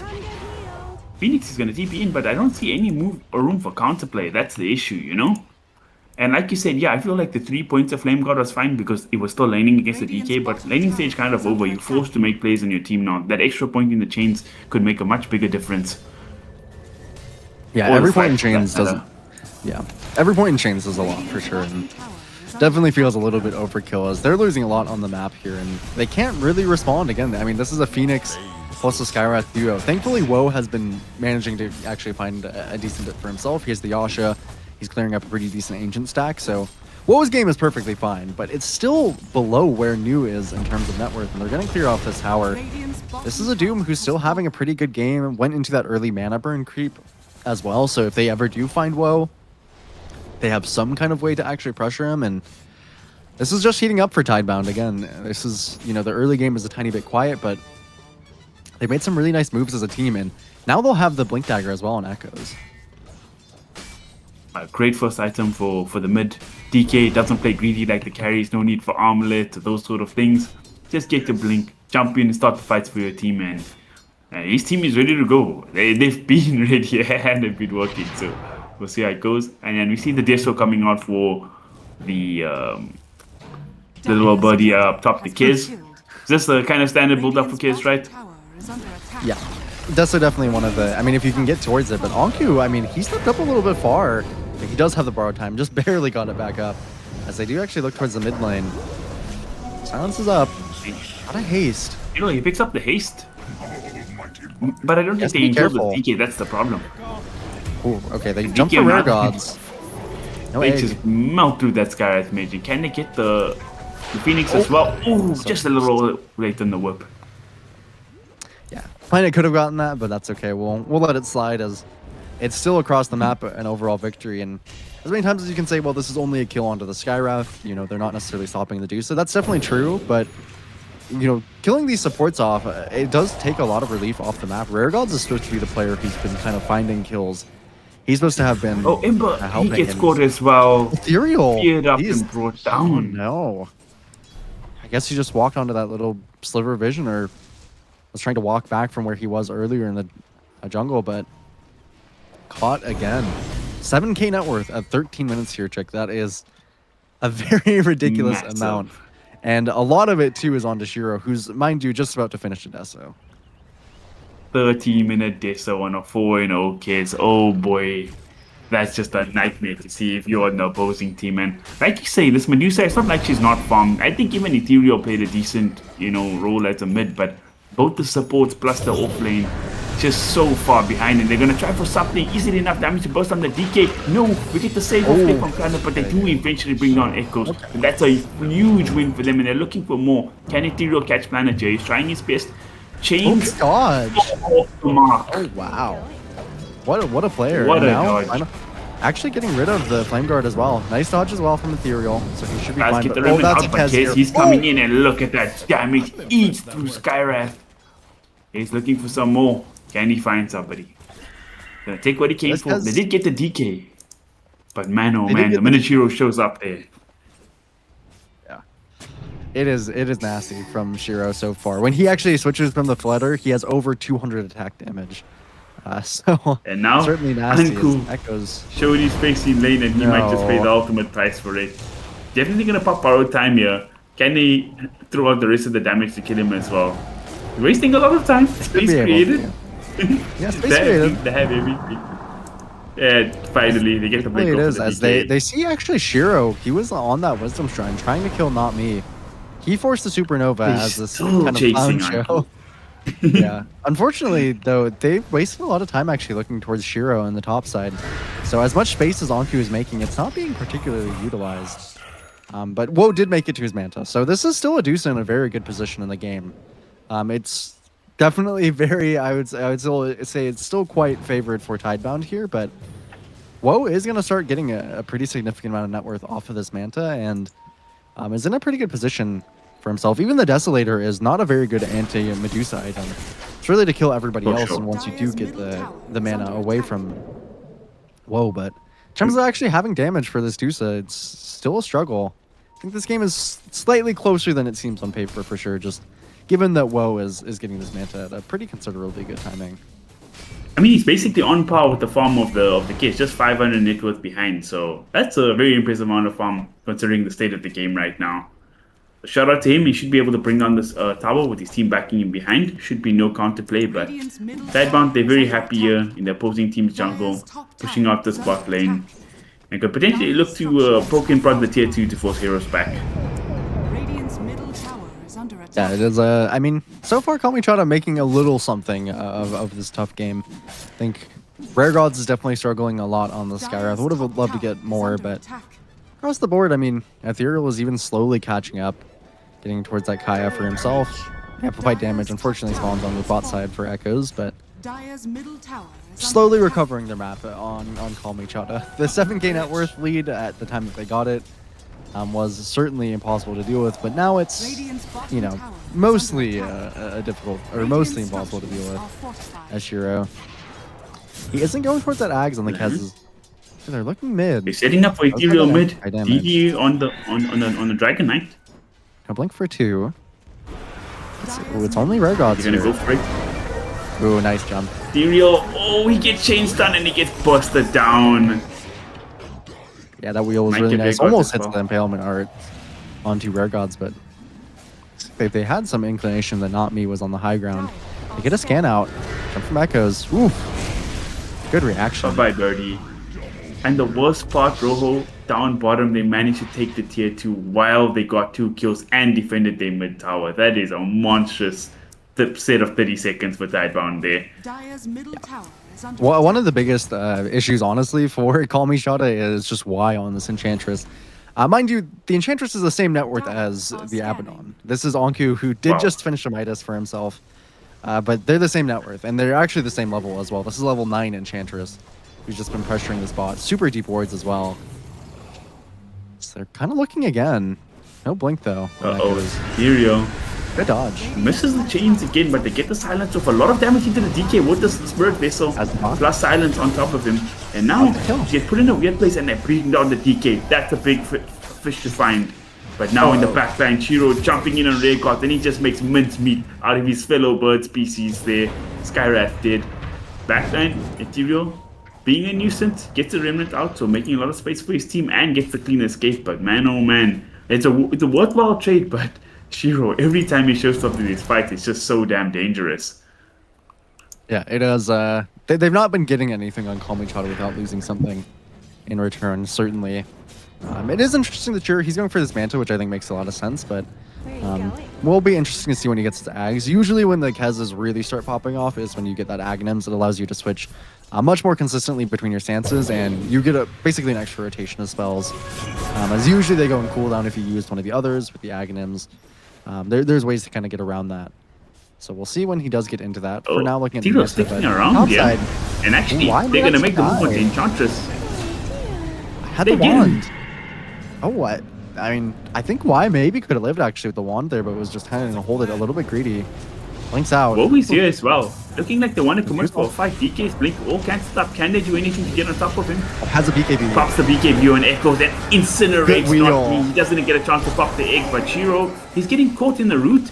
Doesn't get frozen by the Medusa out there, luckily for him. And in the backline, I hear the Doom come out. It's onto the Ember Spirit. Oh no, Ethereal, you in big trouble, my friend. Medusa out of mana. He's going to be in big trouble, but they look to be turning it actually. They don't have the damage to get on and pressure this Medusa.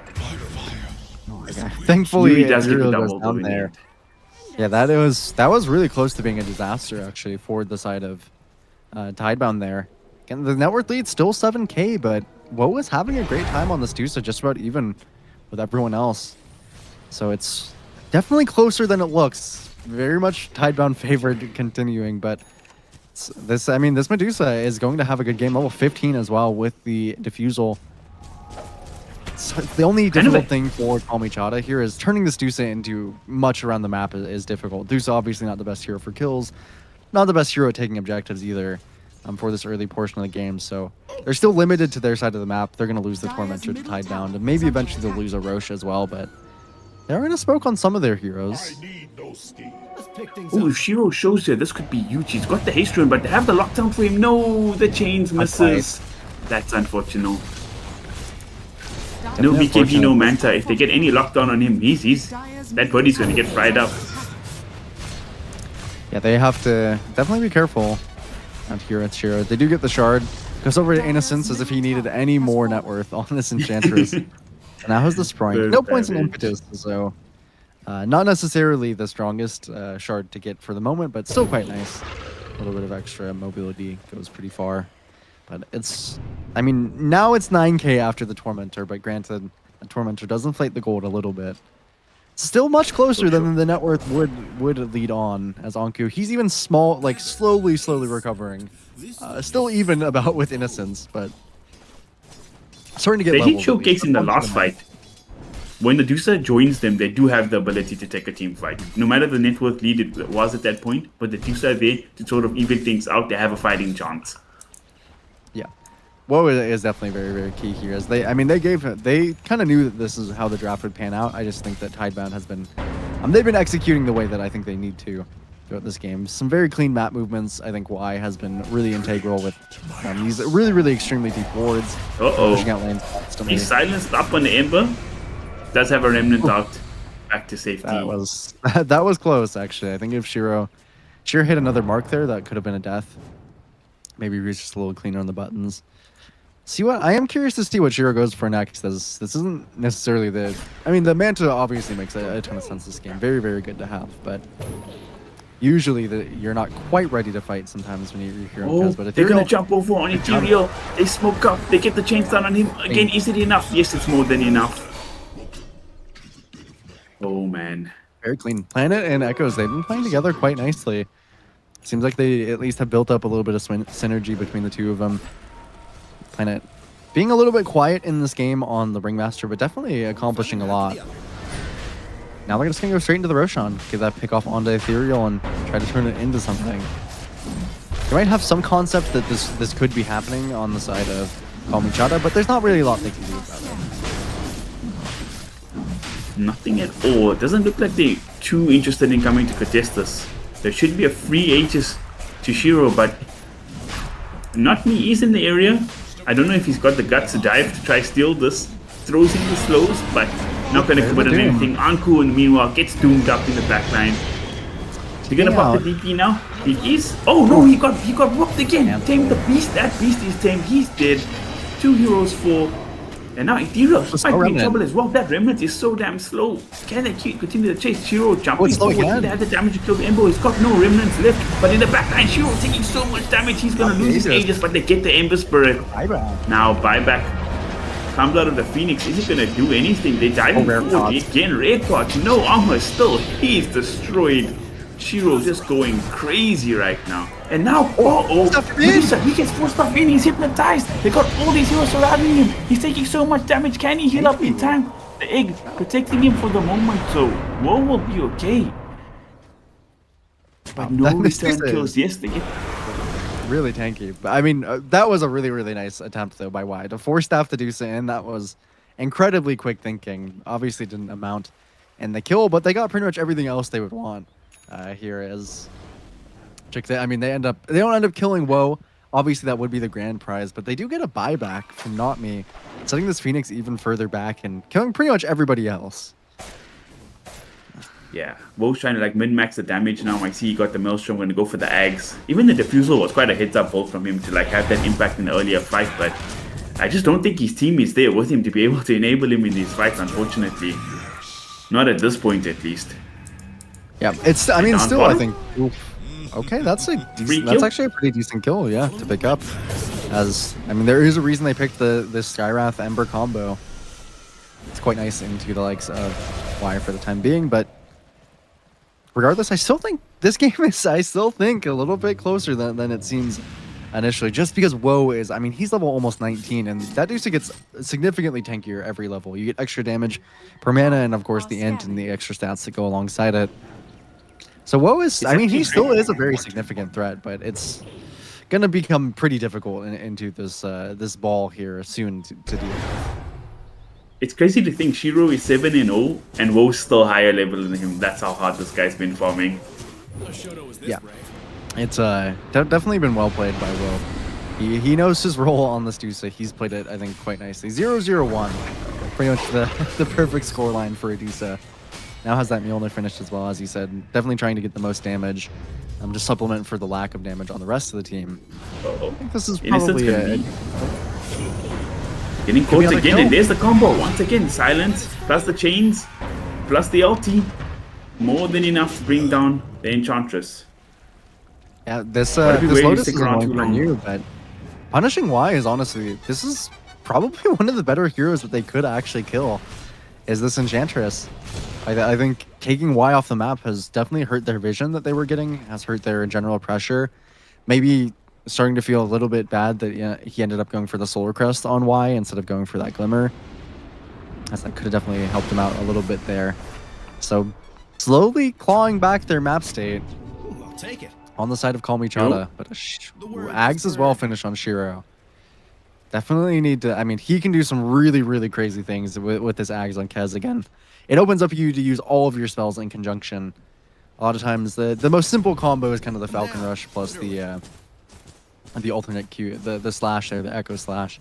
That one just does a ton of damage, but there's a lot of fun things that you can do as well. You can combo the ultis, just the extra silence. Uh-oh, whoa. He might have showed a little too far. He's going to be forced to pop the ulti. Doesn't manage to freeze Liu there. Decent damage. It's a great good turnaround, but stun. Echoes, he brings the Wheel. blinks in. Dusa taking a lot of damage. Locked down, but he still has No some mana. mana. Going for the moment, Rare Gods in the backline going to get bursted. Can they kill the Dusa? The Doom is there on the Emperor yet again, and there's nothing Ethereal can do. Dusa's forced to TP out, but the team falling so damn low. 3 dead. Anku about to follow. Yeah, the Dusa is strong, but doesn't really matter if the team's dying every time. No, the utility that they've built up on Tidebound, I think they've itemized very nicely. This Orchid from Echoes is preventing a lot, but even, I mean, whoa, he did end up going for this Mjolnir, but in that fight, he ended up losing most of his mana at the start of the fight. He's not really able to utilize that extra damage from the Mjolnir. And notably, Mjolnir, not the strongest Dusa item up until you get that Ags.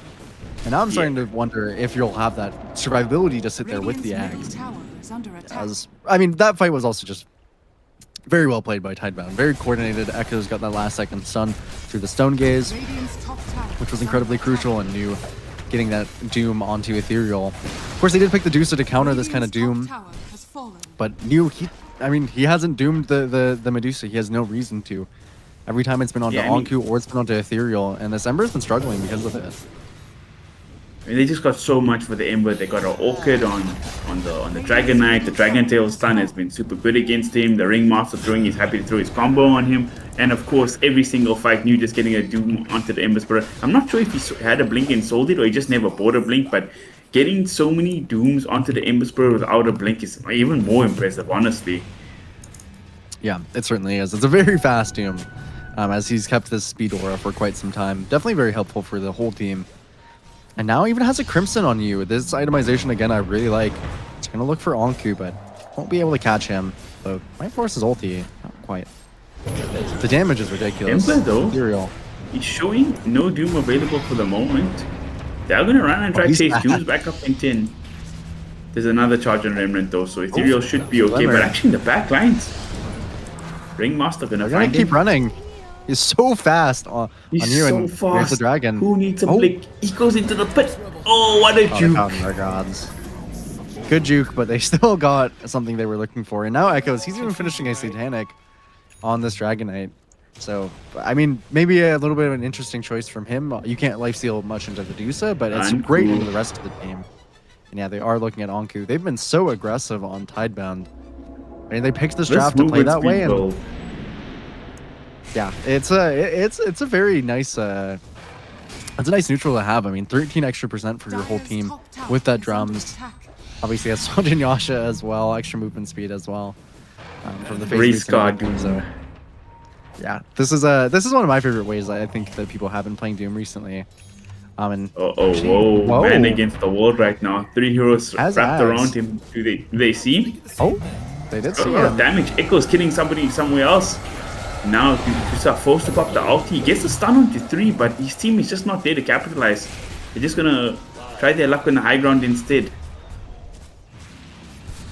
Yeah, this is I mean, this is now the Ags finish for WoW. Much stronger than he was before having the Ags, but still killable by what we've seen. Shiro, he's even now finished a Crystalist for himself. He's level 20. Trying to get that extra damage onto his katana. So definitely can threaten. Even Echoes, now having the Satanic doesn't feel too threatened. Yeah, can even dispel the change with this Satanic, so he's feeling very good. In the background, they're trying to burst down Shiro with the Mystic Flare, but he's still healthy. Much less damage when there's no silence on top of the on top of him as well. Yeah, just gonna go ahead and back real quick on Shiro, so they'll have a little bit of space on Kalmychata here. They're as gonna they see will new smoke show out. top, Thinking the exact same thing. so they might be able to get somebody here. I don't They'd love to think get I know onto they've you, killed but- Y many times, but I don't think that's the hero they want to fetch this time. Yeah, I mean, I think that it might honestly be worth it, but it is. Oh, saving the. Actually, trying to save the Force Staff there so he doesn't go down. It's 5 full heroes committed They're to gonna kill see Y. Shiro on the. Oh no, he didn't show on the ward. That's unfortunate. You get it. But now at that time that they got, they're going to end up killing Tormentor on the side of Tidebound, I believe, in the top side, but trying to actually pressure a little bit. Woe is still very strong. 20k net worth down and hitting a tier 2. It's a little bit ballsy, but I think it is something that they need to do in this type of game. Shiro waiting on this high ground, but if he walks, he did walk under the vision. If they want to maybe make a move on him, hard to find. I think Shiro, he knows what's up. Has fallen. He is. He's also quite fast on the Kez. You get that extra movement speed when you switch your stances, and he's been using that in tandem with the phase boots to really just kind of run around the map. And now they've got a smoke of their own. They'll be walking into some sort of vision here. No Y to speak of. That's a very strong side of Team Tidebound, and now they have an amplified damage to go with it. Scan Man, lands. this DK is gonna be doing so much damage. They're showing. They're gonna see, whoa, they're gonna Oh, throw no. everything on him. They're gonna have a lot of damage suppression Good this time. work. It's anything pop. We didn't throw the Doom on the Oh, Dusa this time, and Dusa gets melted. Oh my gosh. That might be Doom it. DK. Yeah, this is I mean, Rare Gods and Ethereal, I've seen them have some great performances together, but I don't know if they can hold out this one into Echo's amplified damage. Maybe it'll only be a Rax, so they don't quite have to call the game here, but no buyback on Woe, so it's 60 seconds without the Dusa and pretty much 60 seconds without damage. Yeah, this is a big one. The minute they see this Dusa doesn't buy back, they're not gonna stop taking this real estate. There's nothing to stop them.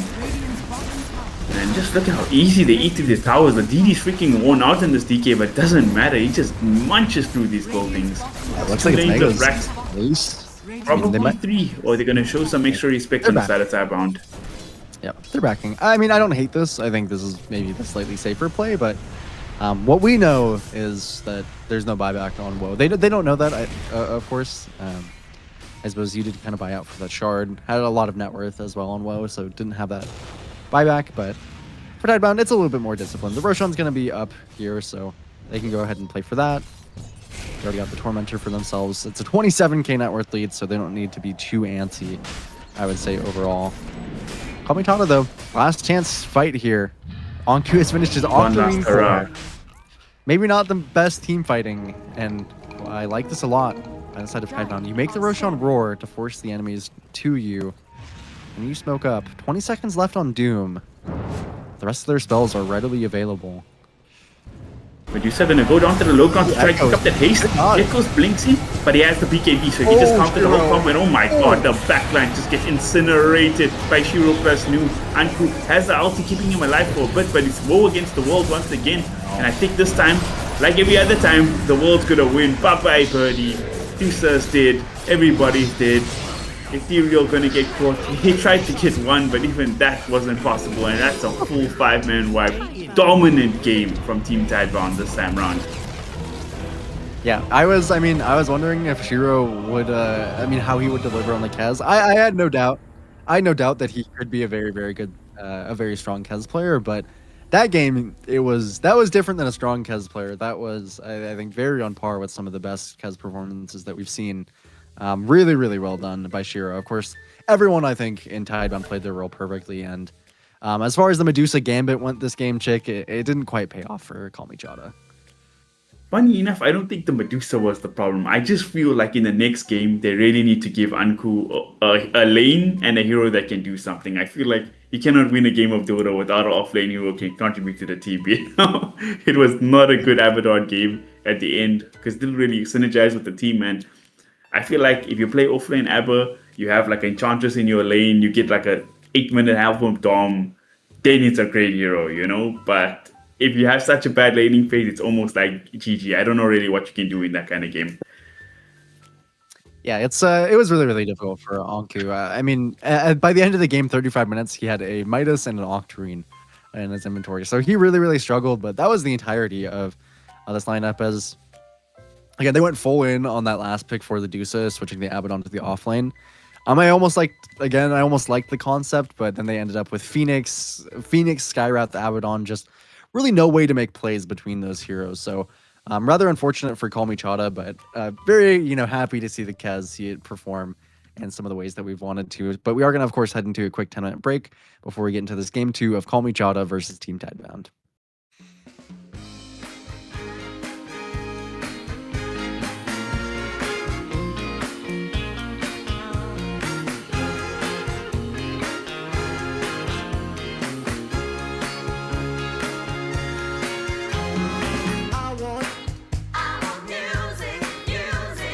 Good music playing and dancing to the groove, and I want to sing at the top of my lungs. The evening has just begun. Hips are swinging and feet are stomping. Happy people gather round. We will party all night long.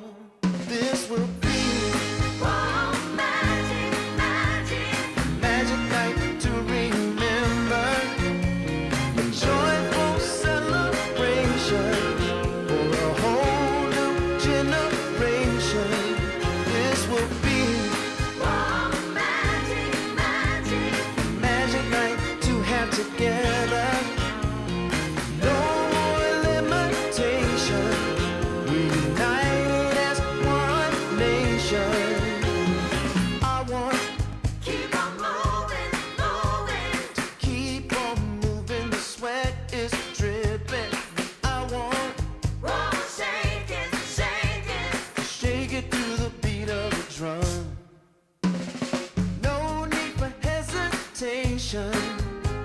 The bass is pumping and everybody's smiling. Happy people gather round. We will party all night long. This will be Oh, magic, magic. a magic night to remember. A joyful celebration for a whole new generation. This will be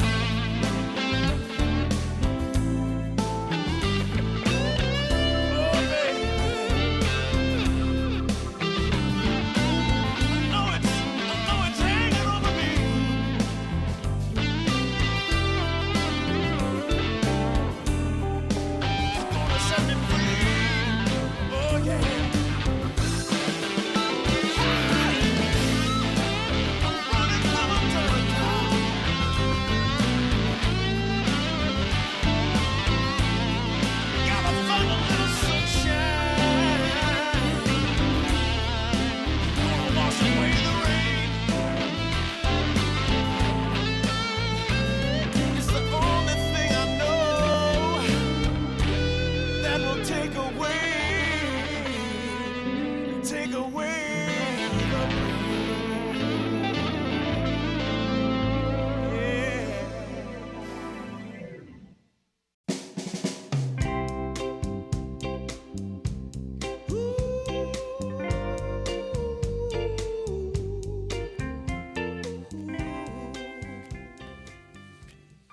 And we are back. Kalmychata versus Team Tidebound. Man, oh man, what a performance from Tidebound in game number 1. Absolutely dominating performance, Rojo. Yeah, it was, I mean, really, really nicely done overall by the team, but Shiro definitely on that has a pretty big standout, as I'm curious to see if there's any prior on it in the second game. A lot of times with Kez, I think the consensus has been that when it looks good, it looks really, really good. When it looks bad, it looks pretty bad. But in that type of game, Shiro played it incredibly well, and it was overall a pretty good game for the Kez. Just very little lockdown to kind of go through to the hero. So overall, just a very good game by Tidebound. I like their draft for the most part. And as for Kalmychata, they went for, I think, a few too many heroes that didn't quite have the ability to lock the hero down in place, which is definitely what I would like to see pick here, switch up by them, as a lot of times going into a game 2 is kind of the big question of, but was that draft, was that play, what can we fix going into game 2? Because a lot of times you don't have too much time to discuss as a team. But in this kind of game, I think you definitely look at the draft and you say, well, we had a little bit of an idea. We had we wanted to go for this last pick Dusa, but the rest of the supporting cast around the Dusa just was not able to get enough around the map early on. Maybe you can contribute that a little bit to play, but I think their draft overall was just very, very difficult to execute, as, again, they really lacked disables throughout the entire game. Yeah, the thing is, it's all well and fine having the Dusa, this big, scary pass one hero you're going to scale and win in the late game. But no matter how good Dusa is in the late game, you have 3 cores who basically won their lane in Shiro, New, and Echoes. All pretty good scaling cores as well, so one hero cannot outscale 3 heroes, and that kind of just happened.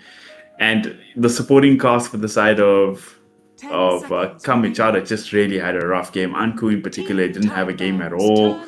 Well, Skyrat's got bullied in lane, had some good kills later on, but just died so many times. And Phoenix, I believe, only got maybe 2 ultimates off throughout the game, so definitely not the best performance from the team of Kalmychata as a whole. And I think, like you say, you kind of have to put that on draft, right? Ember's down 1,500 gold by 10 minutes against a DK. This is a first pick DK, so you kind of chose this, Yeah, it was definitely the draft affected it a lot for sure. And also Phoenix Skyrath supports are, they're very feast or famine, and in that type of game, Team Tidebound was certainly feasting.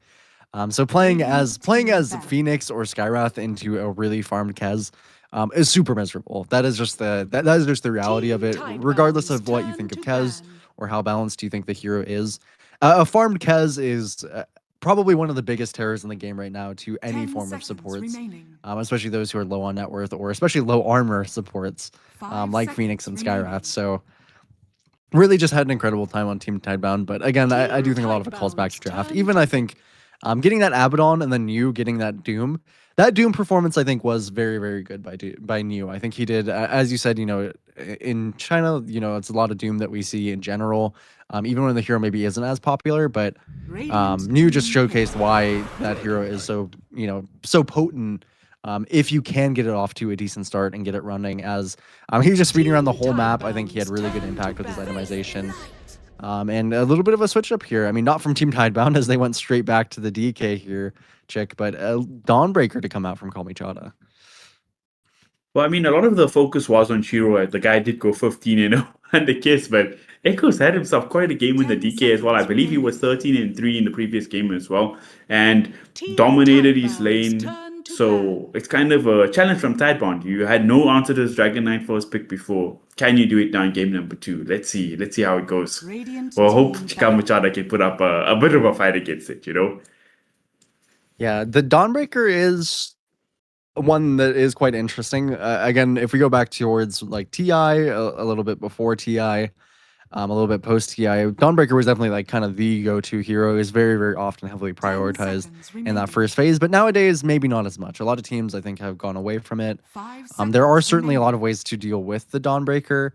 As in, anti-heal is one of the really strong ones just to nullify the ulti. The silencer is something that they have to pretty much get rid of. But I personally am not the biggest Dawnbreaker fan. I think if they pick up Tusk here, I would maybe like that, as obviously that pairing is really, really strong. But even then, still going to be the Snapfire left in the pool, still going to be some strong supports. Maybe you could go back to the 10 Skywrath. I don't seconds think that was remaining. necessarily the issue. Of course, you need to pair it with some different heroes, 5 but seconds remaining. I do think the Tidebound, one of the also, of course, stronger counters to Dawnbreaker that isn't seen as often is the Nyx Assassin, and I think Planet is a hero or a player who is particularly likely to pick up that kind of style of hero and that kind of unique kind of flair from that Nyx Assassin. So I'm a little bit curious to see how they address this Dawnbreaker, if they choose to at all, but there are a lot of options left on the table.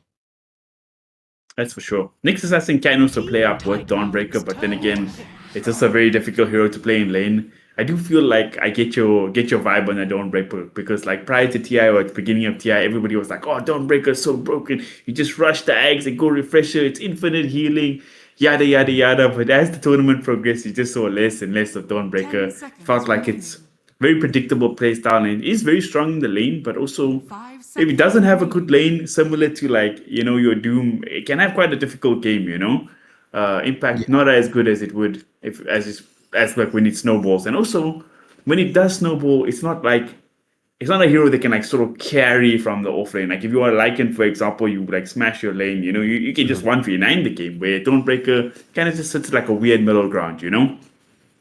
Yeah, it can be a difficult hero for sure to operate. And Kalmychata, I'm not honestly, I didn't quite realize, but I am quite surprised they left the Pangolier on the table and Team Tidebound pick up Pangolier and Void Spirit. So very likely they don't have a support. Their first 3 picks are their 3 cores, but they can be played in any role. So Void Spirit obviously most likely to go mid, but there's been kind of a resurgence of offlane Void Spirit. I think especially in 10 like this tier seconds 2 remaining. kind of region of Dota where just a 5 lot of teams seem seconds to kind of remaining. actually enjoy playing with the offlane Void Spirit, and these heroes do make it rather difficult for Shadow Demon to play the game. Maybe they are pretty committal heroes, and they don't necessarily farm the fastest from Radiant behind. team So that's what worries me about Team Tidebound. And even Monkey King is a pretty good response to these 3, as it's guaranteed now to have a good lane.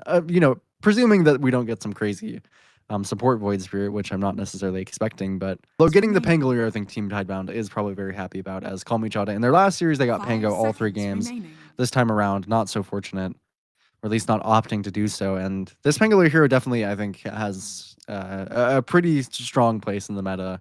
As we mentioned, you can nerf this hero as many times as you want, but it seems to always kind of crawl back into it. That's for sure. I do kind of like this monkey pickup. It's a more active carry for WoW, so he can actually have like more impact in the game. Not that he played bad on the Dusa at all. I like the Shadow Demon more as well, because it's like some lockdown on the team as well as a save. You got a double save kind of with Shadow Demon and Dawnbreaker. So you got 3 heroes who can like combat in lane and also happy to make moves around the map. So again, I do agree with you that the the triple core from Team Tidebound looks disgusting already. It could be one of those silly possible Void Spirits as well if 9 classes in the game. But we'll see how it goes. It's Yeah. it's a fun drop from both teams so far. That's for sure. Yeah, it definitely is. Not going quite the typical way that we would expect. They did go back to the Skywrath, which I think is fine. This time they have a little bit better of a supporting cast around it. It's still a good Skywrath game. All these heroes hate being silenced, and take a pretty significant portion of magic damage. So I like the Skywrath pickup here. I think it's better than it was in the previous 10 game. seconds Even then, remaining. again, I don't think the Skywrath was necessarily the entire problem. Now the question is, 5 do Team seconds Tidebound do remaining. anything crazy here? They could just go straight into the Nyx Assassin, which I think is honestly maybe the best option for them, just because it's a very, very good Nyx Assassin game. But if they want to go the Void Spirit position 4, they have an opportunity to pick Huskar here. They have an opportunity to pick Kez here if they want, as a cheesy type of hero could honestly, I think, still thrive on this 18 pick.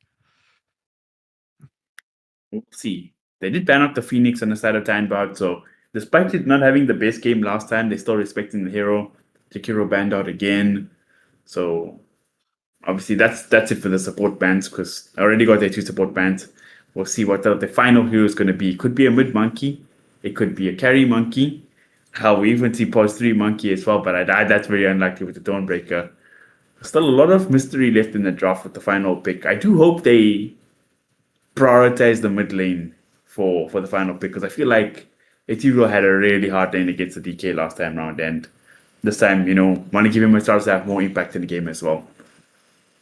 Yeah, I also think, I mean, Ethereal, I think definitely could take this Monkey King mid as well for himself. So, For sure, I for mean, sure. this is a huge pick for Tidebound 18. So it's very reasonable they would use, I think, most of their reserve time to think on this one. Again, I think the Nyx Assassin would, I mean, it's a very, very good game. And I think Team Planet is one of the better Nyx Tidebound, Assassins turn out to there. But they go Enchantress. straight back to the Enchantress, which I actually don't mind either. Y had a very, very good Enchantress performance. Maybe he was kind of the victim of most of their ganks. And, maybe that can still happen with the Skywrath. But overall, this hero was very obnoxious and also incredibly strong into the Skywrath 10 in that seconds offlane there. remaining. Radiant team Yeah. ban. I mean, Skyrat Dawnbreaker playing up against DK Inch, that's a really tough lane, Yeah, that is not easy at all. So I don't mind going back into the Enchantress. It still leaves their draft Radiant open team as ban. what does Kalmychata even want to ban? They ban out Quap, so they do seem to think this is Planet's Void Spirit. Or, barring some crazy, I guess, other hero in any other role. But they seem to think that this is an Echoes hero, and I can't blame them. I think that putting any of these three heroes into the 10 Monkey King, seconds if it is remaining. going to be Monkey King mid, is potentially worrisome. So it would be 5 nice to, seconds remaining. maybe pick up a hero here for the side of Tidebound that has potential to lane into Monkey King and not get smashed if that is the safe lane Monkey Team King. But of course, Tidebound's Kalmychata, turn to ban. at this point in the draft, I think And they're the Kez. relatively happy they have the last pick. And yeah, I think getting rid of the Kez is fair.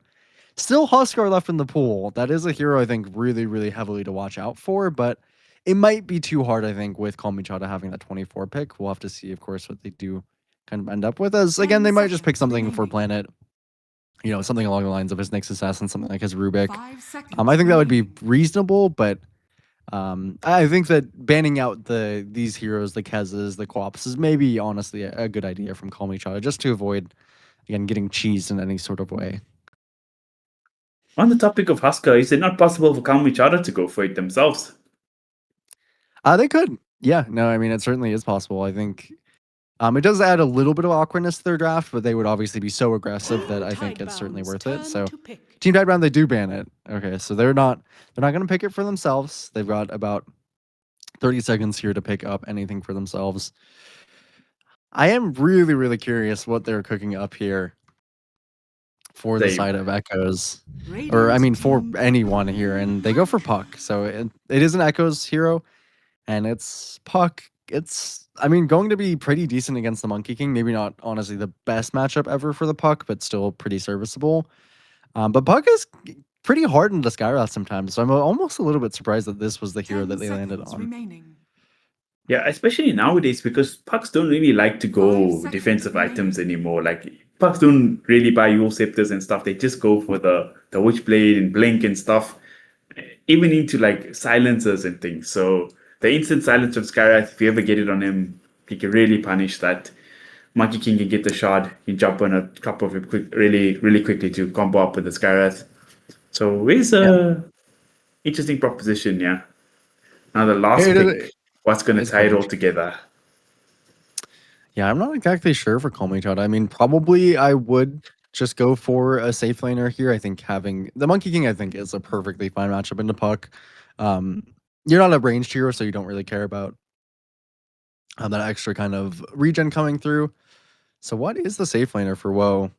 Maybe something just I mean, like a he might- Jug, an Ursa. A Lifestealer is Lifestealer. what they do land upon. It's a pretty good Lifestealer game. There's not much to go through it, and Lifestealer is one of the few heroes that is typically capable of kind of standing toe to toe with a Dragonite at times. So overall, I am liking this draft a lot more for Kalmychata. I think particularly this offlane Void Spirit, or the position for Void Spirit, mind you, and of course Echoes on this Puck. I think it's a little bit, of a definitely a closer draft overall. And Kalmychata, I think they have a lot more simple and easy avenues to play the game. So I'm expecting this one to be a little bit closer for sure. I'm not sure how I feel about this lifestyle. I do think you'll have a very free lane. I don't think Void Spirit and Mango can really do much to WoW. So you should farm, but it's not like a clear hero to pair up with him in terms of like lifestealer bombs and stuff. But that maybe doesn't really matter with the Ghost Storm facet. You can make a lot of plays early game just jumping into an ancient. So I do think there's a lot of pressure on to over this game. I also don't think there's enough combo with Skyreth Mage to like lock down like with the chains last game for the Mystic Flare combos. But then again, the silence is also so good this game against Void Spirit, against Pango, and against the Puck. So yeah, I'm hoping for exciting game. I hope they can really bring a fight to Tidebound because Tidebound looked dominant in the first one. Yeah, absolutely. And I mean, I think Tidebound, again, I think they probably do have the same capability of what they did in the previous game. I think if they get ahead, the damage could be very lacking from the side of Kalmychata once again. So in that way, they've kind of gone all out, but their lanes should be much more consistent. I think they do have very strong healing across all their heroes, and the only combat to that is going to be Planet eventually getting a Spirit Vessel. How late that Spirit Vessel comes out is always a question with these Void Spirits on the position 4. I mean, I guess we'll see what Planet even itemizes in general, but it's a very hungry position 4 hero. Needs pretty decent levels, needs pretty decent support in general, and very curious to see what Planet can accomplish on this. My eyes are going to mostly be on him just because I think the position 4 Void Spirit is so fun, but in terms of actual impact around the map, definitely why I think if he can provide the same that he did in the previous game, then you know, truthfully, I think Tidebound have a very good shot of just doing the same thing they did in the first game, as, 30 seconds. of course, Y was just a complete menace on that Enchantress in the first game across the map. Echo's going to show in the low ground there. Don't think anybody's going to go for anything too overzealous here at level 1. I will never complain to see a level 1 fight. Always very fun to see. Are most likely going to be just the trade of Ruins. It could be a 2-for-1 favorite, 3-for-1 favorite trade if Kalmychata want to commit for this, because not like Tidebound are fully committed, but nah, they're going to get it. Just a standard 2-for-2 trade. No blocking shenanigans in the off lane. Just a cool, calm, collected game for now. But for how long? Yep. Yeah, I mean, one of the more normal starts I've seen to a game. No shenanigans at all on runes, no blocking from the off lanes, which is quite odd. Usually you see kind of somebody angle towards that, but both safe line, I mean, both off lanes just being chill here. He's And blocking his own creeps. It's like I'm in 2016 again. I know. I know, this is ridiculous. It's been a long time since I saw an offlaner actually do that. Very interesting to see as well how this mid lane matchup does pair out, as they were afraid of Echoes getting that kind of melee matchup into the Monkey King, but sometimes the Puck isn't that much better. Monkey King, honestly, with the Boundless, is usually able to take a pretty decent early lead. It's mostly about getting to that level 3 for the Puck. As soon as you can get to level 3, as soon as you can get the phase shift, you can start healing off of creeps. And actually, on the top side, they're doing a lot of damage onto Rare Gods, and they got a stun as well. Should be the first blood. Oh, he tried to leave it for Shiro. It doesn't matter. Why is going to be like, you couldn't get that carry. I got you. Don't worry. And you asked, is your boy Innocence going to have the same impact on Enchantress again this game? I think the answer to start in just a minute is an emphatic yes. Yeah, it certainly is. He's very, very good at this hero. And you can see they deliberated for a long time on the 18th pick. Did they want to pick Kez? Did they want something a little bit cheesier? The answer, of course, all along, it was going to be Enchantress. Always go back towards that. It's nicely done by Y, making sure to be obnoxious as possible on this hero, and across the board even doing fine in CS for Echoes. Did lose a lot of denies, but is to be expected, and even Yu doing quite well for himself as outside decent trading, but should be fine for Not Me. He took quite a bit of damage to that combo from Planet and from Yu. Very, very curious to see Planet's impact on this Void Spirit, especially, I mean, this facet to the Call of the Void is very fun to watch. You go on the opposite side and then you get the extra Ether Remnants.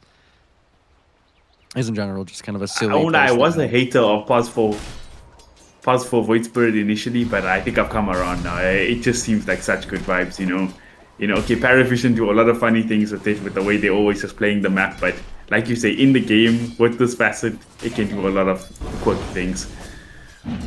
It's definitely a fun one to watch. I think it certainly is kind of like meme-ish, but there's some definitely viability to it.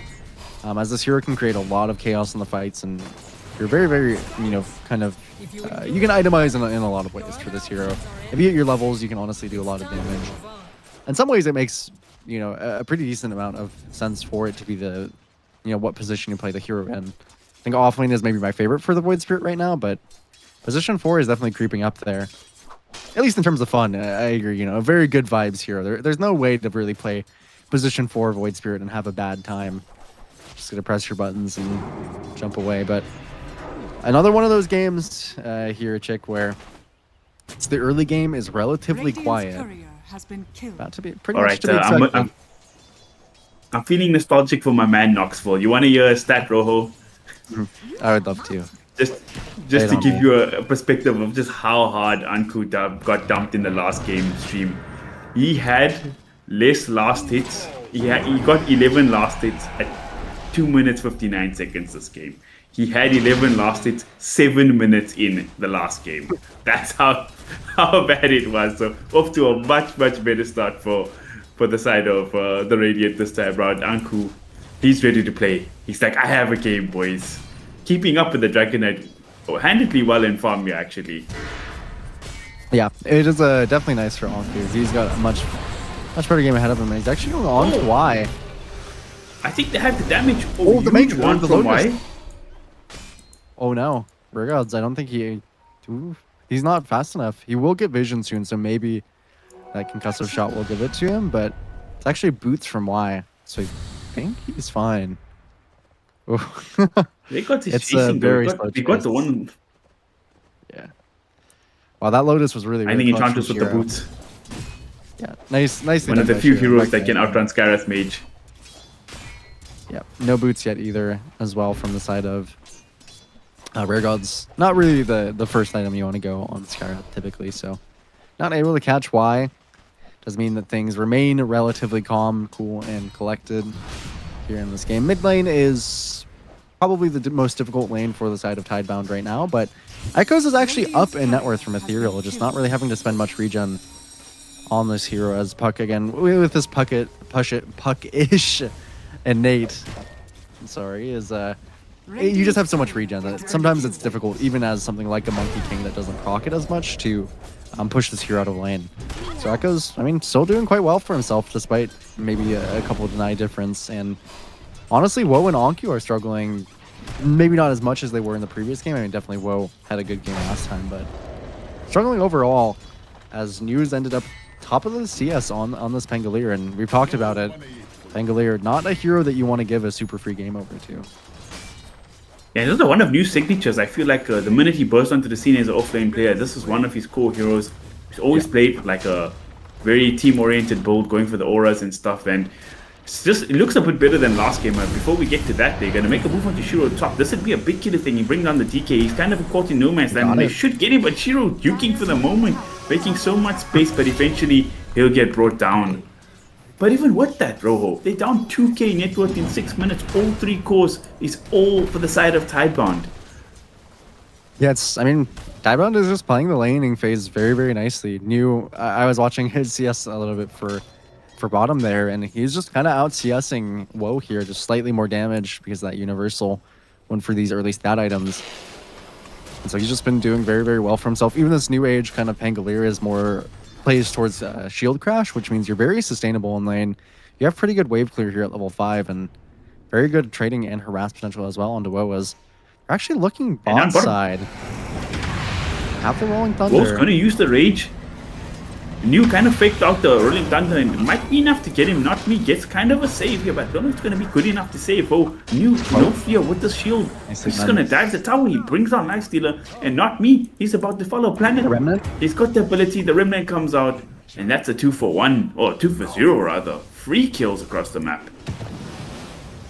Yep, Not Me was trying to respond. Even used the TP as well, so won't be able to get back into these lanes for the side of Not Me here. And definitely a disaster in this bot side. New is really taking away on this Pangolier, and this is a hero that wants a very strong lane, but doesn't even need it. So New is going to be very comfortable in this kind of position across the board, even before those kills, just kind of out laning. He's actually dumpstered the Lifestealer in lane so far. 26 and 3 to 47 and 12. The net worth is almost 2,000 difference in favor of New. This is ridiculous. And up top, Anku. I've seen this story before, my friend. He gets brought down again. Yeah, I mean, nice. I mean, Tidebound are just playing the map very clean in these games. Just kind of outmaneuvering Kalmychata across the board, and I really like this by Echoes. bring yourself over. They do have the Ancient Seal, but okay, gotta get away from that. Provide damage. on Get the Ethereal. DD on Ethereal, so they should be able to bring down Innocence. One big kill on Y. The Ow. Dream Coil's on 3. It's gonna expire soon, but I don't think they have anything to chase the Echoes on a puck here. But nice pick up in the DD. Gonna allow Ethereal to kind of bully the lane for the next 30 seconds or so. Yeah, a little bit lucky to get the rune to spawn on top of you, and then also for it to Yeah. gain amplified damage. But you know, luck is definitely a part of the mid lane. Ethereal put himself in the position to utilize it. In this top side, Shiro's gone for a relatively greedy build. He got a Javelin, so he's just going straight into Maelstrom. Not the typical build we see from these Dragonites. In our previous series, we did see on a spoiled Snowy, he went for, it was the Armlet first. Well, he went Armlet components, and then he bought a Mask of Madness, I think, realizing that his game was super free. But Mask of Madness into Armlet, very, very physical heavy. Shiro just going a little bit of a different style, straight into Maelstrom, so super farm heavy. Yes, I mean, he's had the lane so far to back it up. As in the mid lane, Planet takes a decent bit of damage, but is very happy to soak up this mid lane. Not maybe at the highest level that he wants, or maybe not quite at the level that he wants to be, but Echoes will happily kind of hand him the lane for that moment. This Dragonite skin is really tripping me up. It's a blue dragon, but he's got the green dragon fast. Yeah, it is a little bit odd. Radiant Some of the scanning. some of the dragon forms are a little bit confusing. And ooh, Planet actually, when I'm looking at him, he is going for a Yule's first, so no Spirit Vessel this game. I'm a little bit surprised. I mean, it's a very, very good game to have the Spirit Vessel, but I suppose it's also a very nice game to have the Yules, particularly even just in keeping yourself alive against the likes of the Skywrath. As Rare Gods, this time around on the Skywrath, not finding too much either in this game on the Skywrath. Maybe less moves than he would like to have made. Even Yu is in the spot this is side, no- just dragging creeps. Actual pairing to play with him as well to make moves. So feels like his game is kind of in a bit of a weird place right now. Maybe if Tyrell gets on farm, gets a diffusal, he can like start popping off, making moves around the map. But until then, it's gonna tuck tail and run for now. But I think they're tired of Nui's nonsense here at the bottom. Maybe want to make a move, try kill this Pangolier, but that's easier said than done. Double shield crash, strange treads, bracer, wand. Yeah, Not it is easier to not. bring down. Not an easy kill at all. I mean, if they can, I think it would be really nice. Potentially, even Ethereal will have the ability to TP over. Gets a second on the Monkey King, but so far he's just pressuring the mid tower, and Yu is being relatively respectful. They will break onto him. Gonna find him. Number Ooh, 60 I think available, shield but they got 3 heroes on him. Oh, he gets a shield crash off. Even Dawnbreaker coming down to try help, and I think with 4, they should be able to bring down this pesky Pangolier. Oh, I no. see that, but the only Okay. thunder almost got off. Dude, that was too close for comfort. That was very scary. I mean, if Yu had actually gotten, I think, off the second part of the shield crash, maybe even would have been fine, but Radiant's top tower is under did eventually clear him, so that was very, very nice pickup for them. Had to use the Dawnbreaker ulti, but definitely, certainly worth it, as Anku and Mo are even clearing a stack themselves in the spot side. So, amping up their net worth just a little bit. They certainly need it to come back from this Definitely. decent deficit created out of the laning phase. As Shiro, he will finish up his his Maelstrom. Not a full Mjolnir net yet, but he is eyeing towards it later. Has that in his quick buy. So still a very calm game state for the side of Team Tidebound, but not quite feeling, I think, as desperate as the previous game was. Managed to keep it a little bit more even for Kalmychata. And Lifesteal actually opted to go for the Midas first here. Yeah. That's Very interesting. interesting. It is certainly an interesting option, but he is going to scale very well in this game. And Echoes, he's really struggled to find a single rune. So that's been quite annoying. One thing that Kalmychata has been very on top of, taking Ethereal into this lane and making sure to always get that rune, the power rune spawning. All the supports coming over every 2 minutes. So good recognition overall by Kalmychata to stop Echoes from actually accomplishing too much on this puck.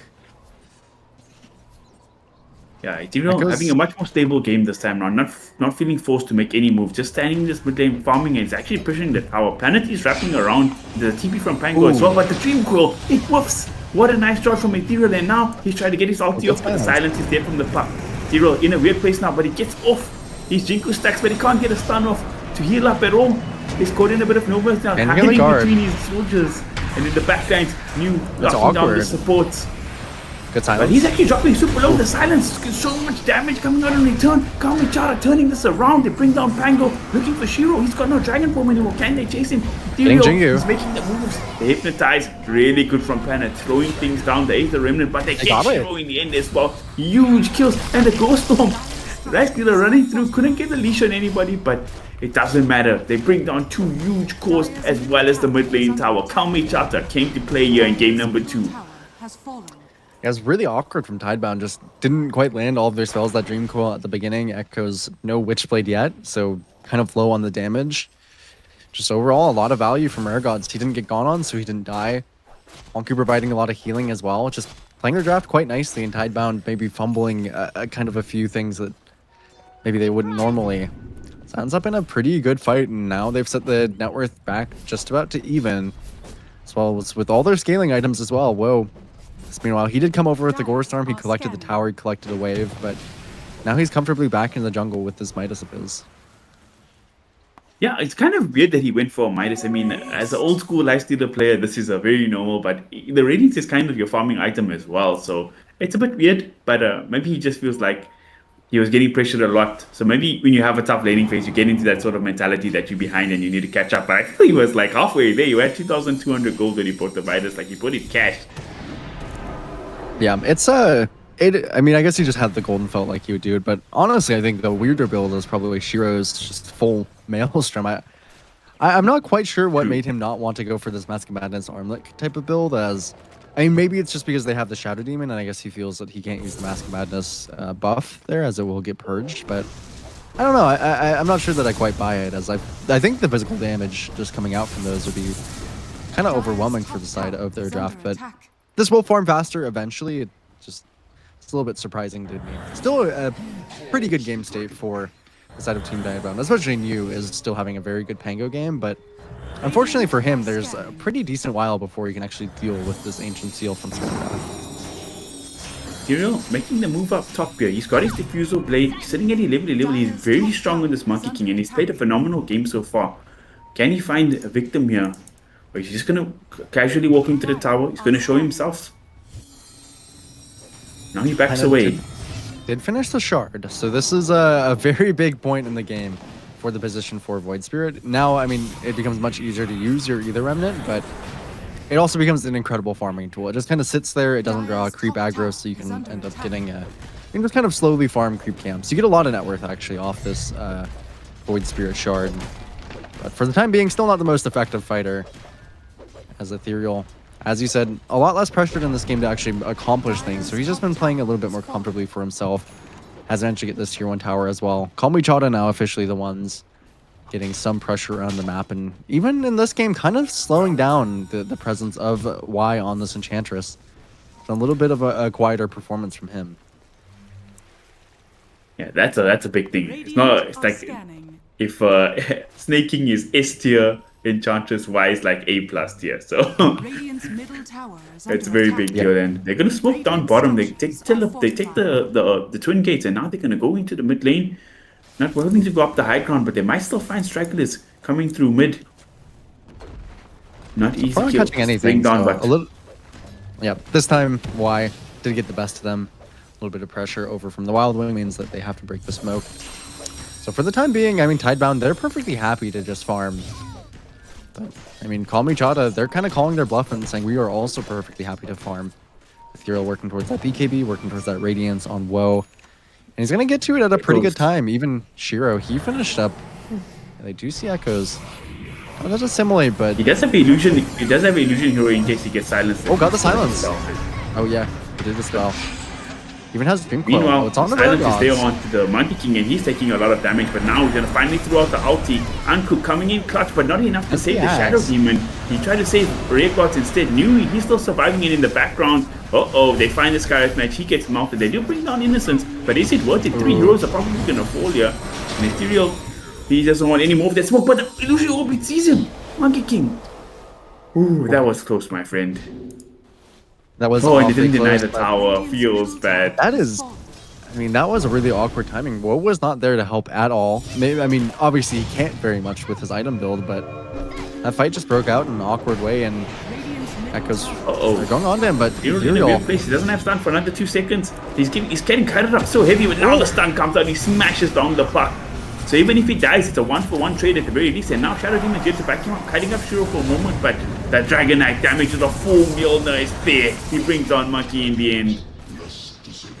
Yeah, I mean, getting honestly a lot here off the side of Shiro. I mean, having this Mjolnir and joining fights like this feels really, really good.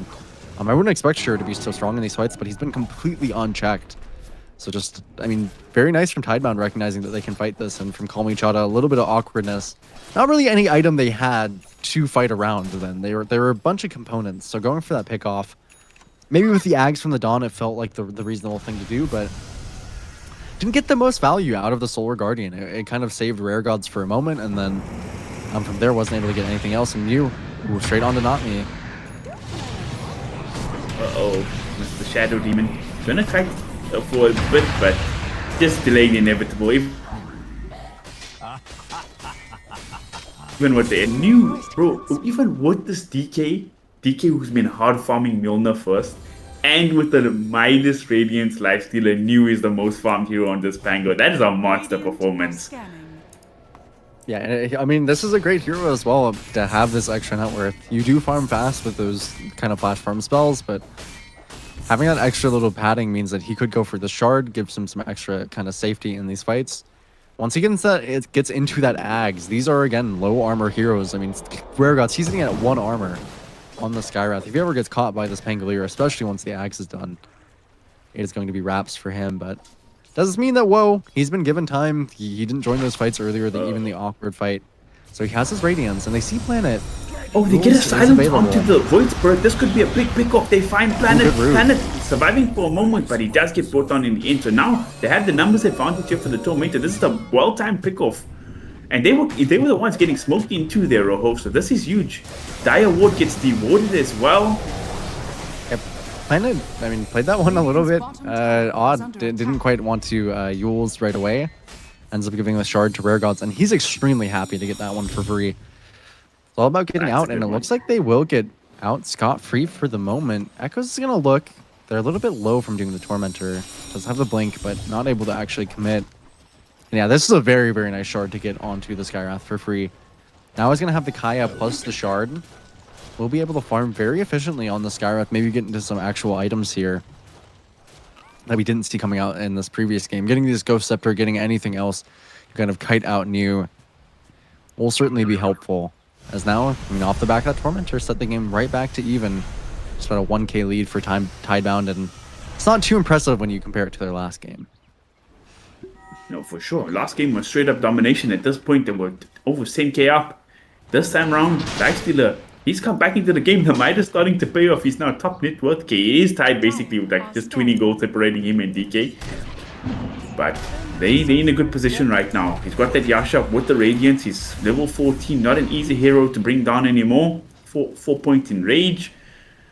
He's in good shape right now. Dawnbreaker got the Ags completed, going into the Refresher next. And the smoke is there. New, they see him bottom. But I don't know if the heroes can link up with Wolf fast enough to actually punish Bangalore, especially since the tier 1 tower is still alive bottom, surprisingly.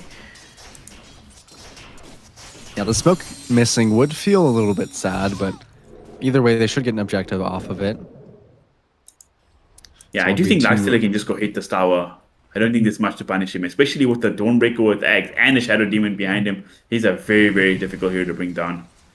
Yeah, they're looking for slightly more, though. Rare Gods and Ethereal. They're going to have to settle for the mid-wave, as that smoke does time out. It's not quite able to utilize this BKB, Kaya timing, Solar Crest even from Nami. They're really, really strong on the side of Kalmychata, but Tidebound doing a really good job of just avoiding them. Top lane, looking for a trade here inside of Tidebound to bring down this tower, but not really willing to hard commit for this. Planet, he's in a bit of an awkward position. If they do spot him, they could maybe make a move, but... Okay, I see the shard is queued up on the Monkey King. I was just about to ask, isn't that kind of an urgent purchase in this game? Especially considering he already has the BKB. He can get in there and actually start these fights then. Yep, getting the shard feels very good on Monkey King, but they have nerfed it pretty consistently, so don't get it quite as early as you used to. Just the damage from it has fallen off a lot. So the mobility is very great, and Ethereal will still pick it up, but feels pretty fine with the time that he's getting it in the game. Even Echoes is kind of falling behind a little bit on this puck, having to go for the Yules now as well. As you mentioned, new age puck. I'm not a hero that really loves going for defensive items. It really does hurt your damage potential, and it's fine to have to buy a Yules, but it's not your ideal circumstance. You'd love to just go straight Parasma. You would love to go any kind of, Octarine or anything to amplify your damage, but for the time being, it's just going to be the Yules, certainly necessary against Rare Gods. Even getting the Greedy Enchantment for Rare Gods. So the Skyrath definitely cooking. Highest net worth of the supports, even alongside Planet there. Just have that shard. Pretty That's actually got a full game Manta state. style now as well. So more lane pressure. Got a dispel for himself in these team fights. Like you said, I would like to see them make a move and like take a fight with this, Manta style, fresh BKB on the Monkey King, but I don't think Tidebound are really giving them the opportunity. I mean, Ethereal's walking around the map, he's looking for people, but just not really finding any free victims. Yep, Shiro has been especially quiet this game on the Dragonite. Of course, went for pretty much first item Mjolnir, so not really looking to do much on this Dragonite. I think that's certainly fair. He's if also you do go for this reminiscing. type of build. Reminiscing about the old days of the DK build, that was kind of the old carry DK build with the Mjolnir first. Yeah, he would. I mean, both kind of carries going back to the old days. The Midas on the Lifestealer, the Mjolnir on the DK. But so far panning out for them in this game, especially considering that they've both kind of, the carries are kind of handshaking to make the game relatively quiet. He said, we'll both go complete farming builds, and the rest of the game will fall in place after that. So the question is, when do they actually want to start picking up fights here? Shiro, he's probably in fighting shape now. He's just finished that BKB, and he's finished that Aghanims. They'd love to hit their level 18s first, which Shiro should have no problem doing. We'll get it sometime shortly in tow, but they do have the timings that I think they might want to actually utilize here. But as far as it goes, whoa, he's gotten this a full farming build on the Lifestealer, and he's done exactly that, Chick. He's been farming away, hacking away at these creeps, and now he's officially top net worth in the game, despite that very hard start he had in lane. Yeah, it's kind of an awkward game now because the Tormentor was taken very early with very little contestation, but nobody feels confident to go into Roche because on one hand you have like Monkey King ulti and Dawnbreaker to like jump in and save. On the other hand, you have the Pango who nobody wants to fight Roshan area versus Pangalia. So it's like nobody wants to force an objective to get that fight, because it's just dangerous for both sides. So it's just both teams are just like you said, the handshake agreement, ready to farm now. I don't know when teams will be ready to fight, but yeah, right now it's we got a farm ball going on. Yeah, it is full out farm war for sure. Well, it's certainly winning for the time being. Smoke. And now they are going to smoke. It is a little bit difficult. Catching these heroes with BKB is not an easy task. Ethereal, he should be able to live, especially with Anku, but nice catch from Echoes. Gonna force the BKB. I think it's BKB TP, no? He should be able to get out of here, but Shiro is hot on his tail. Changing the guard. They still have Anku as well. So the Guardian is there.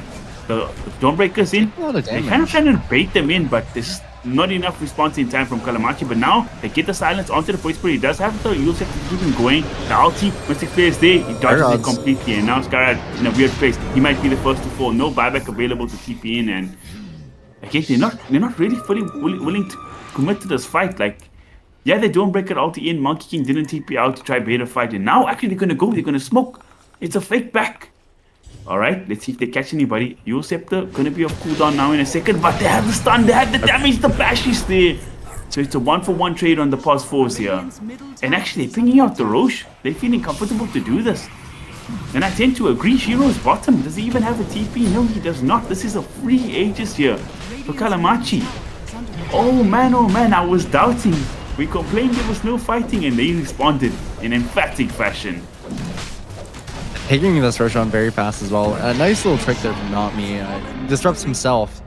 That way he can get the extra stacks of that Menace. His innate there. It's a ton of damage amp actually onto the Roshan. So they do it relatively quick. And now Woe, who's already been the most farmed hero in the game, he's got an Aegis to boot. Level 18 on top now of he's it. really starting to pull away from Shiro. Yeah. Good damage as well. Over 200 damage after he got that. He also got a and unleashed serrated shiv there. So the dormant curio turned it into the serrated shiv. Very, very nice pickup for him.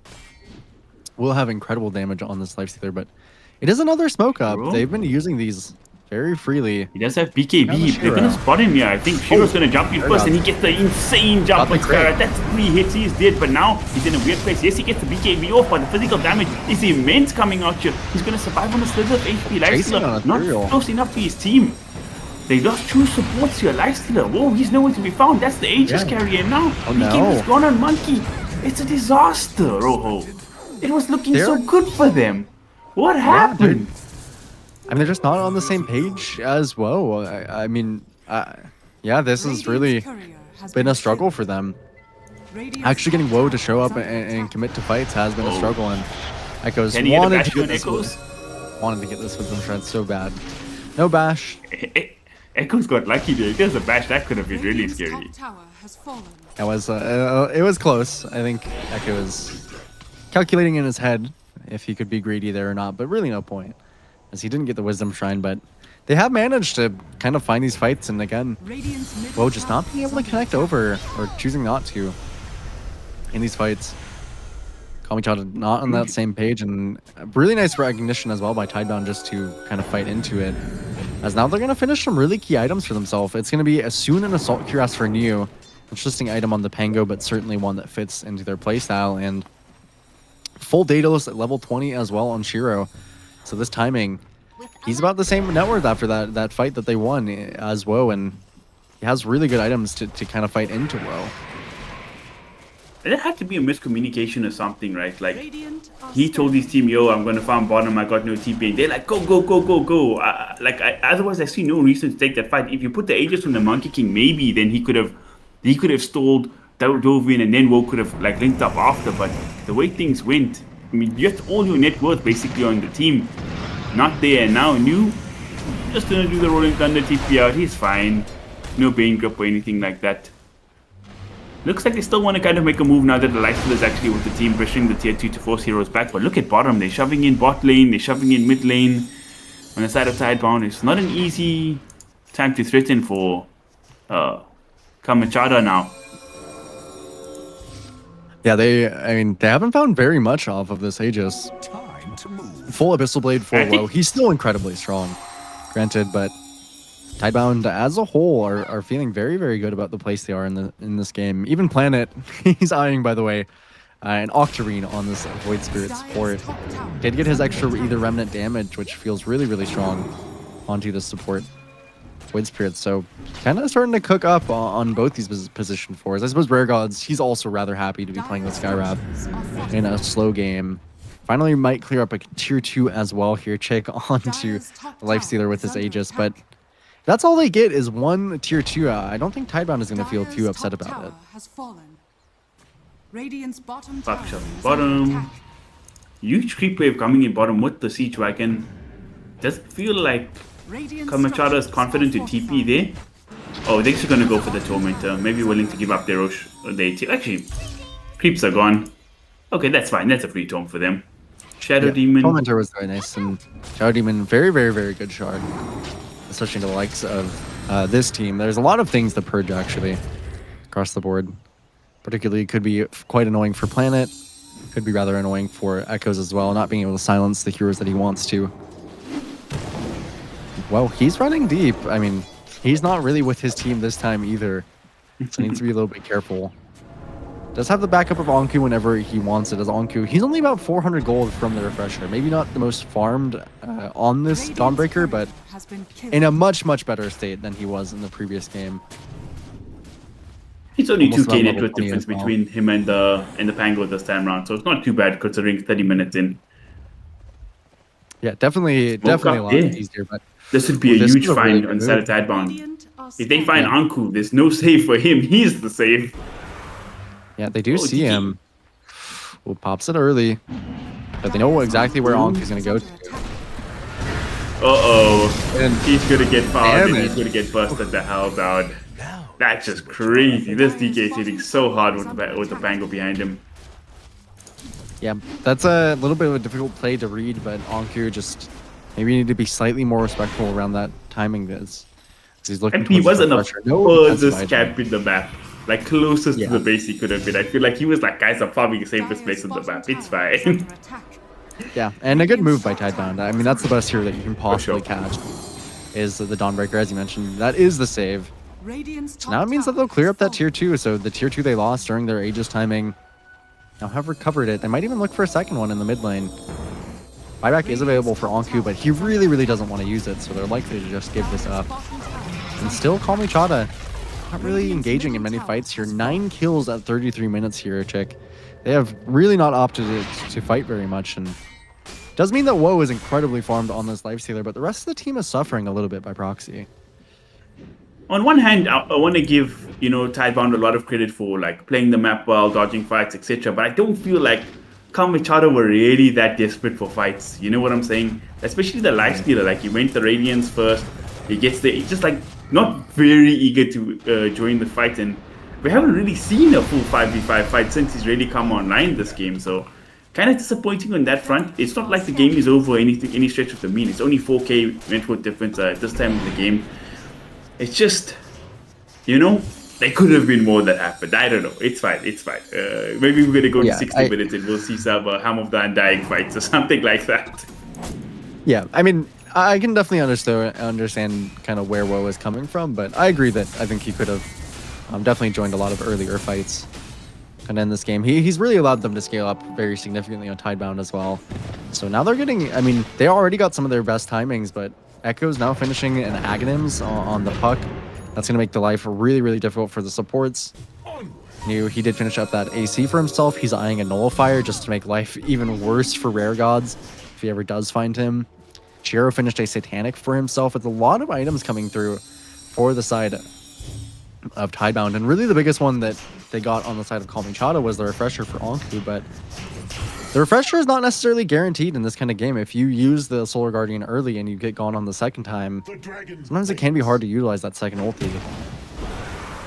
That's a very fair point. And Shiro, that's so scary. This Monkey King was the big boss earlier. He could go into 5 heroes, but right now, with how farm Shiro is, 1 stud, and that's probably Ethereal's life gone to the wayside.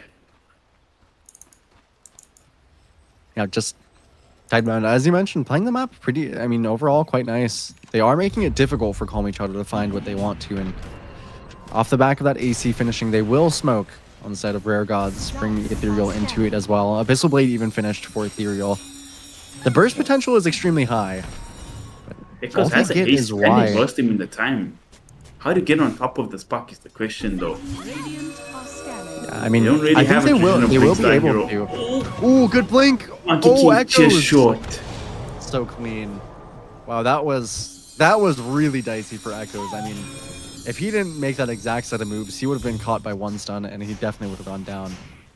So really nicely done by Echoes, and really crucial as well. He ended up breaking their smoke, wasting their time, wasting their smoke as well. That one move that they tried to make, and that would have been, I mean, ideally for Kalmychata, they would have thought to get that puck kill and then into the Rosh, but we know as observers, this is a really late spawn Roshan. This is another minute or so where Kalmychata, they're kind of forced into a position of sitting around this Roshan waiting for it to spawn.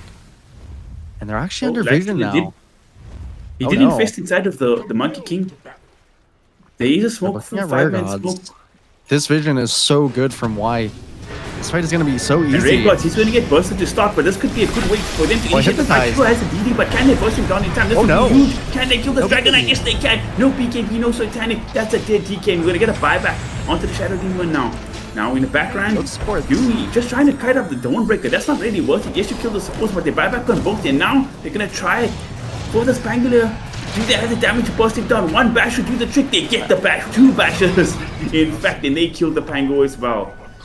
Unfortunately, like you said, it is a very low rate Roshan, but still enough time, more than enough time to get it with both these scores there for 60 and 70 seconds respectively.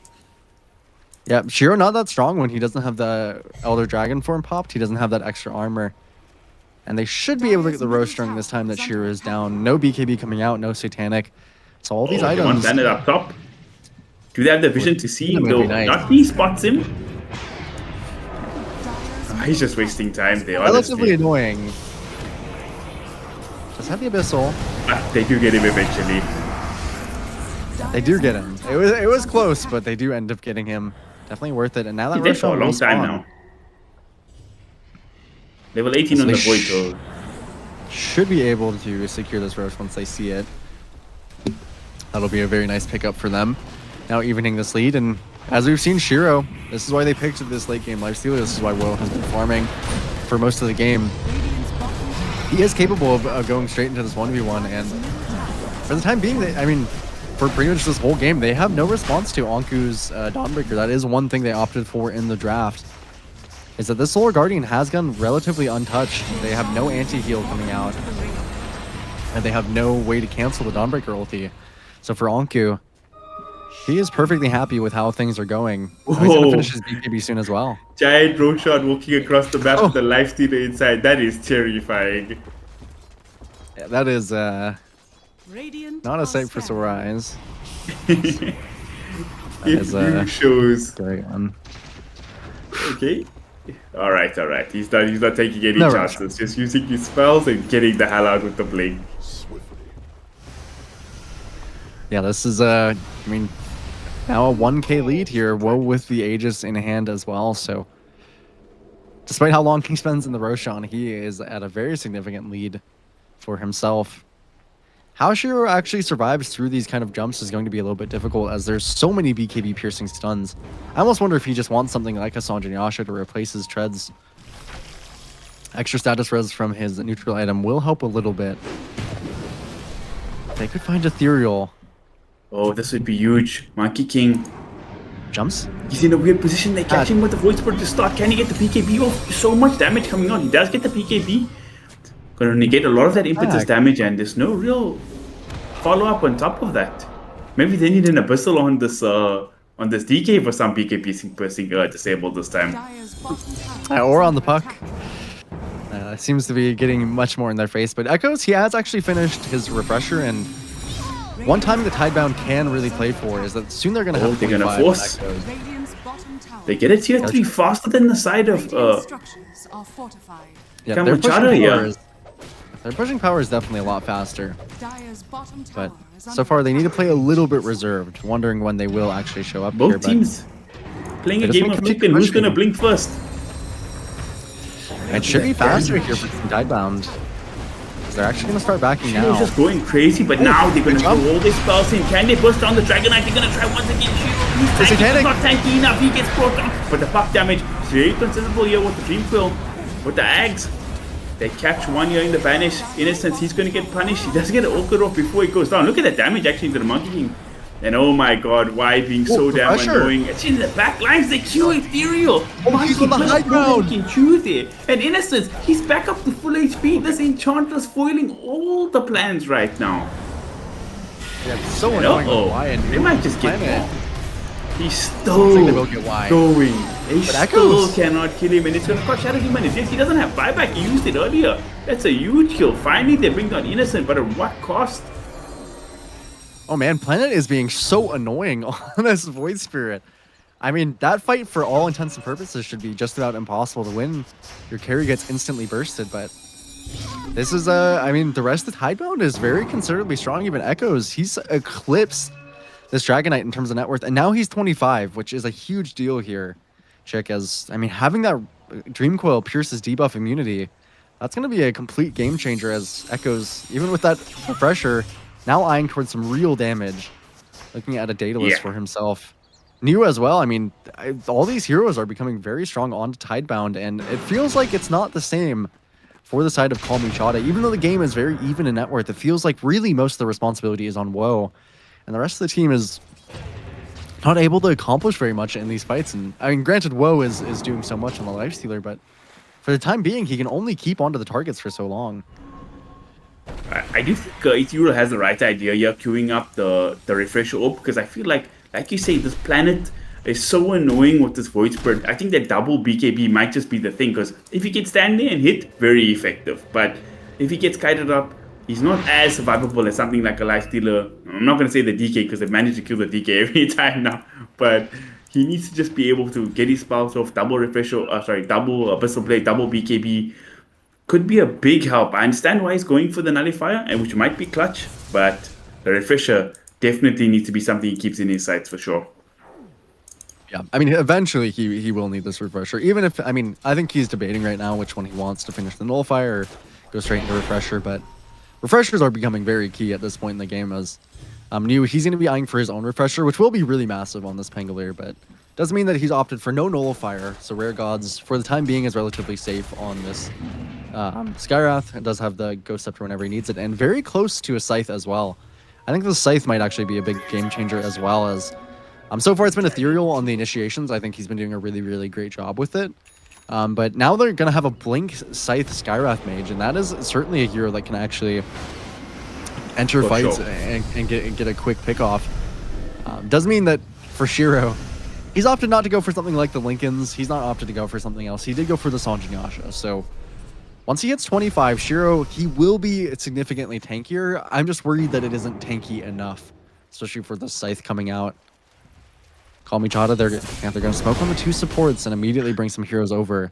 This Scythe timing is really, really terrifying. Well, you did call it. He's going to sell the trades for the Sanjin Yasha, and he did indeed do that. Get that extra salary. see Innocence. And now they're going to jump in. They're going to find somebody. They Attack. burst down Innocence. That's the way to kill an Enchantress, my friends. He does have buyback though on the Enchantress, so not too big of an issue. We'll see what Kalmychata can do to pressure the map for something to happen. But right now, might just be walking up the high ground. Kind of scary, but the lifestealer is really, really tanky. Yeah, I mean, the and they don't range have with the much. Manta. Yeah, they don't have much to kill Woe for the time being. It's mostly you got to watch out for Echoes here. That he does have the refresher, he does have the Dream Coil available, but for the time being, you have so many saves behind Woe that you can't really reasonably try and burst this lifestealer. That's one thing that's kind of different in this game is that Woe is. He's a lot more untouched than Shiro is. Shiro has been having to worry this whole game. The barracks, he's just eating away and getting away. There's the Dream Coil. Oh, he might be in trouble. I The see, not Monkey King's me. not really here to back up with the ulti. To provide that cover. Finally, Dawnbreaker coming through.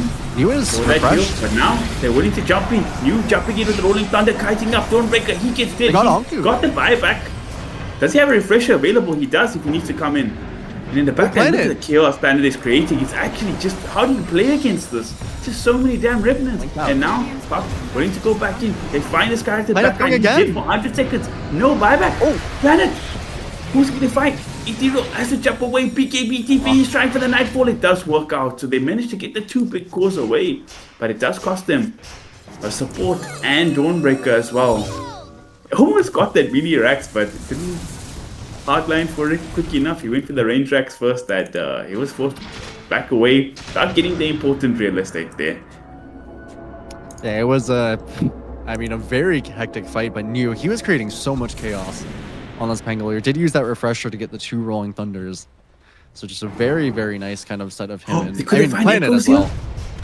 Oh, that fancy footwork from Oh. Echoes. Just He is so damn quick. Oh, and now slippery. Planet. Oh no. He's grabbing Ethereal. Oh, no, There's no PKB on the PKB monkey. This could be really dangerous. New. Mana cleanse. He's going to be back up in 30 seconds. Doesn't want to use the buyback. Sorry, the Dawnbreaker.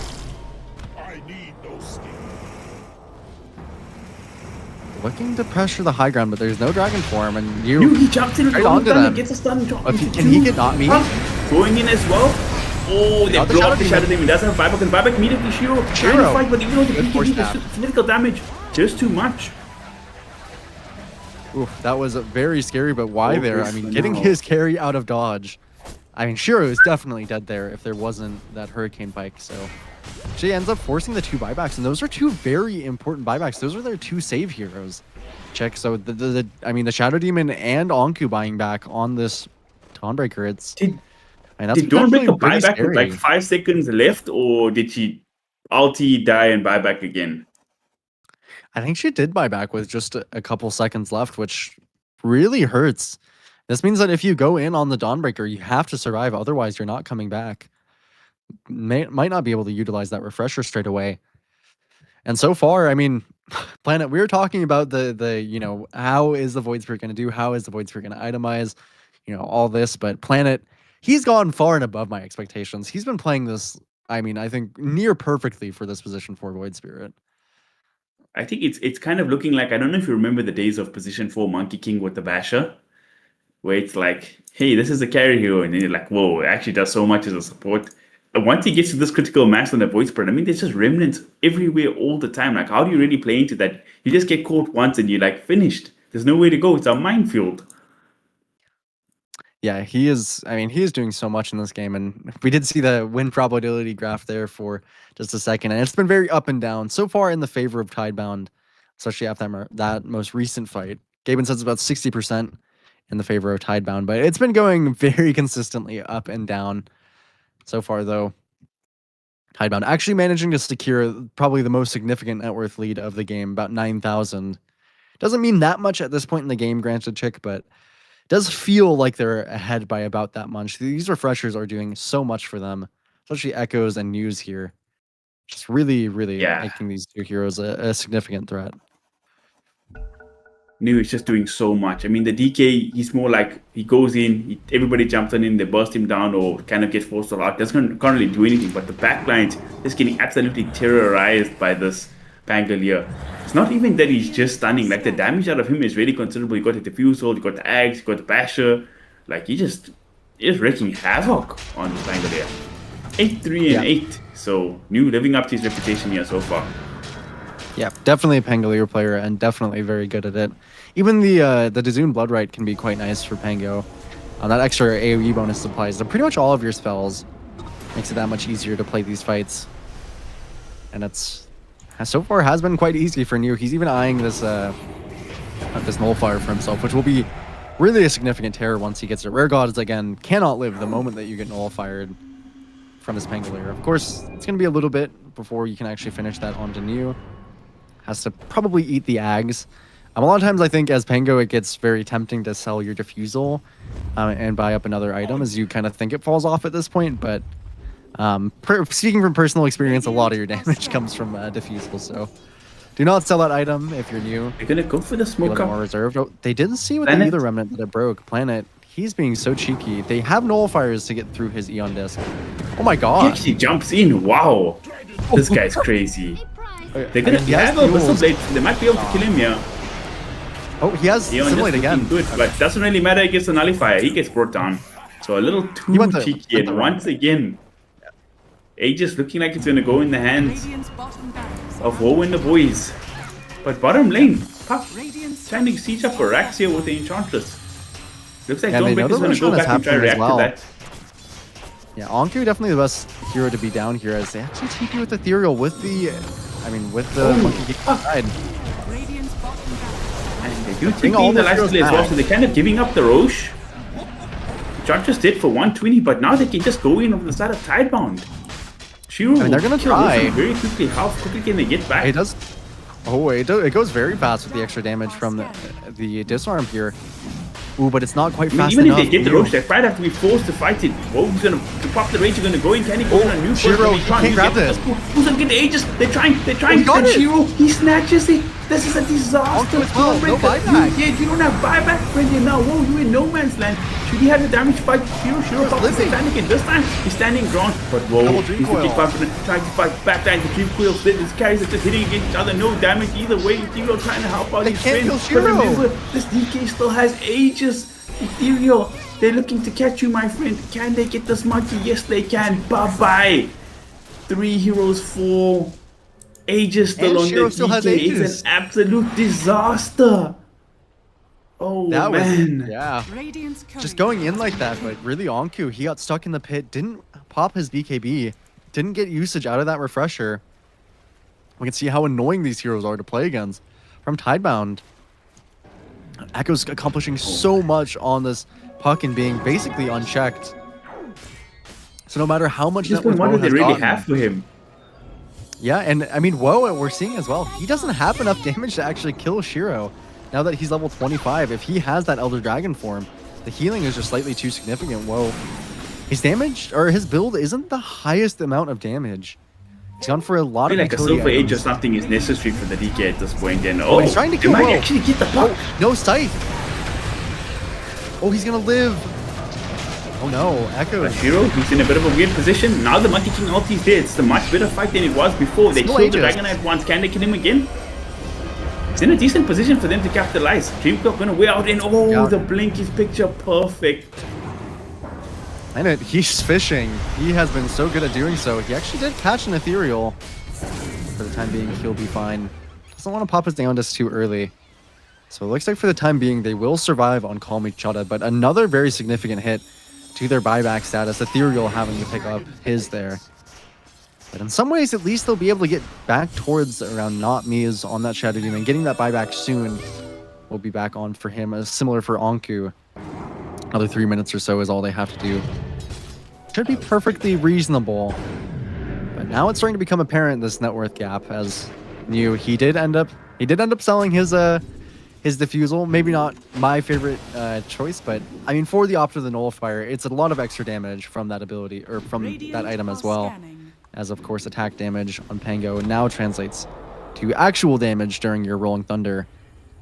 So he still will be very, very strong on this Pangolier, and now that Nullifier, regardless of the items that he did or didn't, or regardless of selling the Diffusal, regardless of not, it's still a Skywrath with extremely low armor. If he ever gets on top of the Skywrath, Skywrath is dead. If he ever gets on top of Not Me is dead, as they both have Ghost Scepters, Solar Crest. It's a very, very difficult game for the supports to play into New. And even for the cores, it has been quite difficult. Echoes especially is, I mean, he's causing so much chaos on this puck. He's been kind of playing it nearly perfect on this puck, to be honest, as sometimes it doesn't necessarily always seem intentional, but he's kind of been dodging every single gank and every single fight he's been playing just as well as you could expect.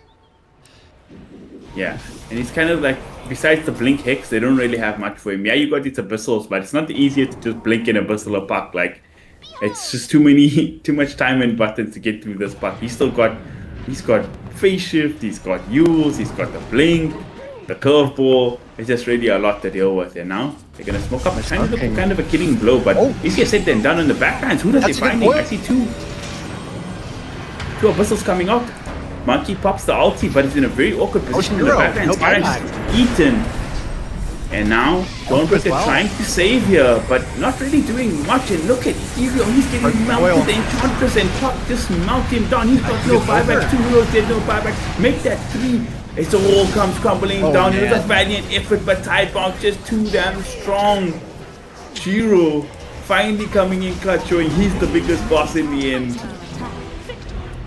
I mean, very, very well played by Tidebound. I mean, Planet there, he showed off so much on that, position for Void Spirit. If you had any doubt of it out of the draft, if you had any doubt of it out of the laning phase, I think he certainly silenced that and he just played really, really well on that Void Spirit. But of course, you know, I would say that New as well, New and Echoes deserve so much praise for that game as well. All of Tidebound just playing very nicely in the series. So obviously this is just DreamLeague Division 2, but so far, I mean, at the start of the tournament here, they're certainly looking strong with Echoes and New. I could hardly tell, honestly, that they were missing their star players, Faith Beyond, Nothing to Say. Obviously, those are huge shoes to fill, but Echoes and New, I mean, in this series specifically, they did it perfectly. I think it was really, really nicely played by them. 100%. A puck with 1 death in a 50-minute game is always a sight to be seen. New, again, we said it's his signature hero on the Spango, level 28, you can just see here. That's even excluding Smurf accounts back when the pros could still do that. He just bossed. Like, he smashed the laning phase.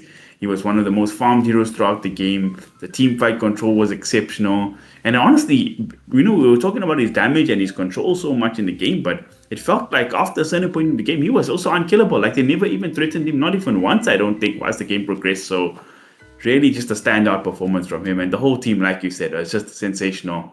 Banned the pause for Void Spirit. 9 class was way ahead of the meta. Yeah, he certainly always seems to be. So very, very, very nicely done by Team Tidebound in the second series of the day. Yeah, that was a sensational series and great Dota overall today.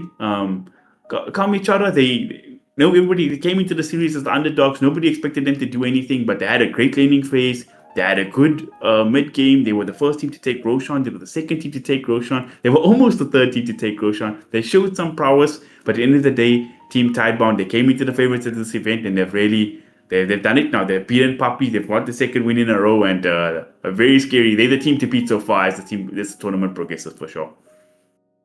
Yeah, that they absolutely are. But of course, that is the end of our stream today. We hope that you all enjoyed us here very much for our cast of the day. Of course, these Tidebound games, the Perito games, very fun to watch here. Hopefully, you'll be back for the next couple of days as we do have more coming up for you guys. And of course, make sure to follow us here on ESL and across all of our channels so you can catch all this wonderful Dota. I believe there's still a couple series heading on Storm and Earth, so make sure to head over there after the end of the stream. But thank you guys for watching, and we'll see you tomorrow.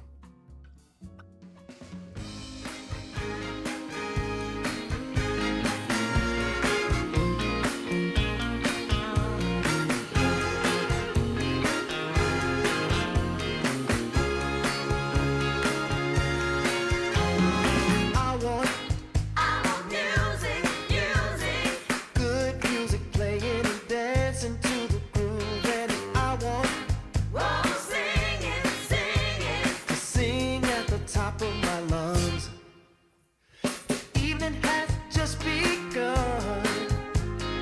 Hips are swinging and feet are stomping. Happy people gather round. We will party all night long. This will be magic night to remember. A joyful celebration for a whole new generation. This will be magic night to have together. No more limitation. We united as one nation. I want keep on moving. The sweat is dripping. I want shake it to the beat of the drum. No need for hesitation. Bass is pumping and everybody's smiling. Happy people gather round. We will party all night long. This will be a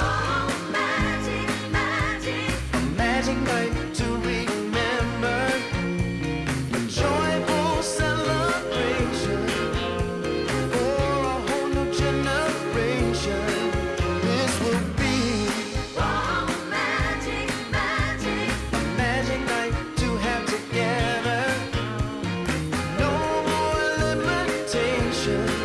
We united as one nation. This will be a magic night to remember. Joyful celebration for a whole new generation. This will be a magic night to have together. No more limitation. We united as one nation.